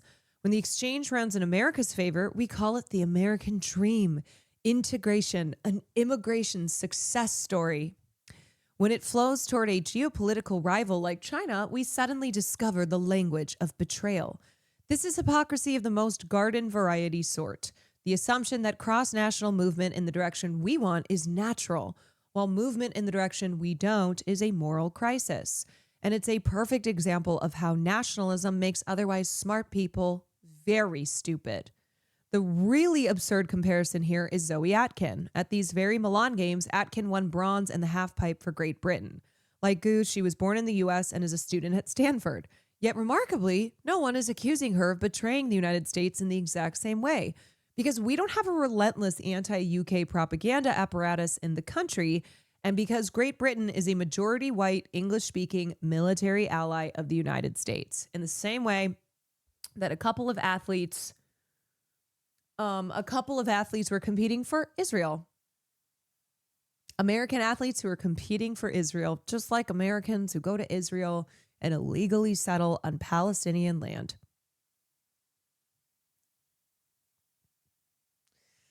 Yeah, it's really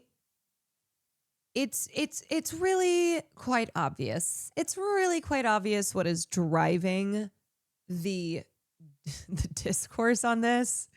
It's the Chinese handlers. Flying PJ, thank you for the tier 1. I remember some competing for Ireland. This happens all the time. Like, hello, you don't have to be an Olympic obsessive to know that people are often competing for countries other than their birthplace. And a reminder again that the U.S. does not sponsor its athletes. So a lot of times it's a financial thing. And a lot of times too, athletes have a better chance of getting in if they're maybe not competing for the U.S. Does she use the same handler that you used on your honeypot trip to China? Or is there like a network of handlers? Yeah, there's about like 3 guys. They're great. Very busy. Not paid enough.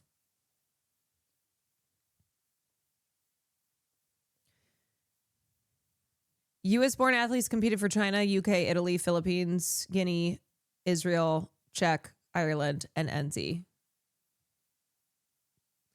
And yet, the entirety of the conversation has been about Eileen Gu. And as I said last time I talked about it, a lot of the comments are also creepily psychosexual. Like there is a clear fetishization element here that I have seen from a lot of these middle-aged conservative men who cannot stop posting. It's also with Alyssa Liu. They're being very creepy, very weird.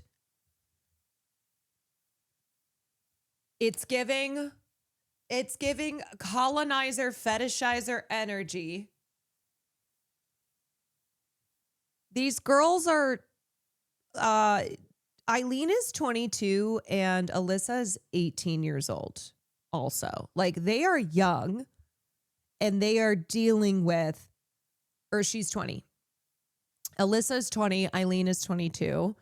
And they have been thrust into this really creepy, nonstop commentary around them, and also how, you know, they grew up together. They know each other. They're friends. And they've been pitted against each other, and it's like the good Asian girl versus the bad Asian girl. In China, she's called Snow Princess, and in the USA, she's called Slurs. It's not a really hard choice.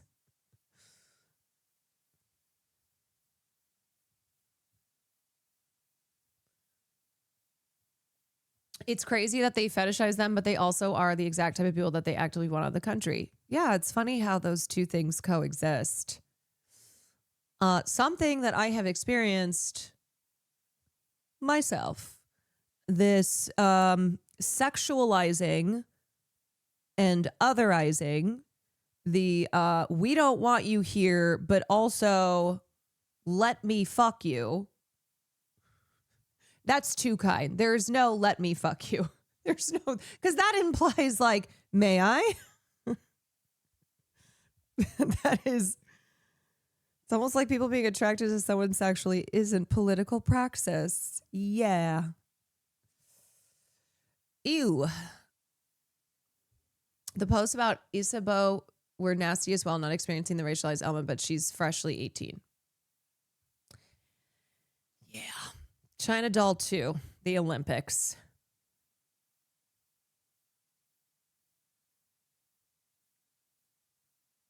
Took me a long time to realize men can hate you and sexualize you. Yeah, and that's it's the fantasy of power and control.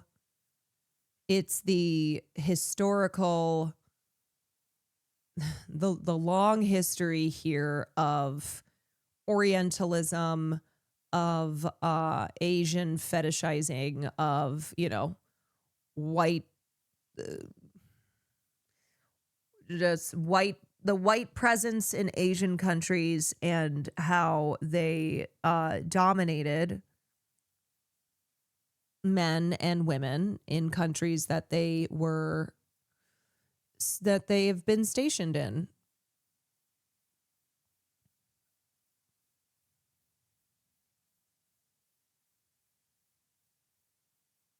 Anyone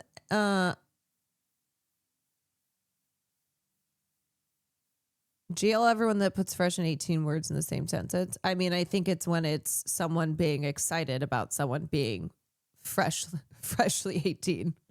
There's this person is freshly 18 in that they are a teenager, like they are young. And then there's the being excited because they're legal age, which means great, I can be a creep, but it's legal.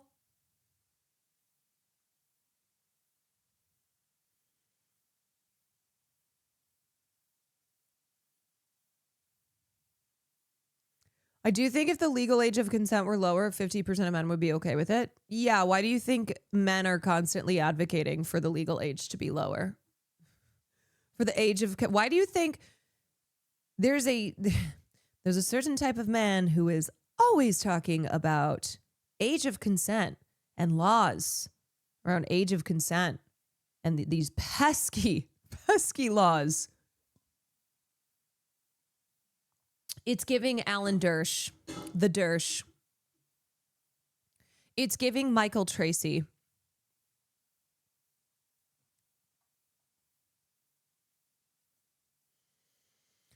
Oh boy. Okay, what time is it? It's 11 o'clock. I really wanted to play Reanimal tonight, but I think Will is he's doing a sponsor. I don't think he's going to want to play this after. I think his sponsor is 2 hours. So I did not post my schedule for this week because I'm trying to figure out tomorrow. We have to go to a gaming event, and we have to be there at 10, and it's all day. So I don't know if I'm going to be able to stream tomorrow. I'm hoping I can. Hoping I can leave early. The John Oliver vid, I kind of want to watch it tomorrow if I stream, or the next day. I am cooked on discourse, but I will keep that in my playlist. So we're either gonna... No, it's not gonna be either, because I don't think Will is gonna be done here. So maybe we do some... Maybe I do a little Red Dead and then call it a night. Maybe some... What is that horse emote? That's so funny. Whenever you doubt you are a bad gamer, watch this. Wait, I don't doubt that I'm a bad gamer. Wait, what?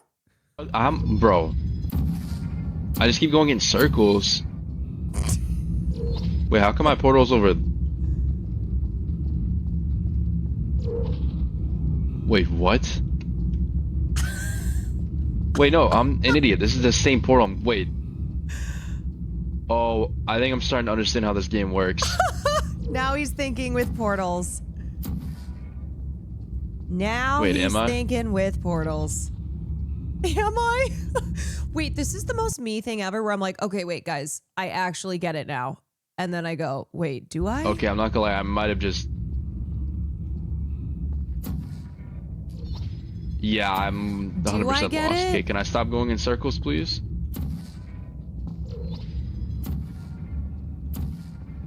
What? When you don't get it. When you say that you get it, but then you really This game actually makes no sense, bro. When you say that you get it, but you definitely don't. Do you think this guy will give me a ride? Hello? Oh my god! Oh, I didn't mean to take his horse. I'm so sorry. I'm sorry. I'm sorry. I'm sorry. No, I'm not looking for trouble. No. Oh, hi. Are you still doing your sponsor? Yeah. Okay, then I'll play some Red Dead. No, oh, like you thought? Okay, you could not take me and my horse. You want this? No, why are we... Wait, does he have his gun? Are you fucking kidding me? You're done. Oh, are you fucking kidding me, you piece of shit? Oh, wait. Hold on, let me take his gun. Oh, shit. Wait, LB? The random introduction of an accent for 3 lines. How do I pick this? What is LB? It's LB, called pick up. performance, darling. LB, here we go. Ha! Oh shit! Oh god! Oh no! It wasn't me! Do you think this guy will give me a ride? It wasn't me, as I'm the only person in the vicinity running away from a dead body. Nope. Swear to God, it was another guy. You just can't see him. He's so fast. He went in the exact opposite direction. I can't even believe that I witnessed that. I have trauma. Please be sensitive to my trauma. He left my horse here and stole yours too. It's crazy. I can't believe people are like this. Isn't there any decorum? Aren't there any rules and laws? Man, we used to be a real country, huh?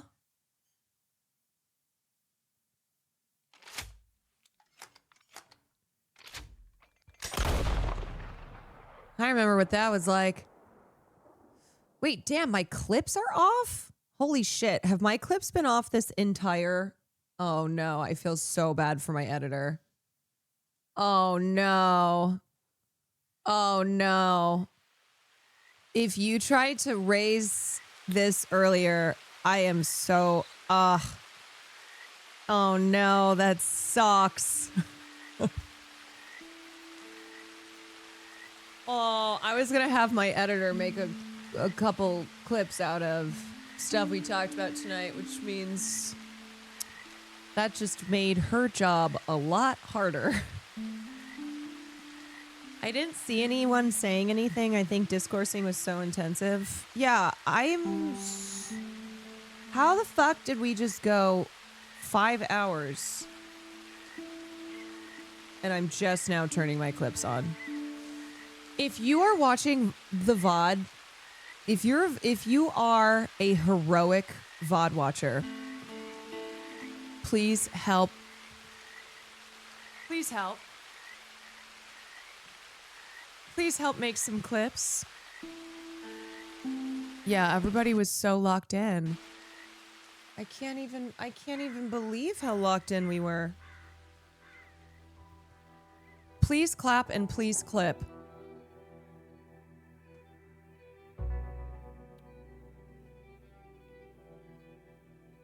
Oh, I haven't even changed. Hold on a second. Jesus.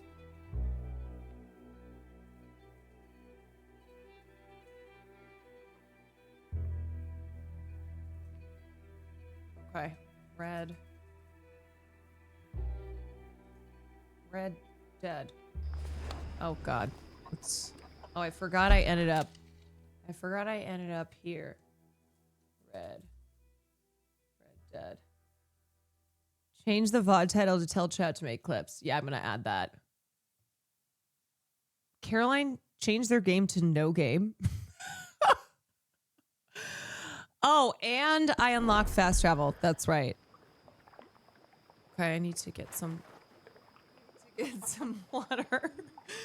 No game like this game.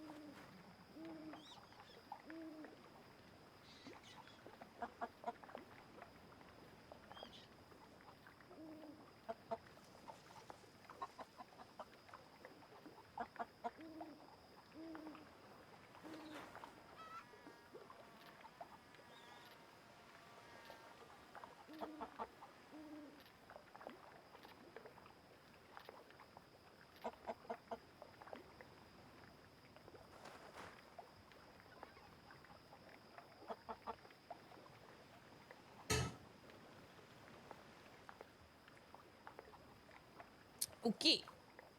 I saw someone go with the literal emote about it earlier, but I figured you might have fixed that in silence and didn't want to look annoying.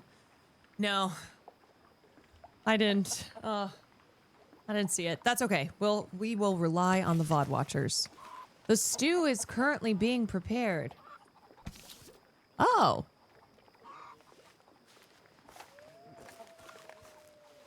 Okay, well, can I get some? And I have fast travel. So how do I use fast travel?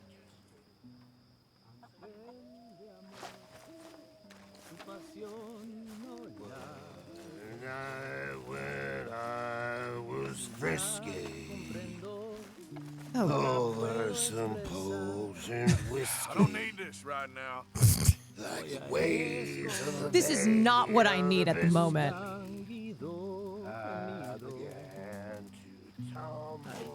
Okay, so I go to my map. And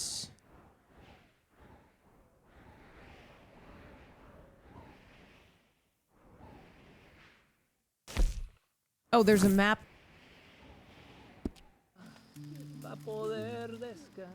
In the tent.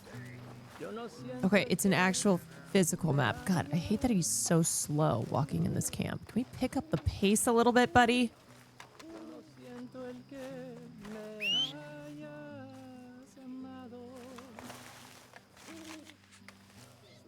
Okay. Oh, that's not the map. Oh, go behind. Why is the map behind?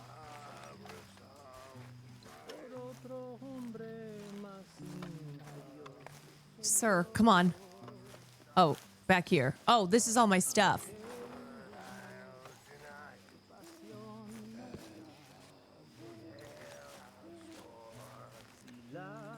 Oh, the other side. Okay. There it is. So, I can go to Cornwall, Emerald Ranch, Strawberry, or Valentine. You have to explore places in the game to unlock fast travel. So once I explore it, then it will be unlocked. Okay.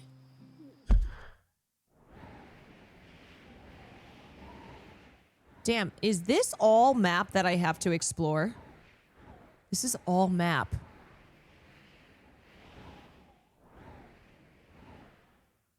Wow.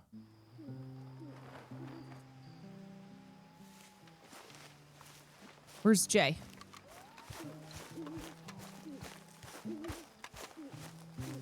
Lots of map.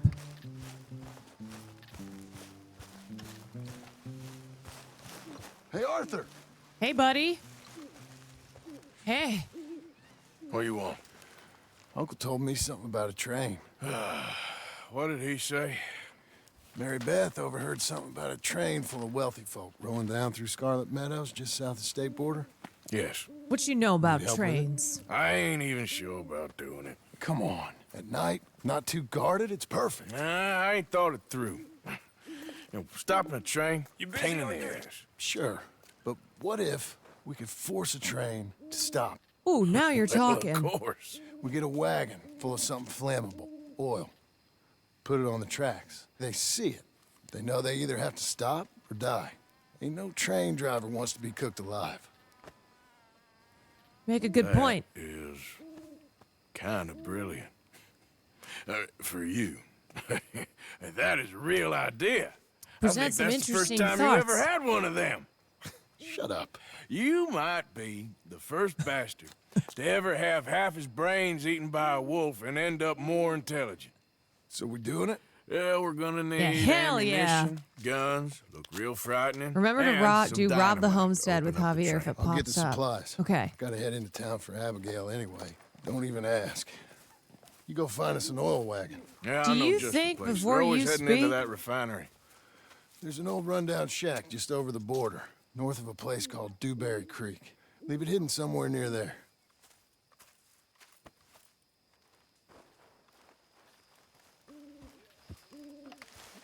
Weapons that can be stolen for John are blipped with... Okay, so I have to steal some weapons and I gotta bury them? Don't forget your bear hat. Oh, yeah. Right. Oh, wait. Where's my horse? Right here. Farlito. Wagons. Oh, we're stealing... Oh, yeah, okay.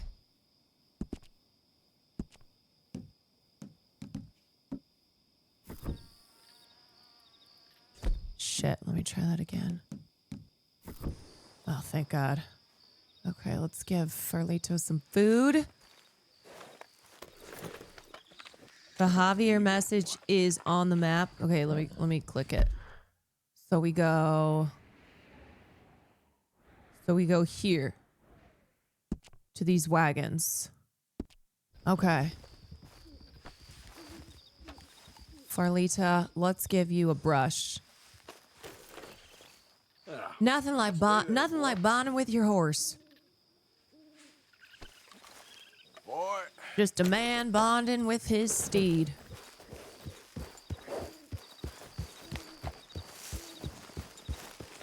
Yeah. You know, everybody's a horse girl. Oh. Don't people know to get out of my way? When they see Arthur coming through.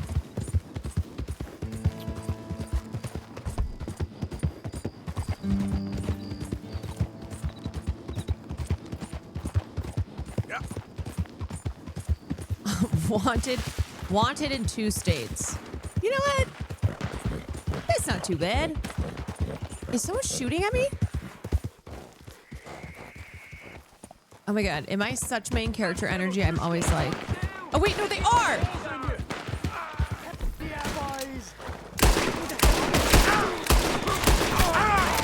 Okay.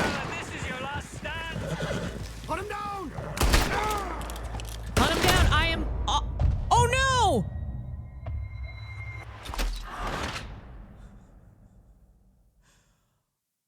I feel like I only took 1 shot.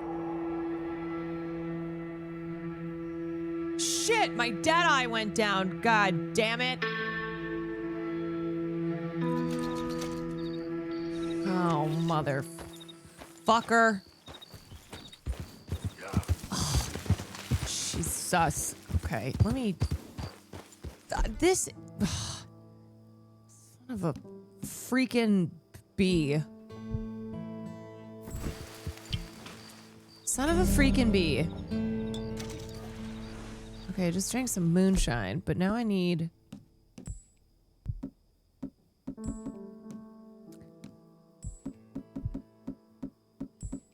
I get some... God, I gotta take care of myself.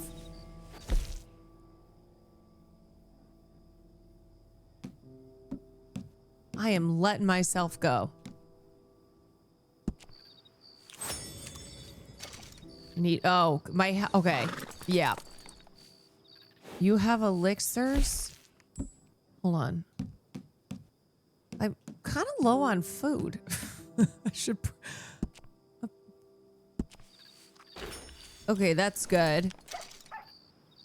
I'm gonna need to... I need some more meat soon.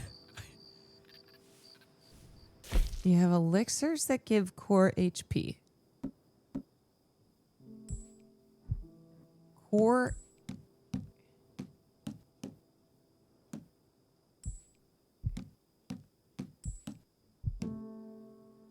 Like this, fully restores health. Fully restores health. Consuming this. Fully restores horse stamina. Okay. Fully restores health, stamina, and deadeye. Fortifies. Let's drink some snake oil. Wait, I'm good though now, aren't I? I'm filled up.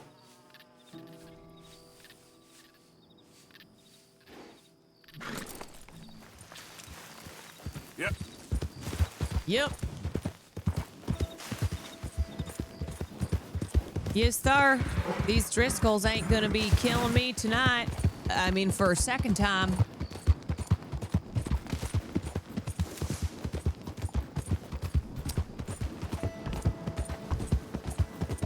Okay. Hold on a second. Let me try something. Let me try. There's my... Oh, I have a melee. Oh, is that a hook? I've got a hook hand.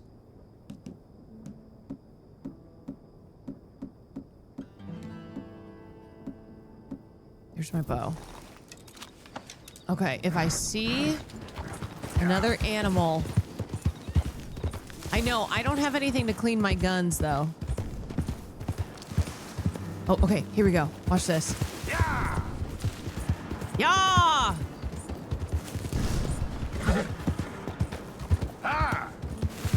Damn it.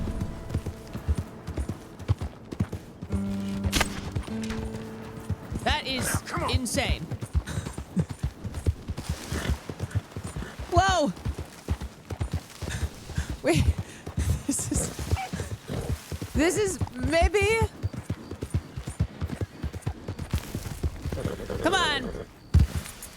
Oh. Yeah. Cannot see.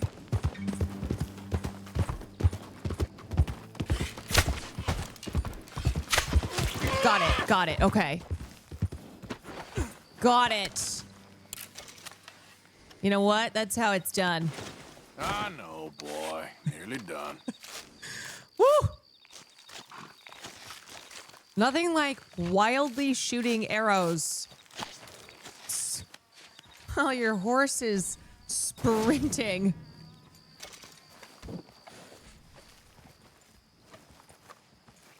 Okay, so we've got some skin. Let's put this over here.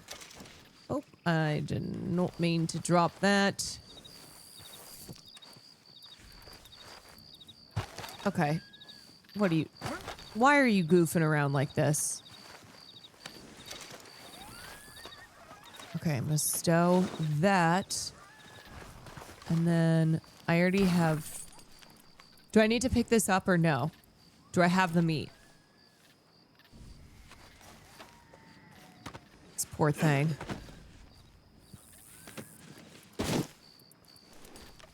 Okay, but I'm gonna make a fire.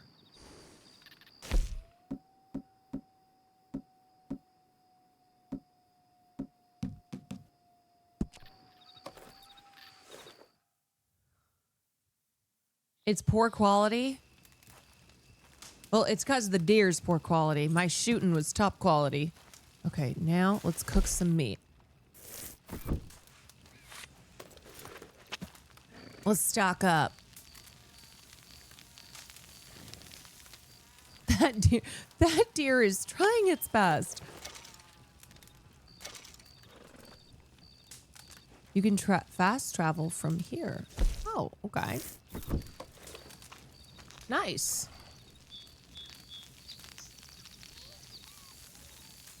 Just a man cooking his meat. Oops.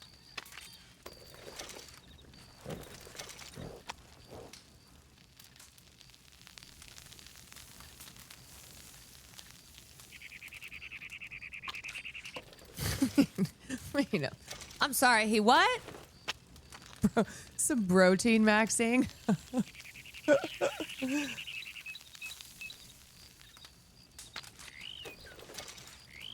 Nothing like cooking meat and storing it in my pocket.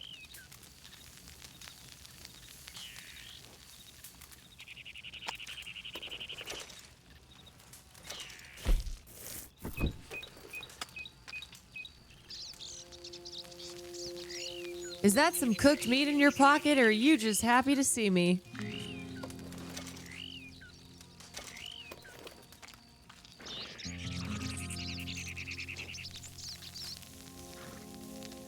That's where the flavor comes from. The pocket flavor is delicious.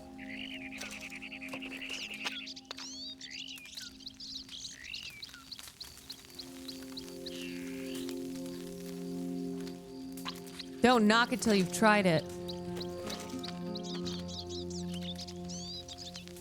Wait, do I have any seasoning or no? I don't think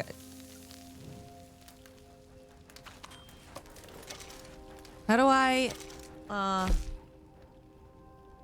Effects. Recipe. I don't have any. Arthur's too white. He doesn't know what seasoning is. You need to forage for some herbs. Arthur's like, I ain't eating no herbs, because I'm not gay. Okay. We've got a lot of cooked meat.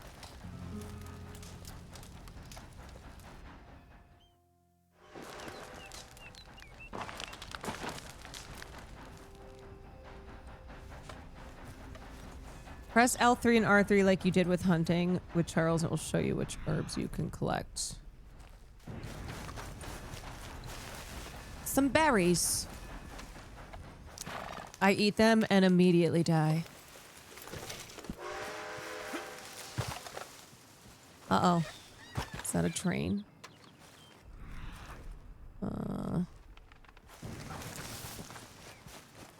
Look at me foraging. Oh.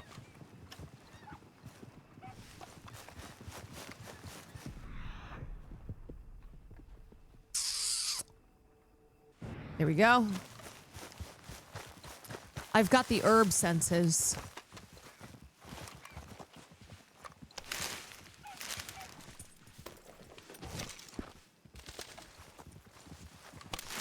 Indian tobacco. It's used to craft items that replenish Deadeye. Oh.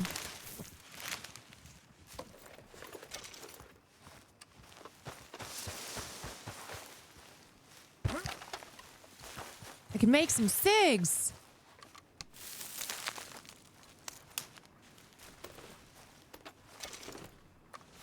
Now I got some carrots.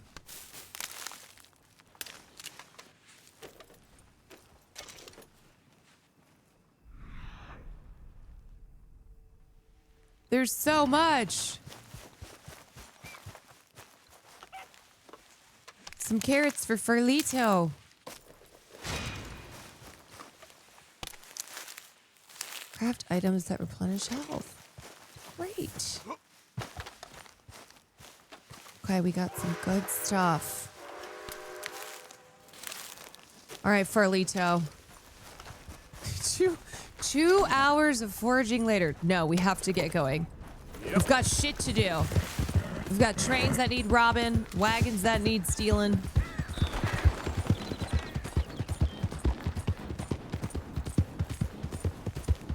He's just a poor boy, nobody loves me. Oh shit. What's happening over here?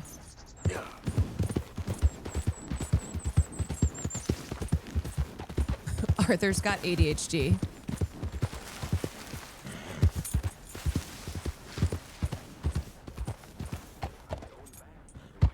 Fuck. Fuck. Oh god. You best be getting, unless you want to get friendly with some old drip. Go. Okay. You guys just Kill that. Wait. Ah! It's gonna recognize you when I'm done. Shit!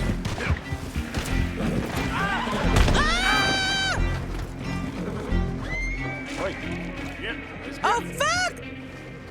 We gotta get out of here! That was a mistake. Wait, where's my gun? Okay, hold on. Oh, fuck! Arthur, hide! Damn it! Didn't I just heal?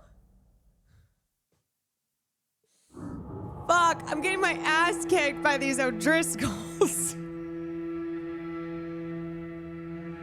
Man, I was so connected with the foraging. I thought this bush would save me. Fuck. Damn it, I keep getting my butt kicked. You guys, I'm trying to use the Deadeye. It's not working. Okay, now I just gotta freaking eat more food again. God fucking hell.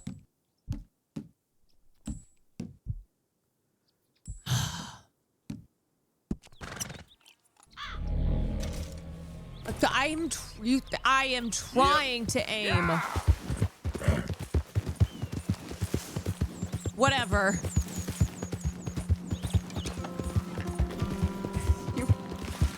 I don't. I'm just gonna stay the course, okay?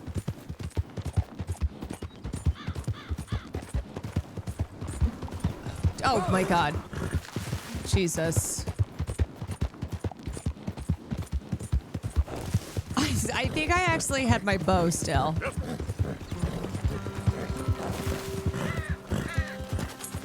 God. I'm really not having a good day today. Stranger on your right. The smoke? Didn't I just come from there?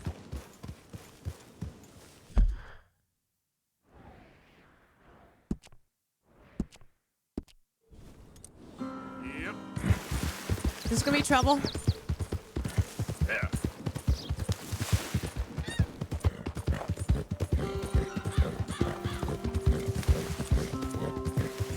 Yeah, okay, boy.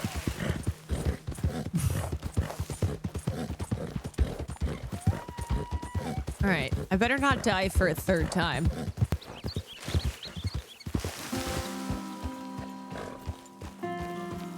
Probably just some whimsical hillbilly. My favorite. My favorite kind.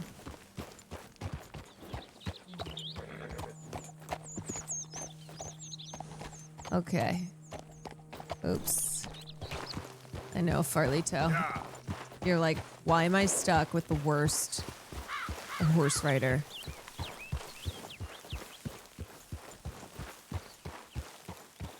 Heyo, what's up?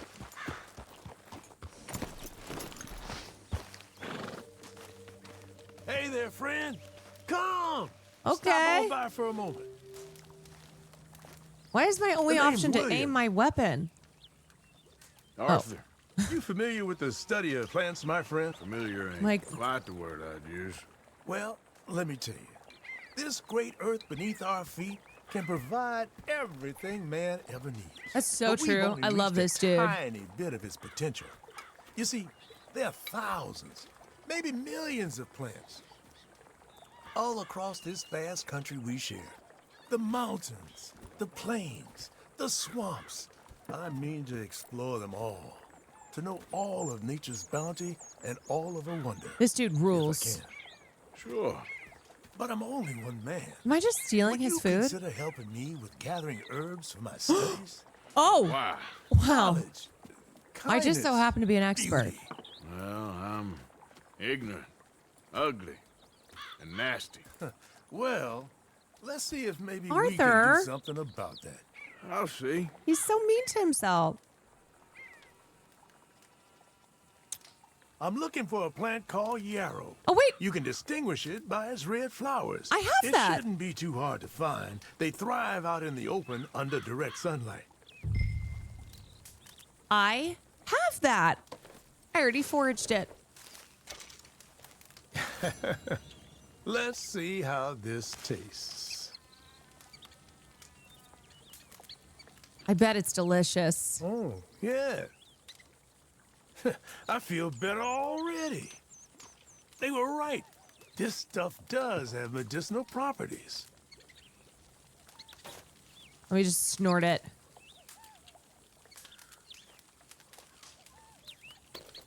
Save it for bad injuries. Heaven Wow. forbid your horse is in trouble. You'll be Thanks. glad you had it. Now, if you don't mind, I'll be getting back to my studies. Wait, I what look else do forward you to our have? next meeting, traveler.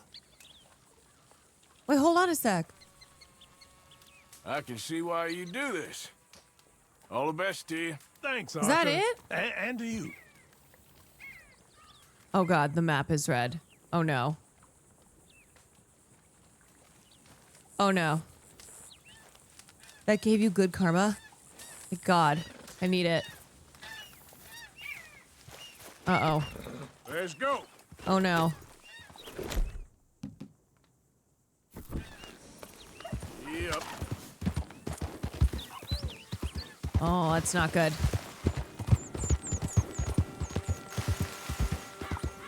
That is...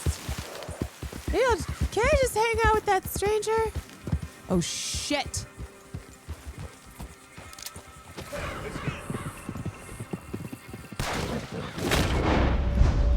Wait. I'm scared.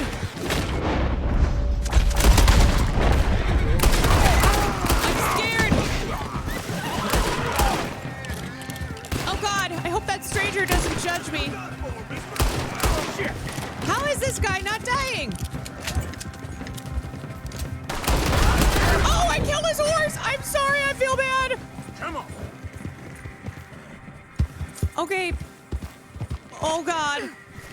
But at least I won, right? Oh, I'm a terrible person. Oh, no. Oh, no. Oh, God, I just kicked the horse. Wait, I'm so strong. Oh, no, I just did it again. I'm just trying to get the saddlebag. Why do I keep kicking? Why does that keep happening? Oh, no. Stop it. Arthur. Why? Why am I like this?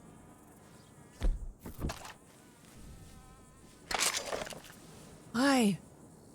Oh my God, literally beating a dead horse. So awful. I was really fucked up.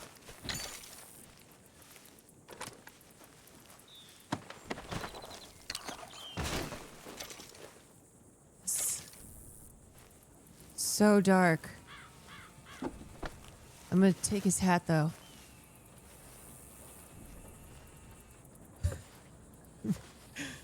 Thanks.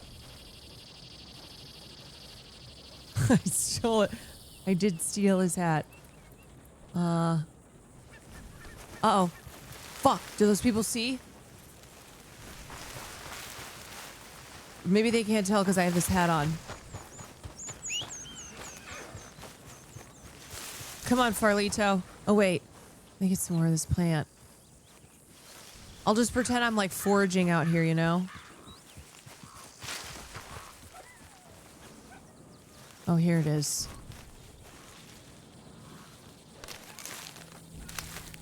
Killing bounty hunters isn't a crime? Okay, that's good. They had it coming, honestly.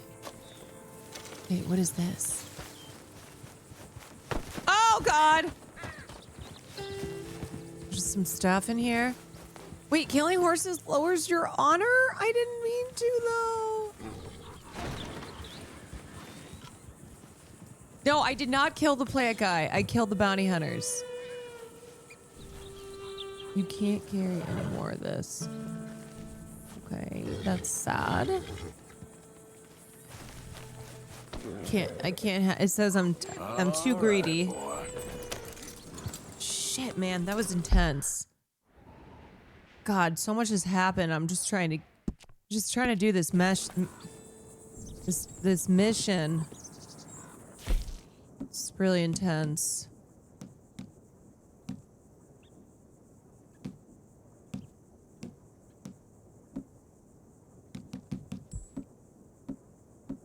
I'm gonna just kind of take a look at everything that I have here.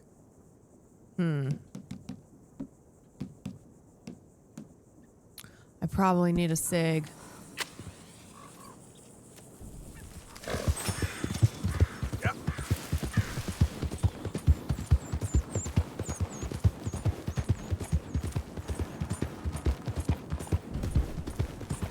Oh. Oh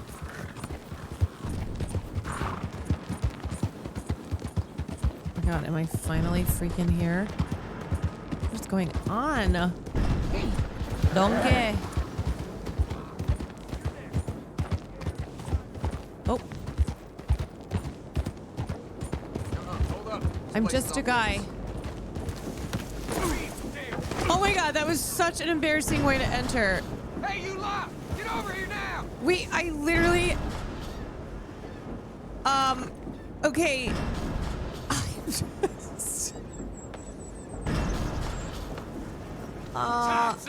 Wait! Wait, what the fuck? Wait! Shit! Wait, why are they shooting at me? Is it because Fuck! Wait, I'm dying. Eat some meat. Crap, how do I stay not die? Wait! How do what am I doing? Wait, what the fuck?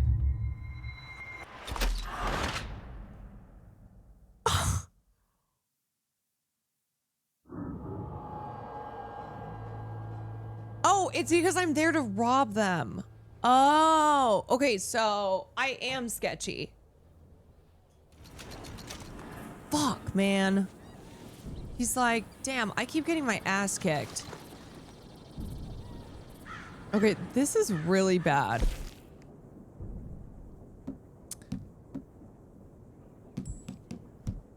Was Pirelli's miracle elixir.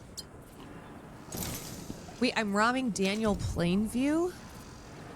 Okay.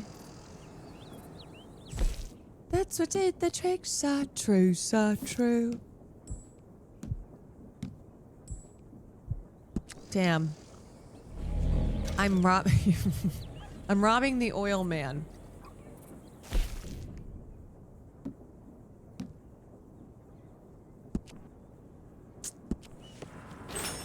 Okay. Farlito, are you good?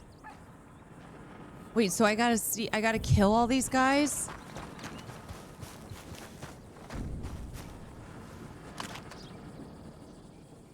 Okay. Well, fuck me. They heard me. I'm here. They know. Okay, put your bandana on. Okay. I'm scared. How do I...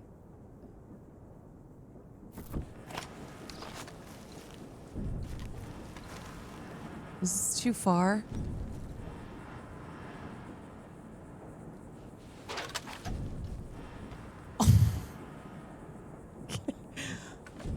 Okay.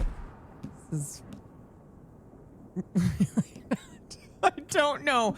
You guys, I don't know what the plan is. Okay. I need my rifle. I need a rifle.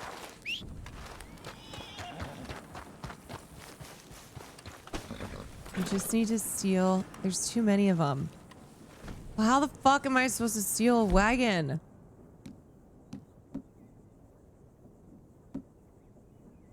Okay, I have a shotgun. Okay, I have that. And then I'm gonna do throwing knives. So intense. My fists. Snatch and run? Are you sure? You guys just told me I have to kill everybody. What if I just kind of hide up here and then take them out one by one, you know, with this knife? No, not with this knife. See?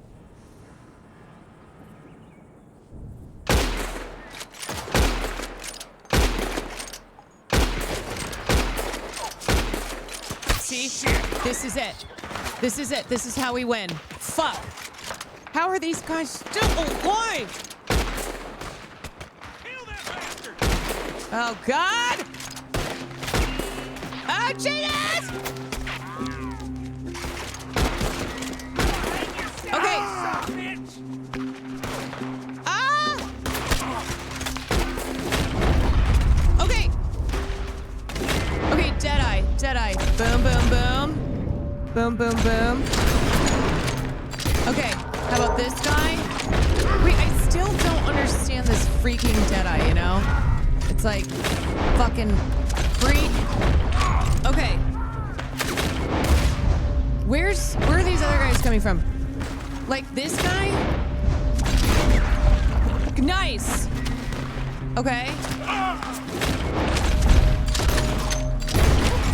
Okay. So far, so good, yeah. Okay. Am I out of... Fuck me! They're moving too fast! Okay, as long as they're not getting... Wait, can I do... How do I... Oh, fuck. Fully restores Deadeye. Okay. Ah! Where are they? God damn it, man!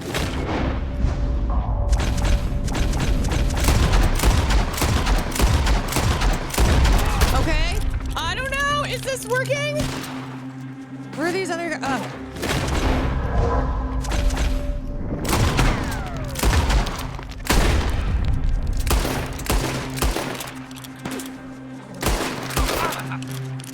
many fucking shots can they take? Okay, Arthur. Brother, you are dying. You are dying. Eat. Okay, hide. Cover and heal. Wait, how do I heal? Can they do anything while I'm doing this? Okay, fully stamina. Course. Fully restores health core. Okay. God damn it. Okay, gun. Why do you keep doing this? Fucking, I'm scared.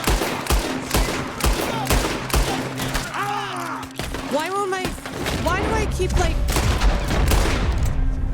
I don't know. Why do I keep like popping up? Hold on, I'm so stressed.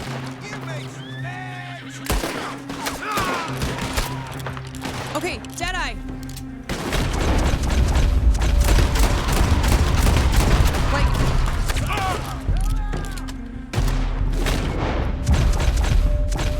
okay, and then this guy. Oh my god. There's so many guys.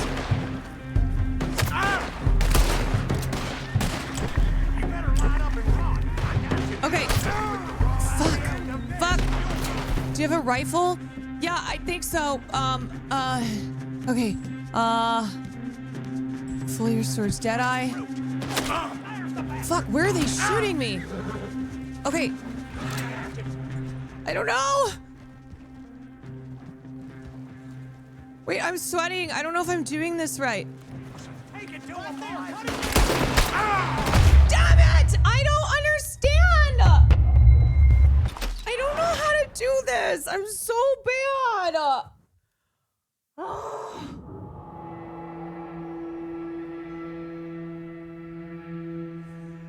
Was that good? I feel like I still don't understand Deadeye.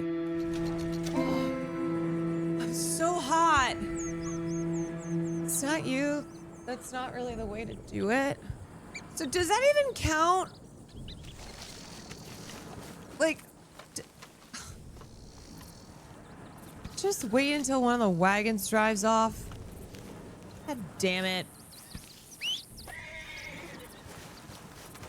They really just kind of you died with dignity in battle. Yeah, I sure did. I really died with some dignity, huh?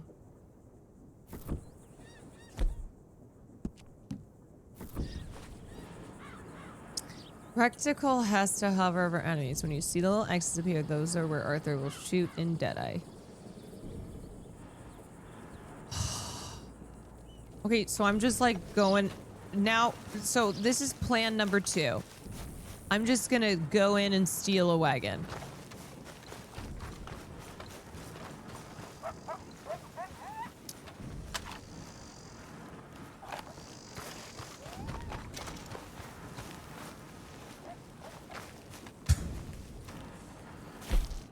Okay.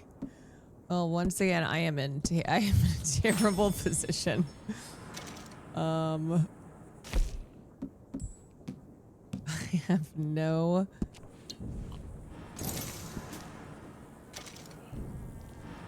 Alrighty. Let's get a little close. So how do I know where a wagon is? Deadeye tip, if you aim quickly across their head, Deadeye will lock in only on their head, not their body. You can kill them with one shot. Okay, so this yellow wheel, how close am I? Fuck, one of the wagons is gone.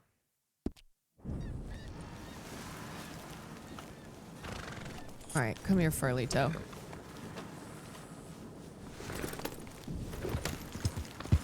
She took charge of the wagon and he saved the train.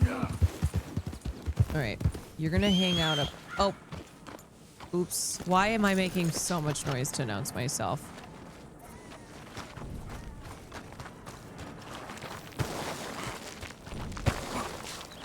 Jesus. God damn it, Arthur. Why are you like this?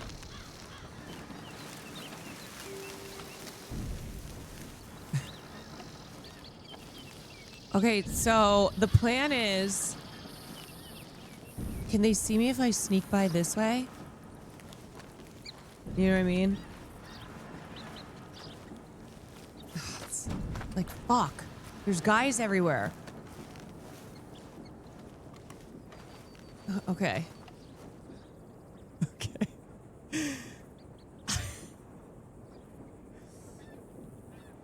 They're not gonna shoot you on sight. So am I just like running in? Hey. What's up? Okay.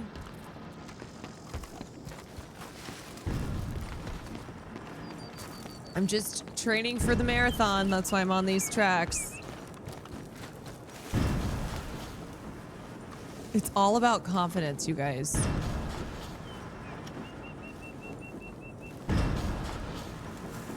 Okay, so I'm just gonna walk up and then I'm gonna run. I'm just gonna go in, right? Okay, that's cool. That's fine. I definitely don't look sketch. Yeah, hey, anybody order a pizza? Okay, is that one of the wagons right there? So I just run to it and go. I'm just waiting. Okay. Fuck. Wait, should I hop the fence?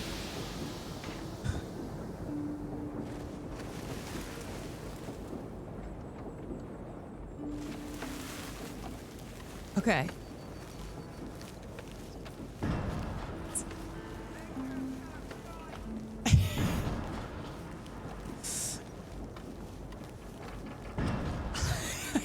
Just sneaky sneak.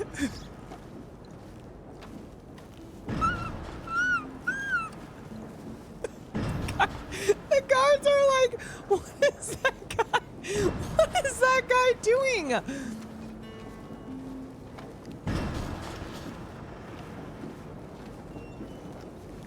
Okay. It's giving Shaq hiding behind the tree. Fuck, how do I hop this? Who are you? Oh shit! Show your face.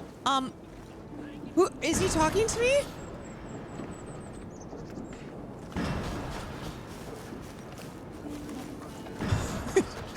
Me? How the fuck am I supposed to get over this?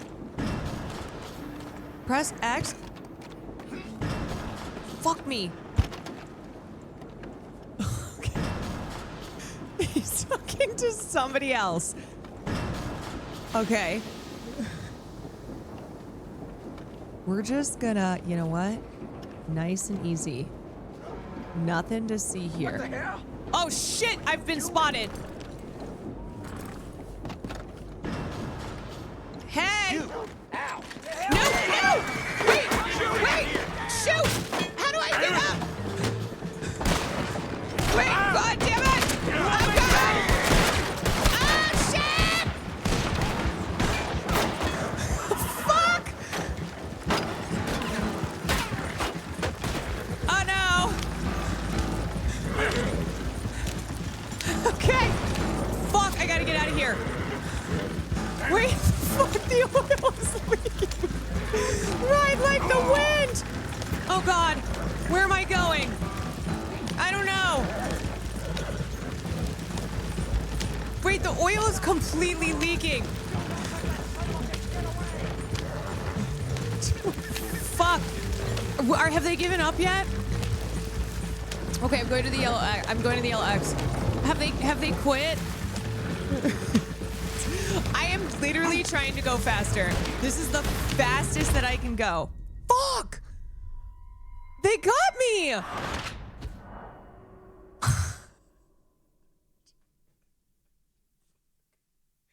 The oil wagon was destroyed! Shoot! Oh no! Fuck this. You can't become ground here. Yeah, well, you know what?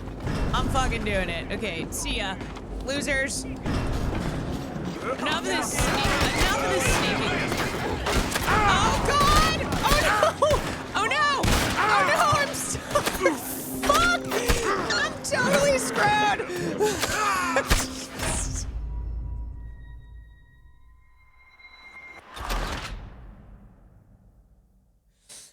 Fuck! I completely had that until I didn't. Oh, no, until I had the confidence. Oh, fuck. Okay, we're going again. Same methodology. Same methodology. This time, I am not going to drive into the wall. Okay, confidence is key. Act like you belong. Whoa now. Suck my dick! Okay, here we go. Now.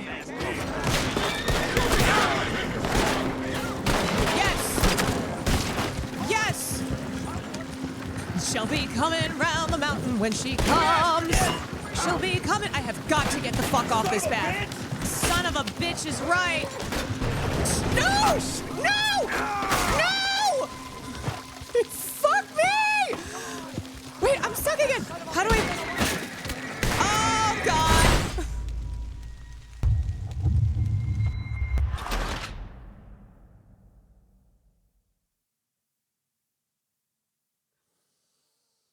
Oh, no. That time it exploded.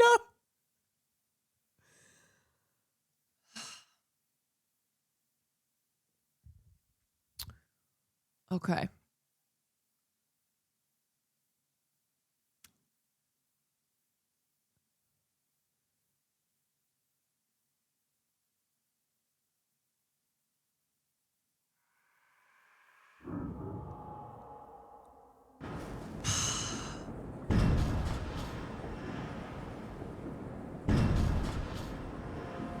Imagine Waymo, but for horses. Okay. First, I need to heal. That's what got me. Okay. We can do this.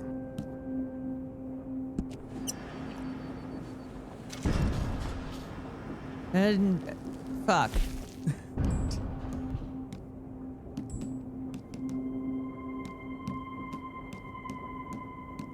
Okay, I'm kind of running out of shit. Okay. I have an idea.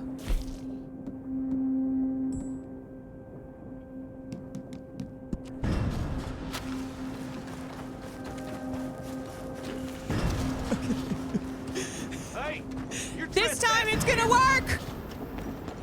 This time nobody's stopping me! Haha! And now we go! And now this guy's dead! Suck my dick, losers! Alright, we gotta book it! We gotta freaking book it! I'm gonna swerve so they can't hit it.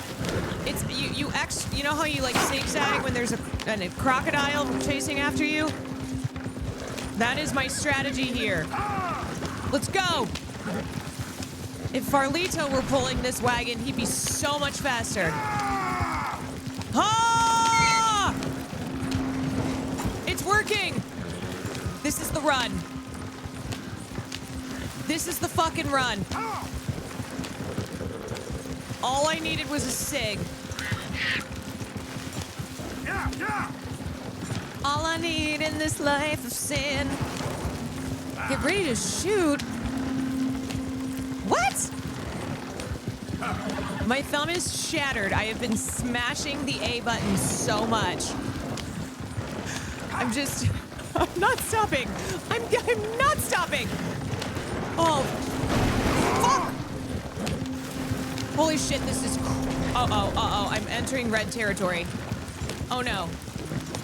Yeah. Oh god. Okay, wait, I'm almost there.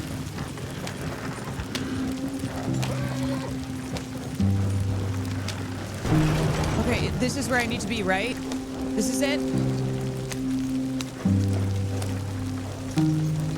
Okay. Okay. Whoo! Yeah! Oh my freaking god, we did it.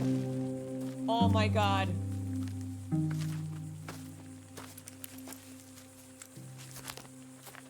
Yeah.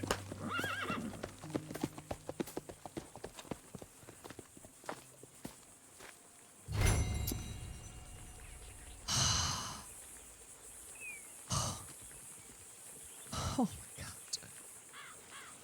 Holy shit. Arthur steals an oil wagon to use in the train job being planned by John. That was insane. I cannot believe.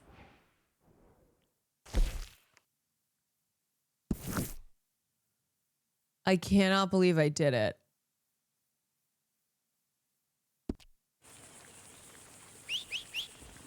Fuck, Farlito's out of range. Shit.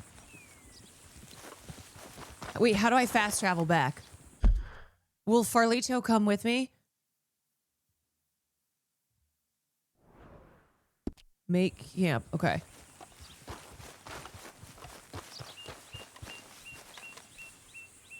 Oh my god, that was honestly so freaking intense. I cannot believe. I cannot believe all the different strategies, and the one that worked was first smoke a cig and then steal the wagon.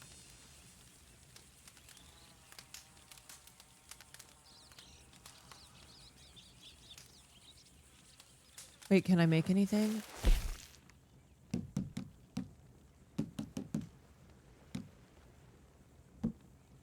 No, I don't have jack shit.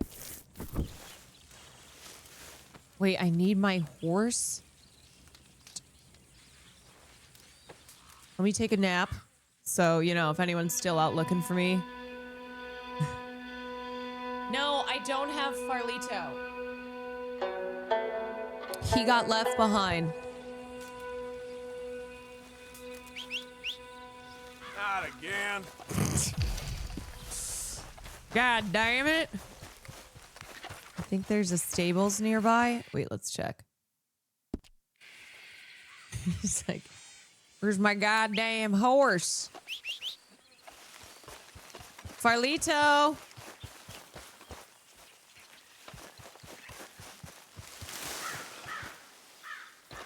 Oh, wait, I forgot my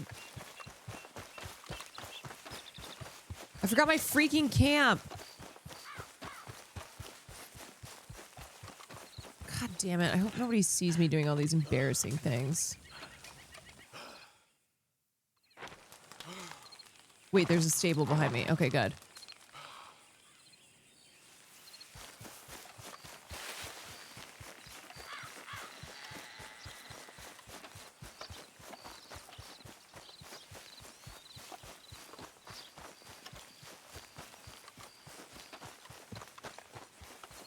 Phew. Don't mind me. I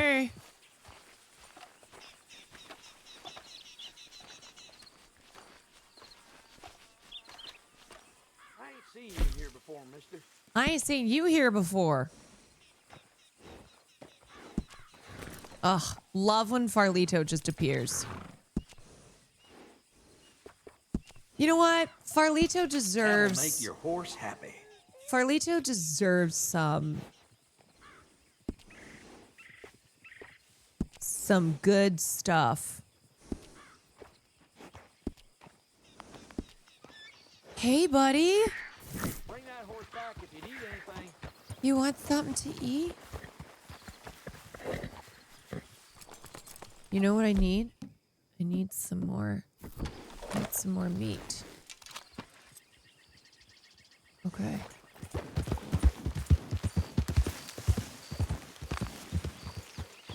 Because I literally ate freaking all of it. Yep. My pocket meat is low.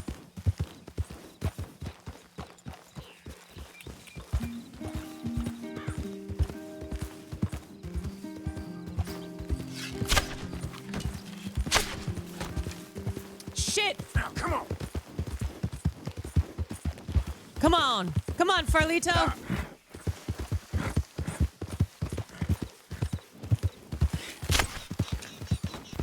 God, this thing is fast.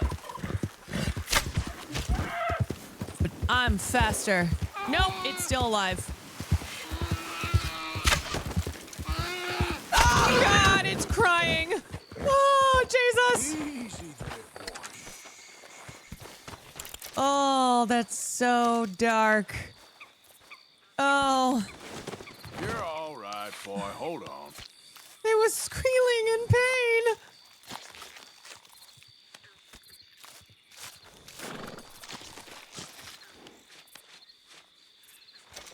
Ugh. Could never go hunting.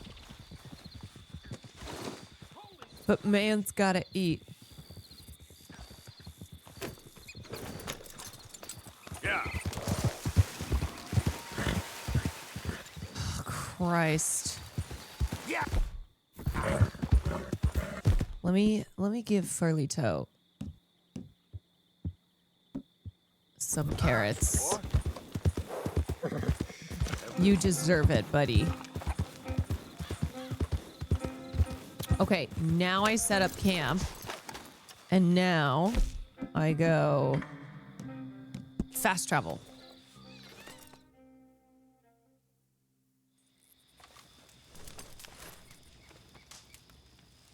Okay. Yes. And now I go to Horseshoe Overlook. And I tell Jay just how good I did and that I did it the first time.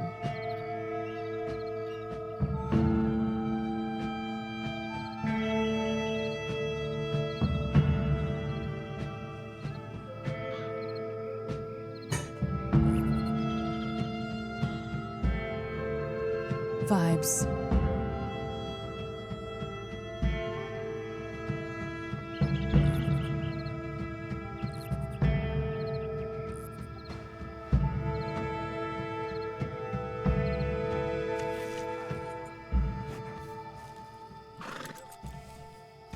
Hey everybody, it's me. Did you miss me? I assume you know you're covered in blood. What up? Is anybody else doing anything around this goddamn camp, or is it just me? Hi, Karen.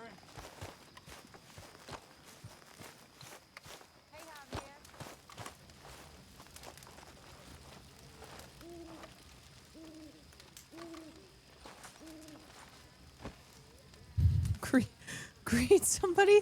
Wait, can I not cook my meat on this freaking fire? Wow, I can't even use the camp's fire.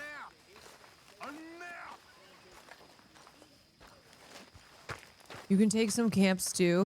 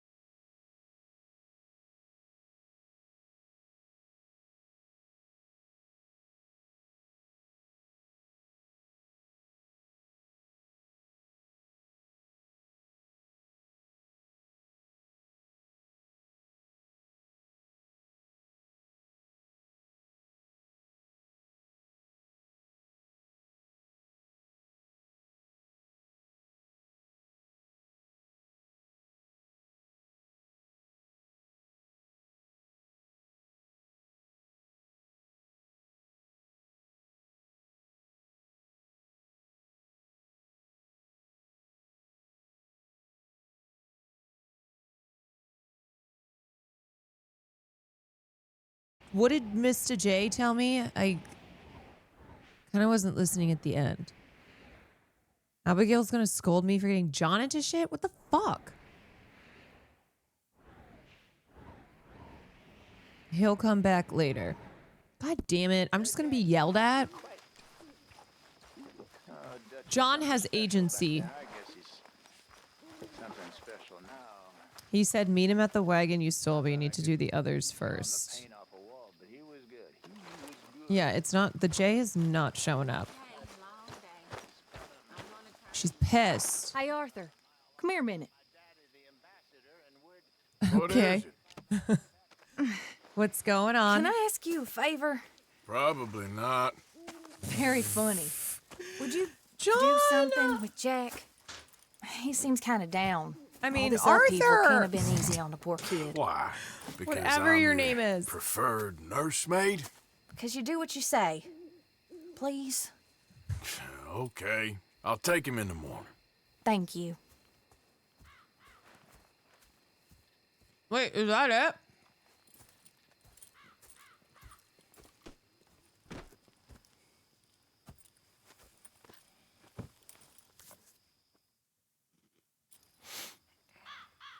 Can I hang out with little Jack? What am I, a babysitter? I'm an outlaw. Are you well, sir? Sure.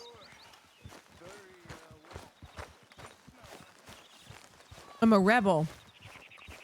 What you up to? Are you smoking a pipe? Anything fun? Oh. I guess. You want to come fishing with me? Fishing? Sure. I gotta take this little kid fishing? It's about time that you started to earn your keep. Okay. Good.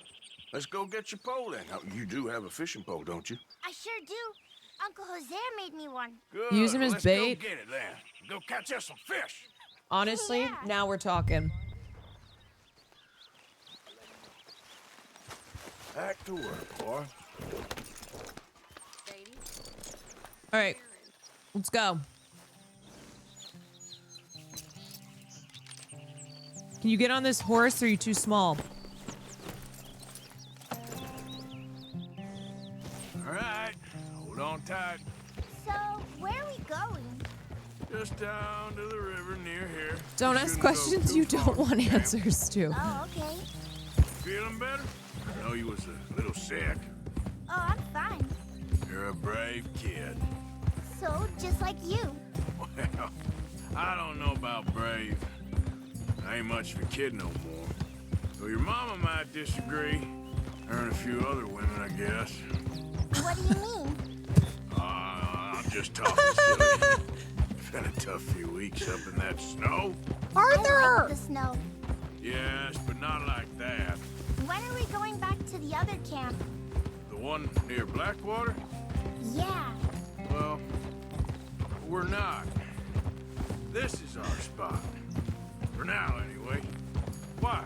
I forgot a storybook there. We left so quick. Well, it's probably gone now. Sure Used as someone toilet can get paper. you another storybook. All right. This looks as good as. Oh, he wants a Penny Dreadful book. All right, let's go.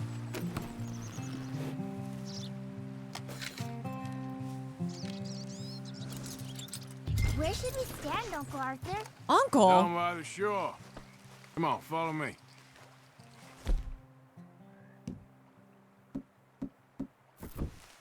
Let's go. I can't wait to get started. I can't wait to get started. Right here. Hold LB and tap. Okay, wait. Do I have a fishing pole? Hold on a second. Or do I just use my fists? You can't fish without a pole. Yeah, wow, thanks. Watch this. Are you waiting for something? Yeah, watch me do this. Where's your pole, Uncle Arthur? I don't need a pole.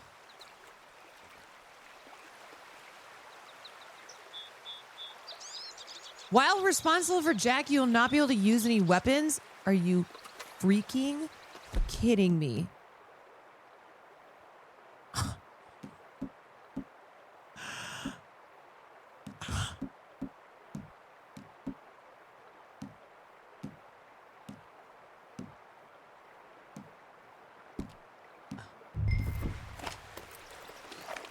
Damn, that was gonna be so cool. First, how else are they supposed to learn? Some bait. I'm gonna use some cheese. Some cheese? Smellier the better. Now, cast your line. Swing the rod back over your shoulder. And Now bring watch it how it's forward done. in a smooth motion. Use your wrist, not your elbow.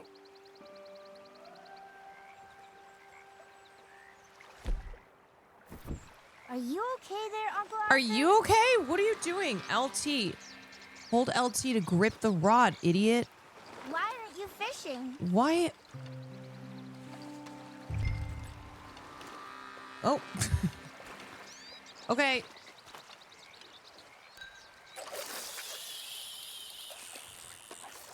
Like that? Okay, press RT when you it. feel a Good. bite. All we do now, Jack, is wait for a fish. This kid is cooking me. How do I know when I've got a bite?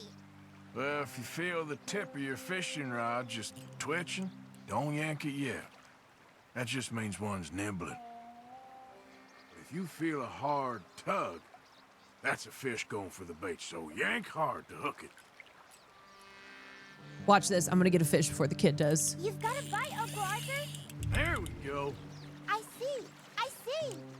Really? Because I can't see anything. Why am I at this weird angle? Okay, wait. Quickly rotate R to reel in a fish. Okay.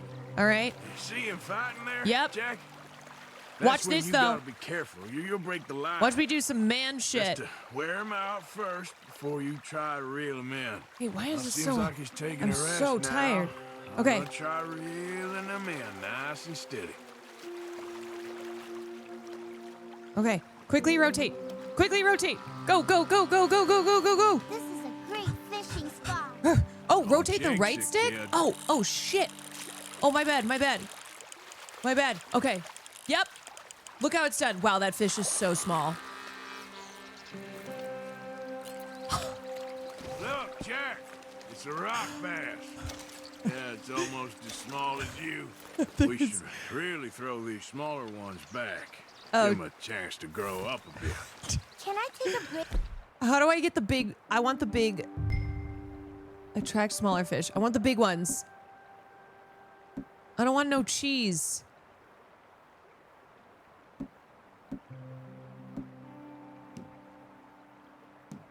What? Purchase? Damn it! I'm not ready for the big ones? From fishing? I want to make something. Bro, you're already Okay. wanting a break from fishing? We got one fish! I'm going to pick some of those red flowers. I'll be right back. Okay. Jack, I don't even think he threw his lure in. Whoop, think I got one. Now watch a master. Oh, hell yes! That's two! Jack ain't got none. Oh, this one's a red-fin pickerel. Not bad. Not bad at all. Yeah, I think Jack is like, Uncle Arthur's kind of weird.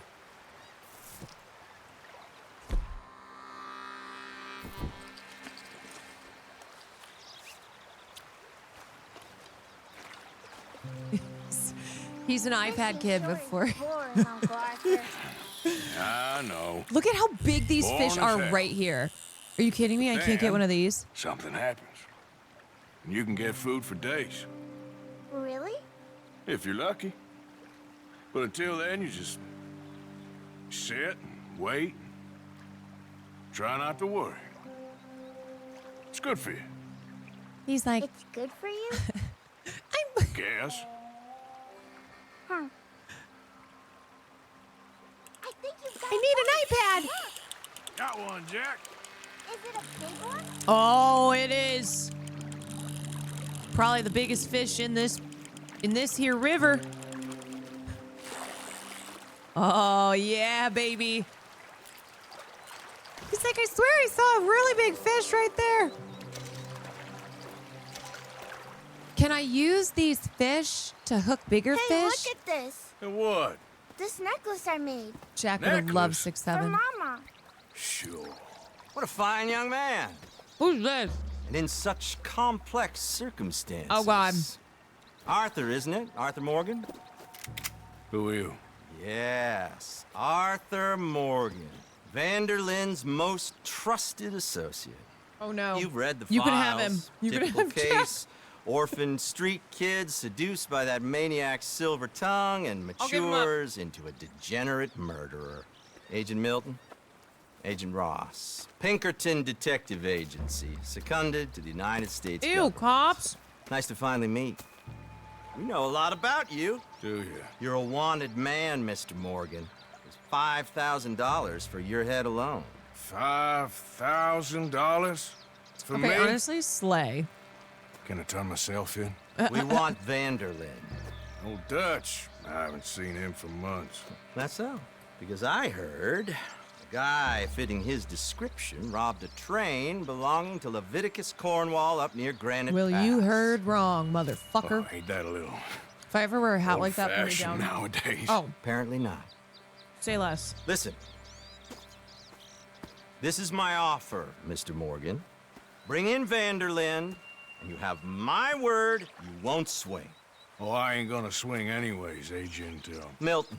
You see, I haven't done anything wrong, aside from not play the games to your rules. You Spare tell him, me Jack. the philosophy lesson. I've already You heard tell it him, Arthur. from Mac Callender.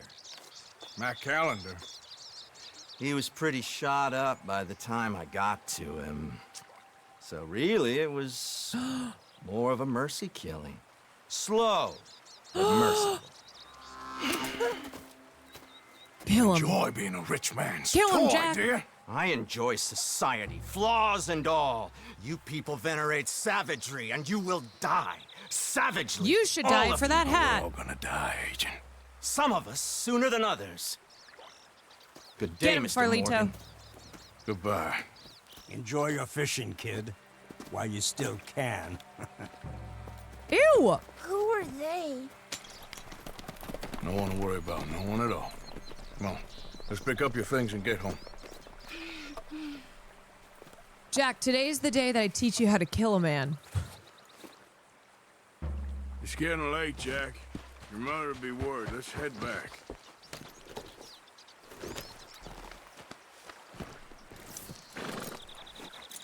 Jack's like, I didn't fish one time. Check those mountains. These mountains? Why did you lie about where Uncle Dutch is? Because, Are we going the right way? Get. well, because those are disagreeable men. I don't Oh. want them to hurt him. Wait a second. What did they mean about Mac? Is Wait, he in these do look jail? familiar. No, I don't think so. Hold on a second. Wait, I hope Jack, he's shut just up. fine where he is. Like I said, don't worry about them. Wait, shut The up. world is full of disagreeable men. That's why you got all of us, to protect you from folk like them. Okay. Now, how about that? They're the ones with the necklace you treasure made? map. You still got it, right? Yeah, I got it. But where? Good. Oh my god, will you guys shut the fuck Did you up? like fishing? It was okay, I think. It's a lot I of might be waiting too locked in the around. mission. Fuck.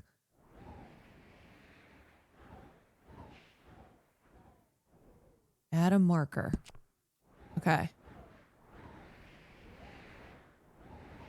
Wait. Remove marker. Add it right here.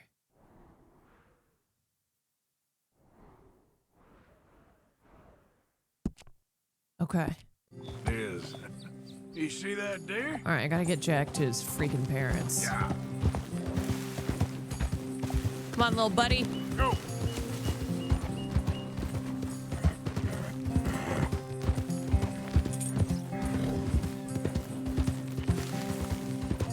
I'm gonna drop him off, then I'm gonna go back.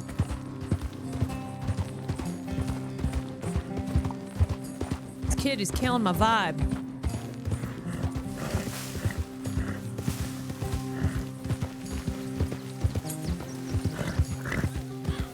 By the time we get back to camp, Jack is dead. I've hit so many bushes.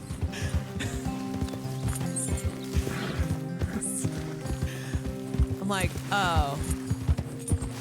Wait, are you fucking kidding me? Those mountains are so close. Wait, they're literally right there.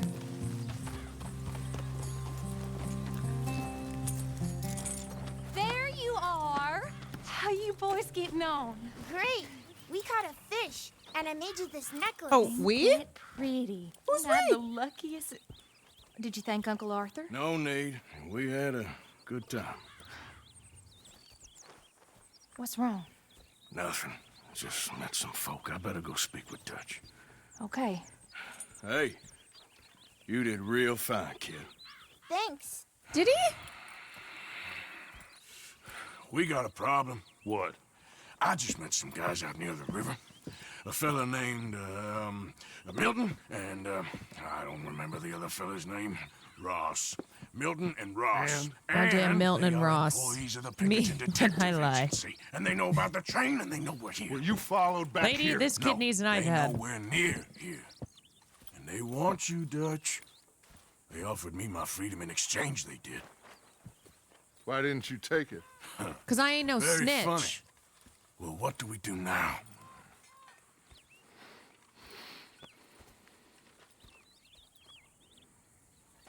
I say we do nothing. Just yet. They're just trying to scare us into doing something stupid. We have turned a corner. We survived them mountains. We have $200 in this camp. Calm.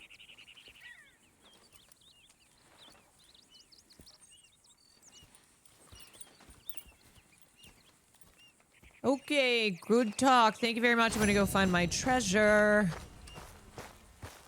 Do nothing, win? Question mark? Let's go for Lito. I'm not gonna tell any of these people.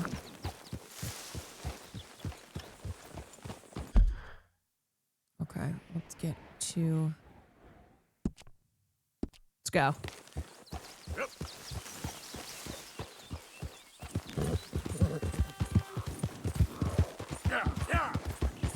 Yeah.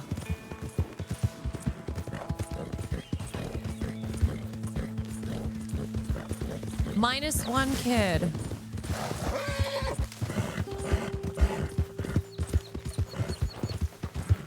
I can't believe how close.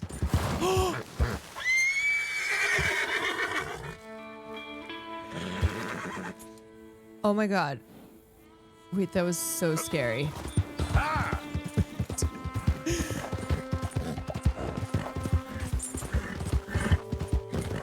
Literally almost jumped off the ledge.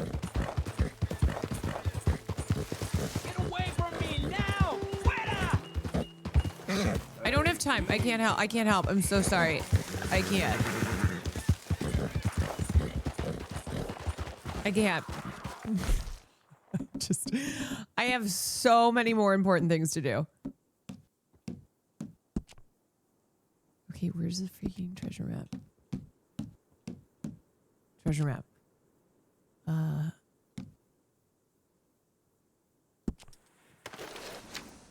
Okay. Wait.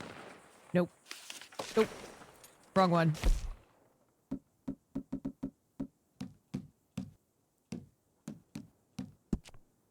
This one. Okay. How the fuck? So there's one of the things. So it's on the edge. Okay. There's mountain. So this guy.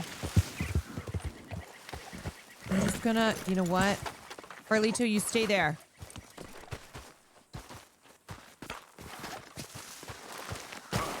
Oh God. Oh Jesus.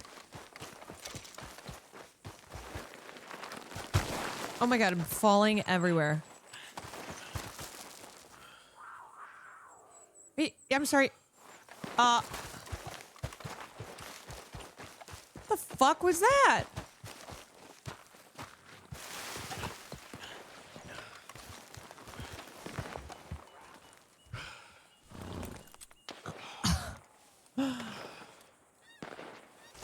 Okay. Oh, God. Where is this fucking map? Someone's fighting a cougar. Okay, so there's the trees. Oh, I'm so confused. So, trees. It's a terrible map. Can I climb this?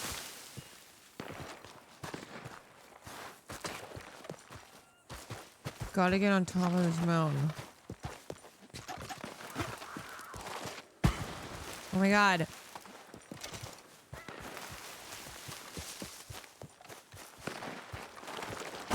Jesus, Arthur!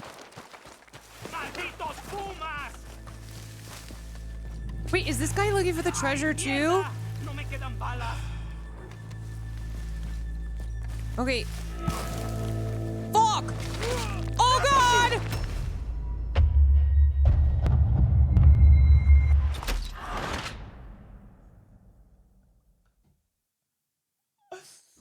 Are you kidding me?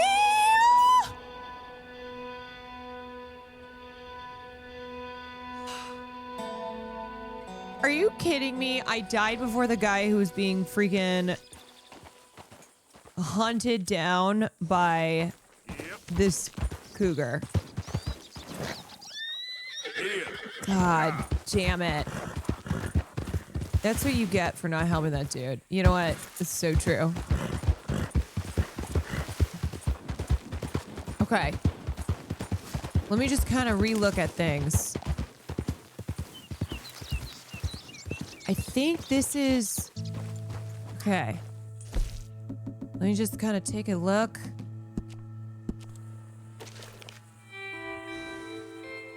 Is this...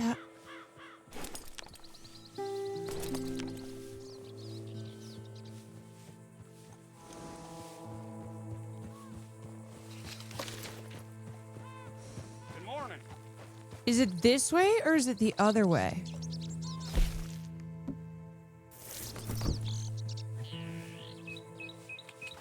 The two penises on the left. Okay, so I gotta climb this. But how the fuck?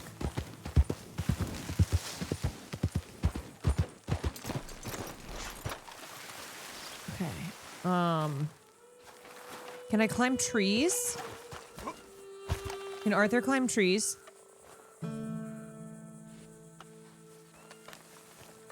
No, he can't.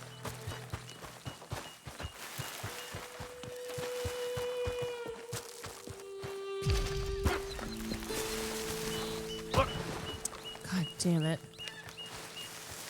Just want this fucking treasure.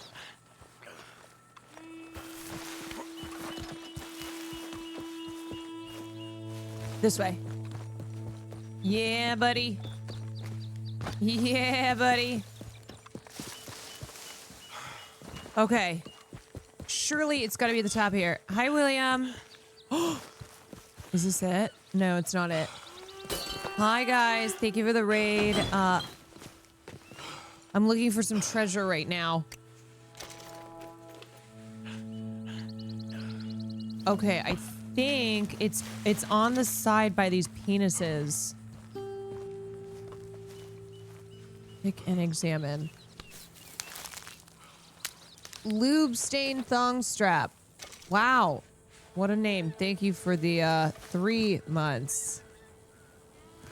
Okay, let me check my map. Again. Checking this freaking thing. See, so it's on the side of the mountain. Get down that ramp near the camp. Get down that ramp near the camp.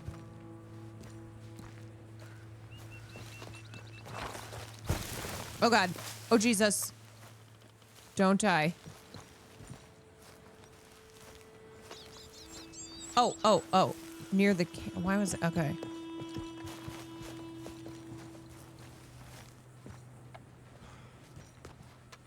Here. No, I'm dead again. thought I could jump down. I thought I could jump to that ledge. Fuck. God. Damn it, this is gonna kill me. He cartwheeled down. Fuck. I am so annoyed. Arthur, just... Please. Please, sir. That was sick, though? Was it? Was it sick?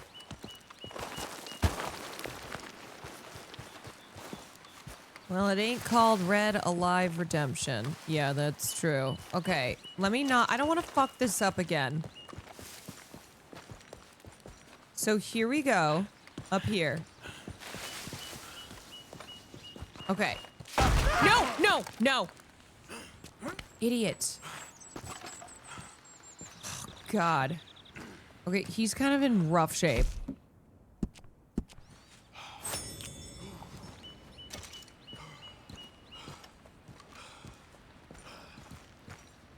Okay. Jesus. Is this right? Okay, yeah. Yeah. Yeah.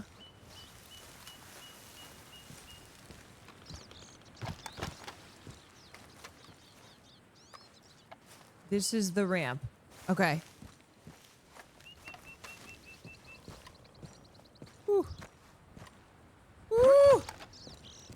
I'm gonna get this treasure if it kills me for a third time. Oh, Jesus. Oh my God, this is Ray. What? What? What was that? What was that? No, no, no, no, no! Fuck! Oh my God, I'm so annoyed. Brother, why did you do this crazy spin? Who do you think you are? Fuck. Wait, where am I? Damn it. What the what? Why am I here? Oh. Can I get a ride? Wait. Oh, no. Farlito's here. Okay, thank God. Oh my God. Dude, Okay, boy. do you think anybody has seen me falling from these cliffs? Jesus Christ. I am gonna get this. I am gonna get this. If it's the last thing I do.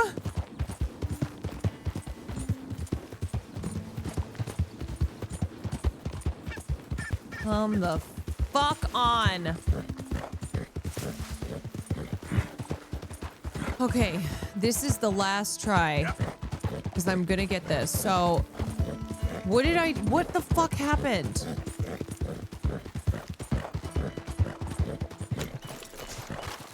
Okay, Farlito, just hang out. Okay, so I go this way. I go up. And then we just kind of chill. Just chill, chill, chill. Just real chill. Okay, real chill. Real chill. Yep. Okay. Okay. Now.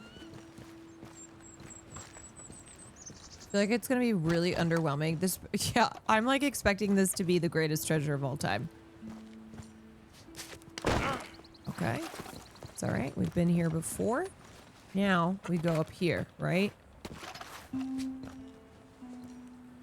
Okay, this honestly isn't even this steep. I don't know why he's falling to his death every time. So now I jump.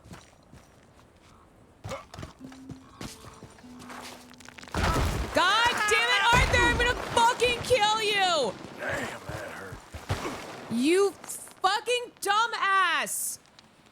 Oh my God, I hate this man. I say as if I'm not in control of him. God damn it. But he did live, which is crazy. Is this even worth this fucking treasure? I can't do this.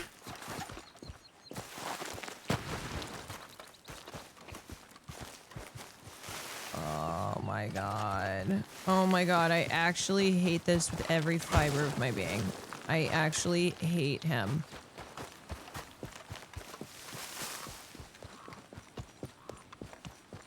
I'm so annoyed.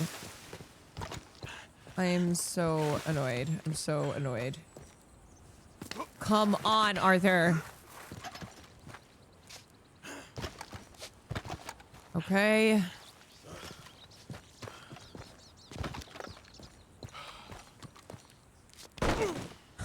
Come on. Lock in, man. Okay.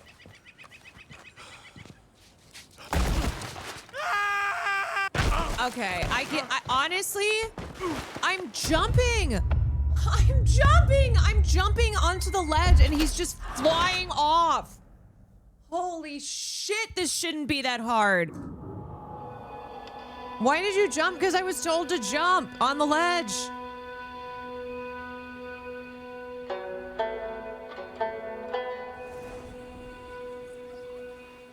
Oh my God. Yep.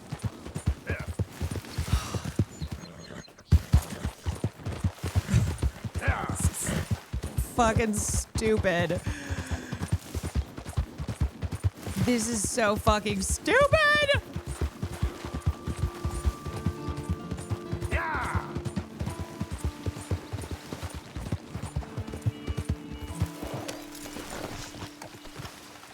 All right, Furlito, just chill. I'll be right back. I'll probably die again.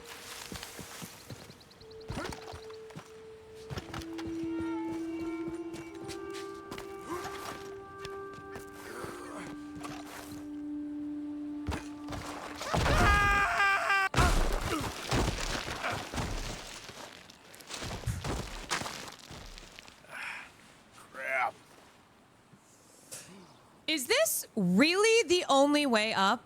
There's no other way. There is no other way up this mountain that is really not that steep.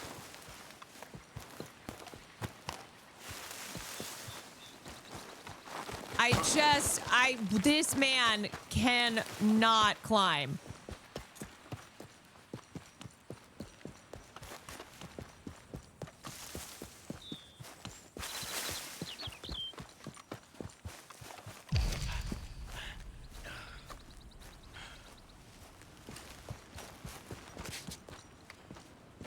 Okay. No, why does he always fall? I don't know how bro is still alive, honestly. I'm not gonna lie, he can really tank some shit. Okay, go back. Where is it? Just tell me. Honestly, just tell me.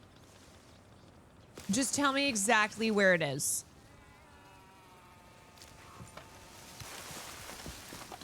Okay, here's the camp.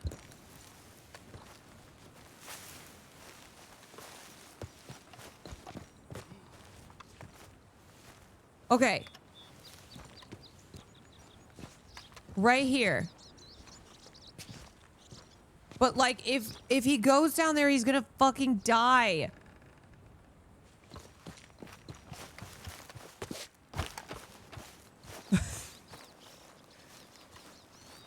I know there's a ramp, but I'm asking, is there any other way to get to this? Or is this the only way?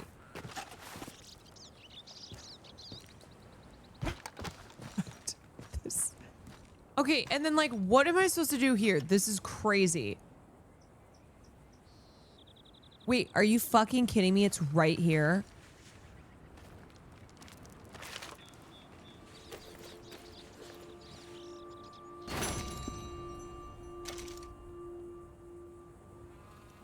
There's a second part to the treasure map. Are you kidding?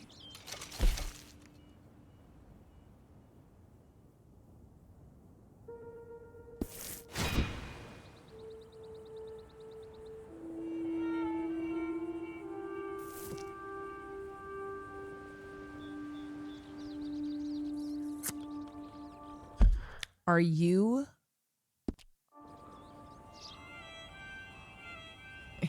fucking kidding me?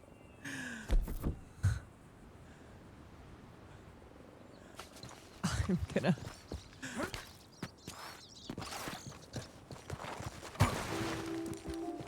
Arthur, you dumb fuck! Whatever. Just break your ankles. You deserve it. Damn it. Damn it.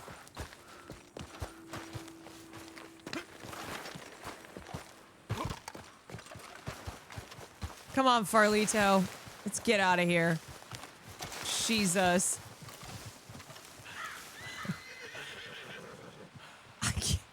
Farlito's like, I witnessed that entire thing and I am so ashamed. You are so embarrassing. You are so fucking embarrassing, my guy.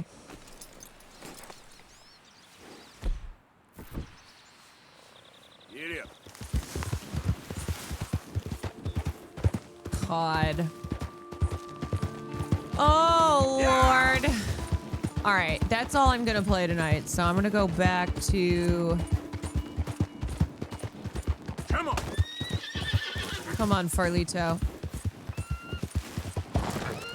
Oh my God, this is crazy town.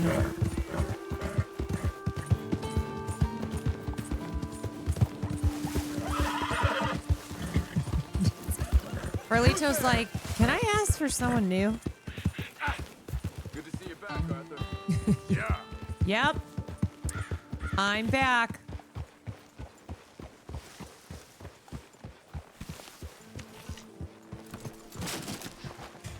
Just busted this shit.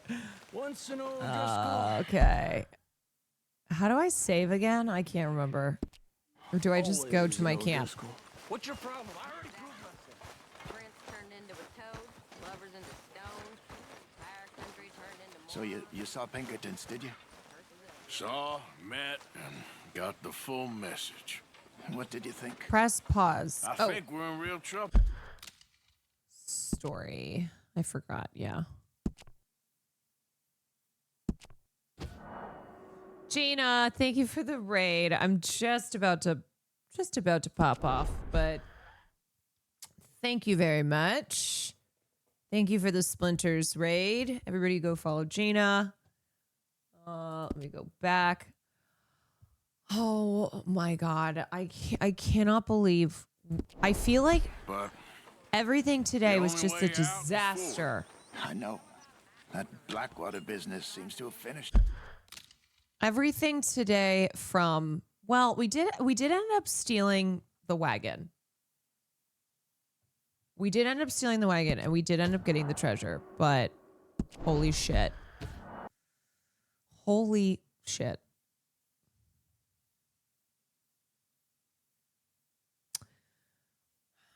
We had some not super fine moments tonight.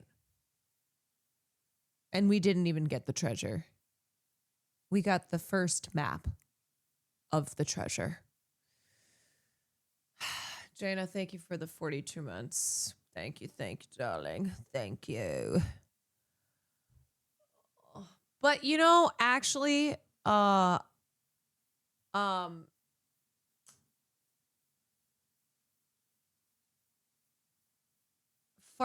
is still alive, which is incredible. I hope that stranger doesn't judge me. How is this guy not dying? Oh, I killed his horse! I'm sorry, I feel bad. Come on. Okay. Oh, God. But at least I won, right? Oh, I'm a terrible person.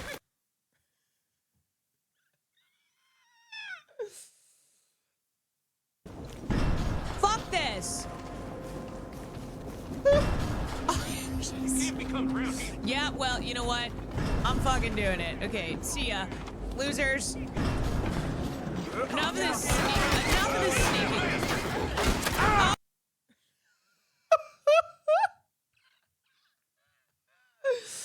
Send it, dude.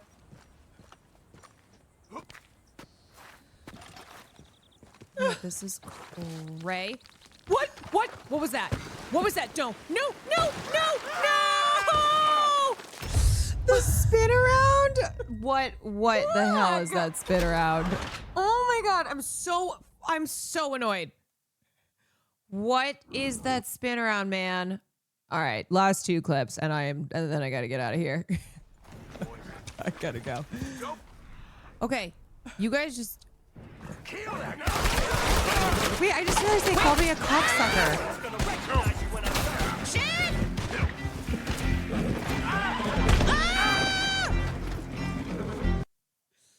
Oh my god, why are these all bad? Got a bite, Uncle. Did I have like... There we go. I see. Really? Because I can't see anything. Why am I at this weird angle? Okay, wait. Quickly rotate R to reel in a fish. Okay, all right. You see him fighting there? Yep. Jack? Watch this, you though. Gotta be careful. You'll break the line. Watch me do some man shit. Just wear him out first before you try to reel him in. Hey, why is this Seems so... like he's taking I'm a rest so now. tired. I'm Okay. gonna try reeling him in nice and steady. Okay, quickly rotate. Quickly rotate. Go, go, go, go, go, go, go, go, go. This is a great fishing spot.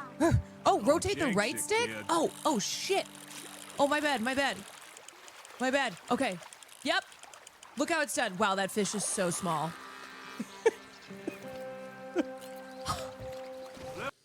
Oh, my God.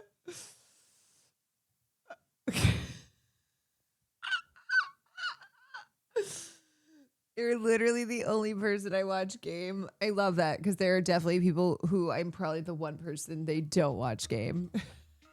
Like I can't. I never will. All right, you guys. I'm out of here. Thank you so much.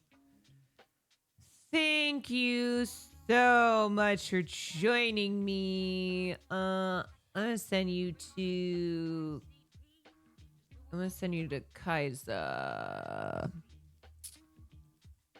Go be good little gamers. Go be good little gamer watchers. She's playing some Reanimal. Don't watch too much because Will and I are gonna play that too. Are we streaming tomorrow? I don't know. I gotta figure out the deets on this event. I'm gonna post my week schedule tomorrow, but I gotta go talk to Will and see like what is happening with this thing. Anywho. Okay, peeps. Peace and love. See y'all later.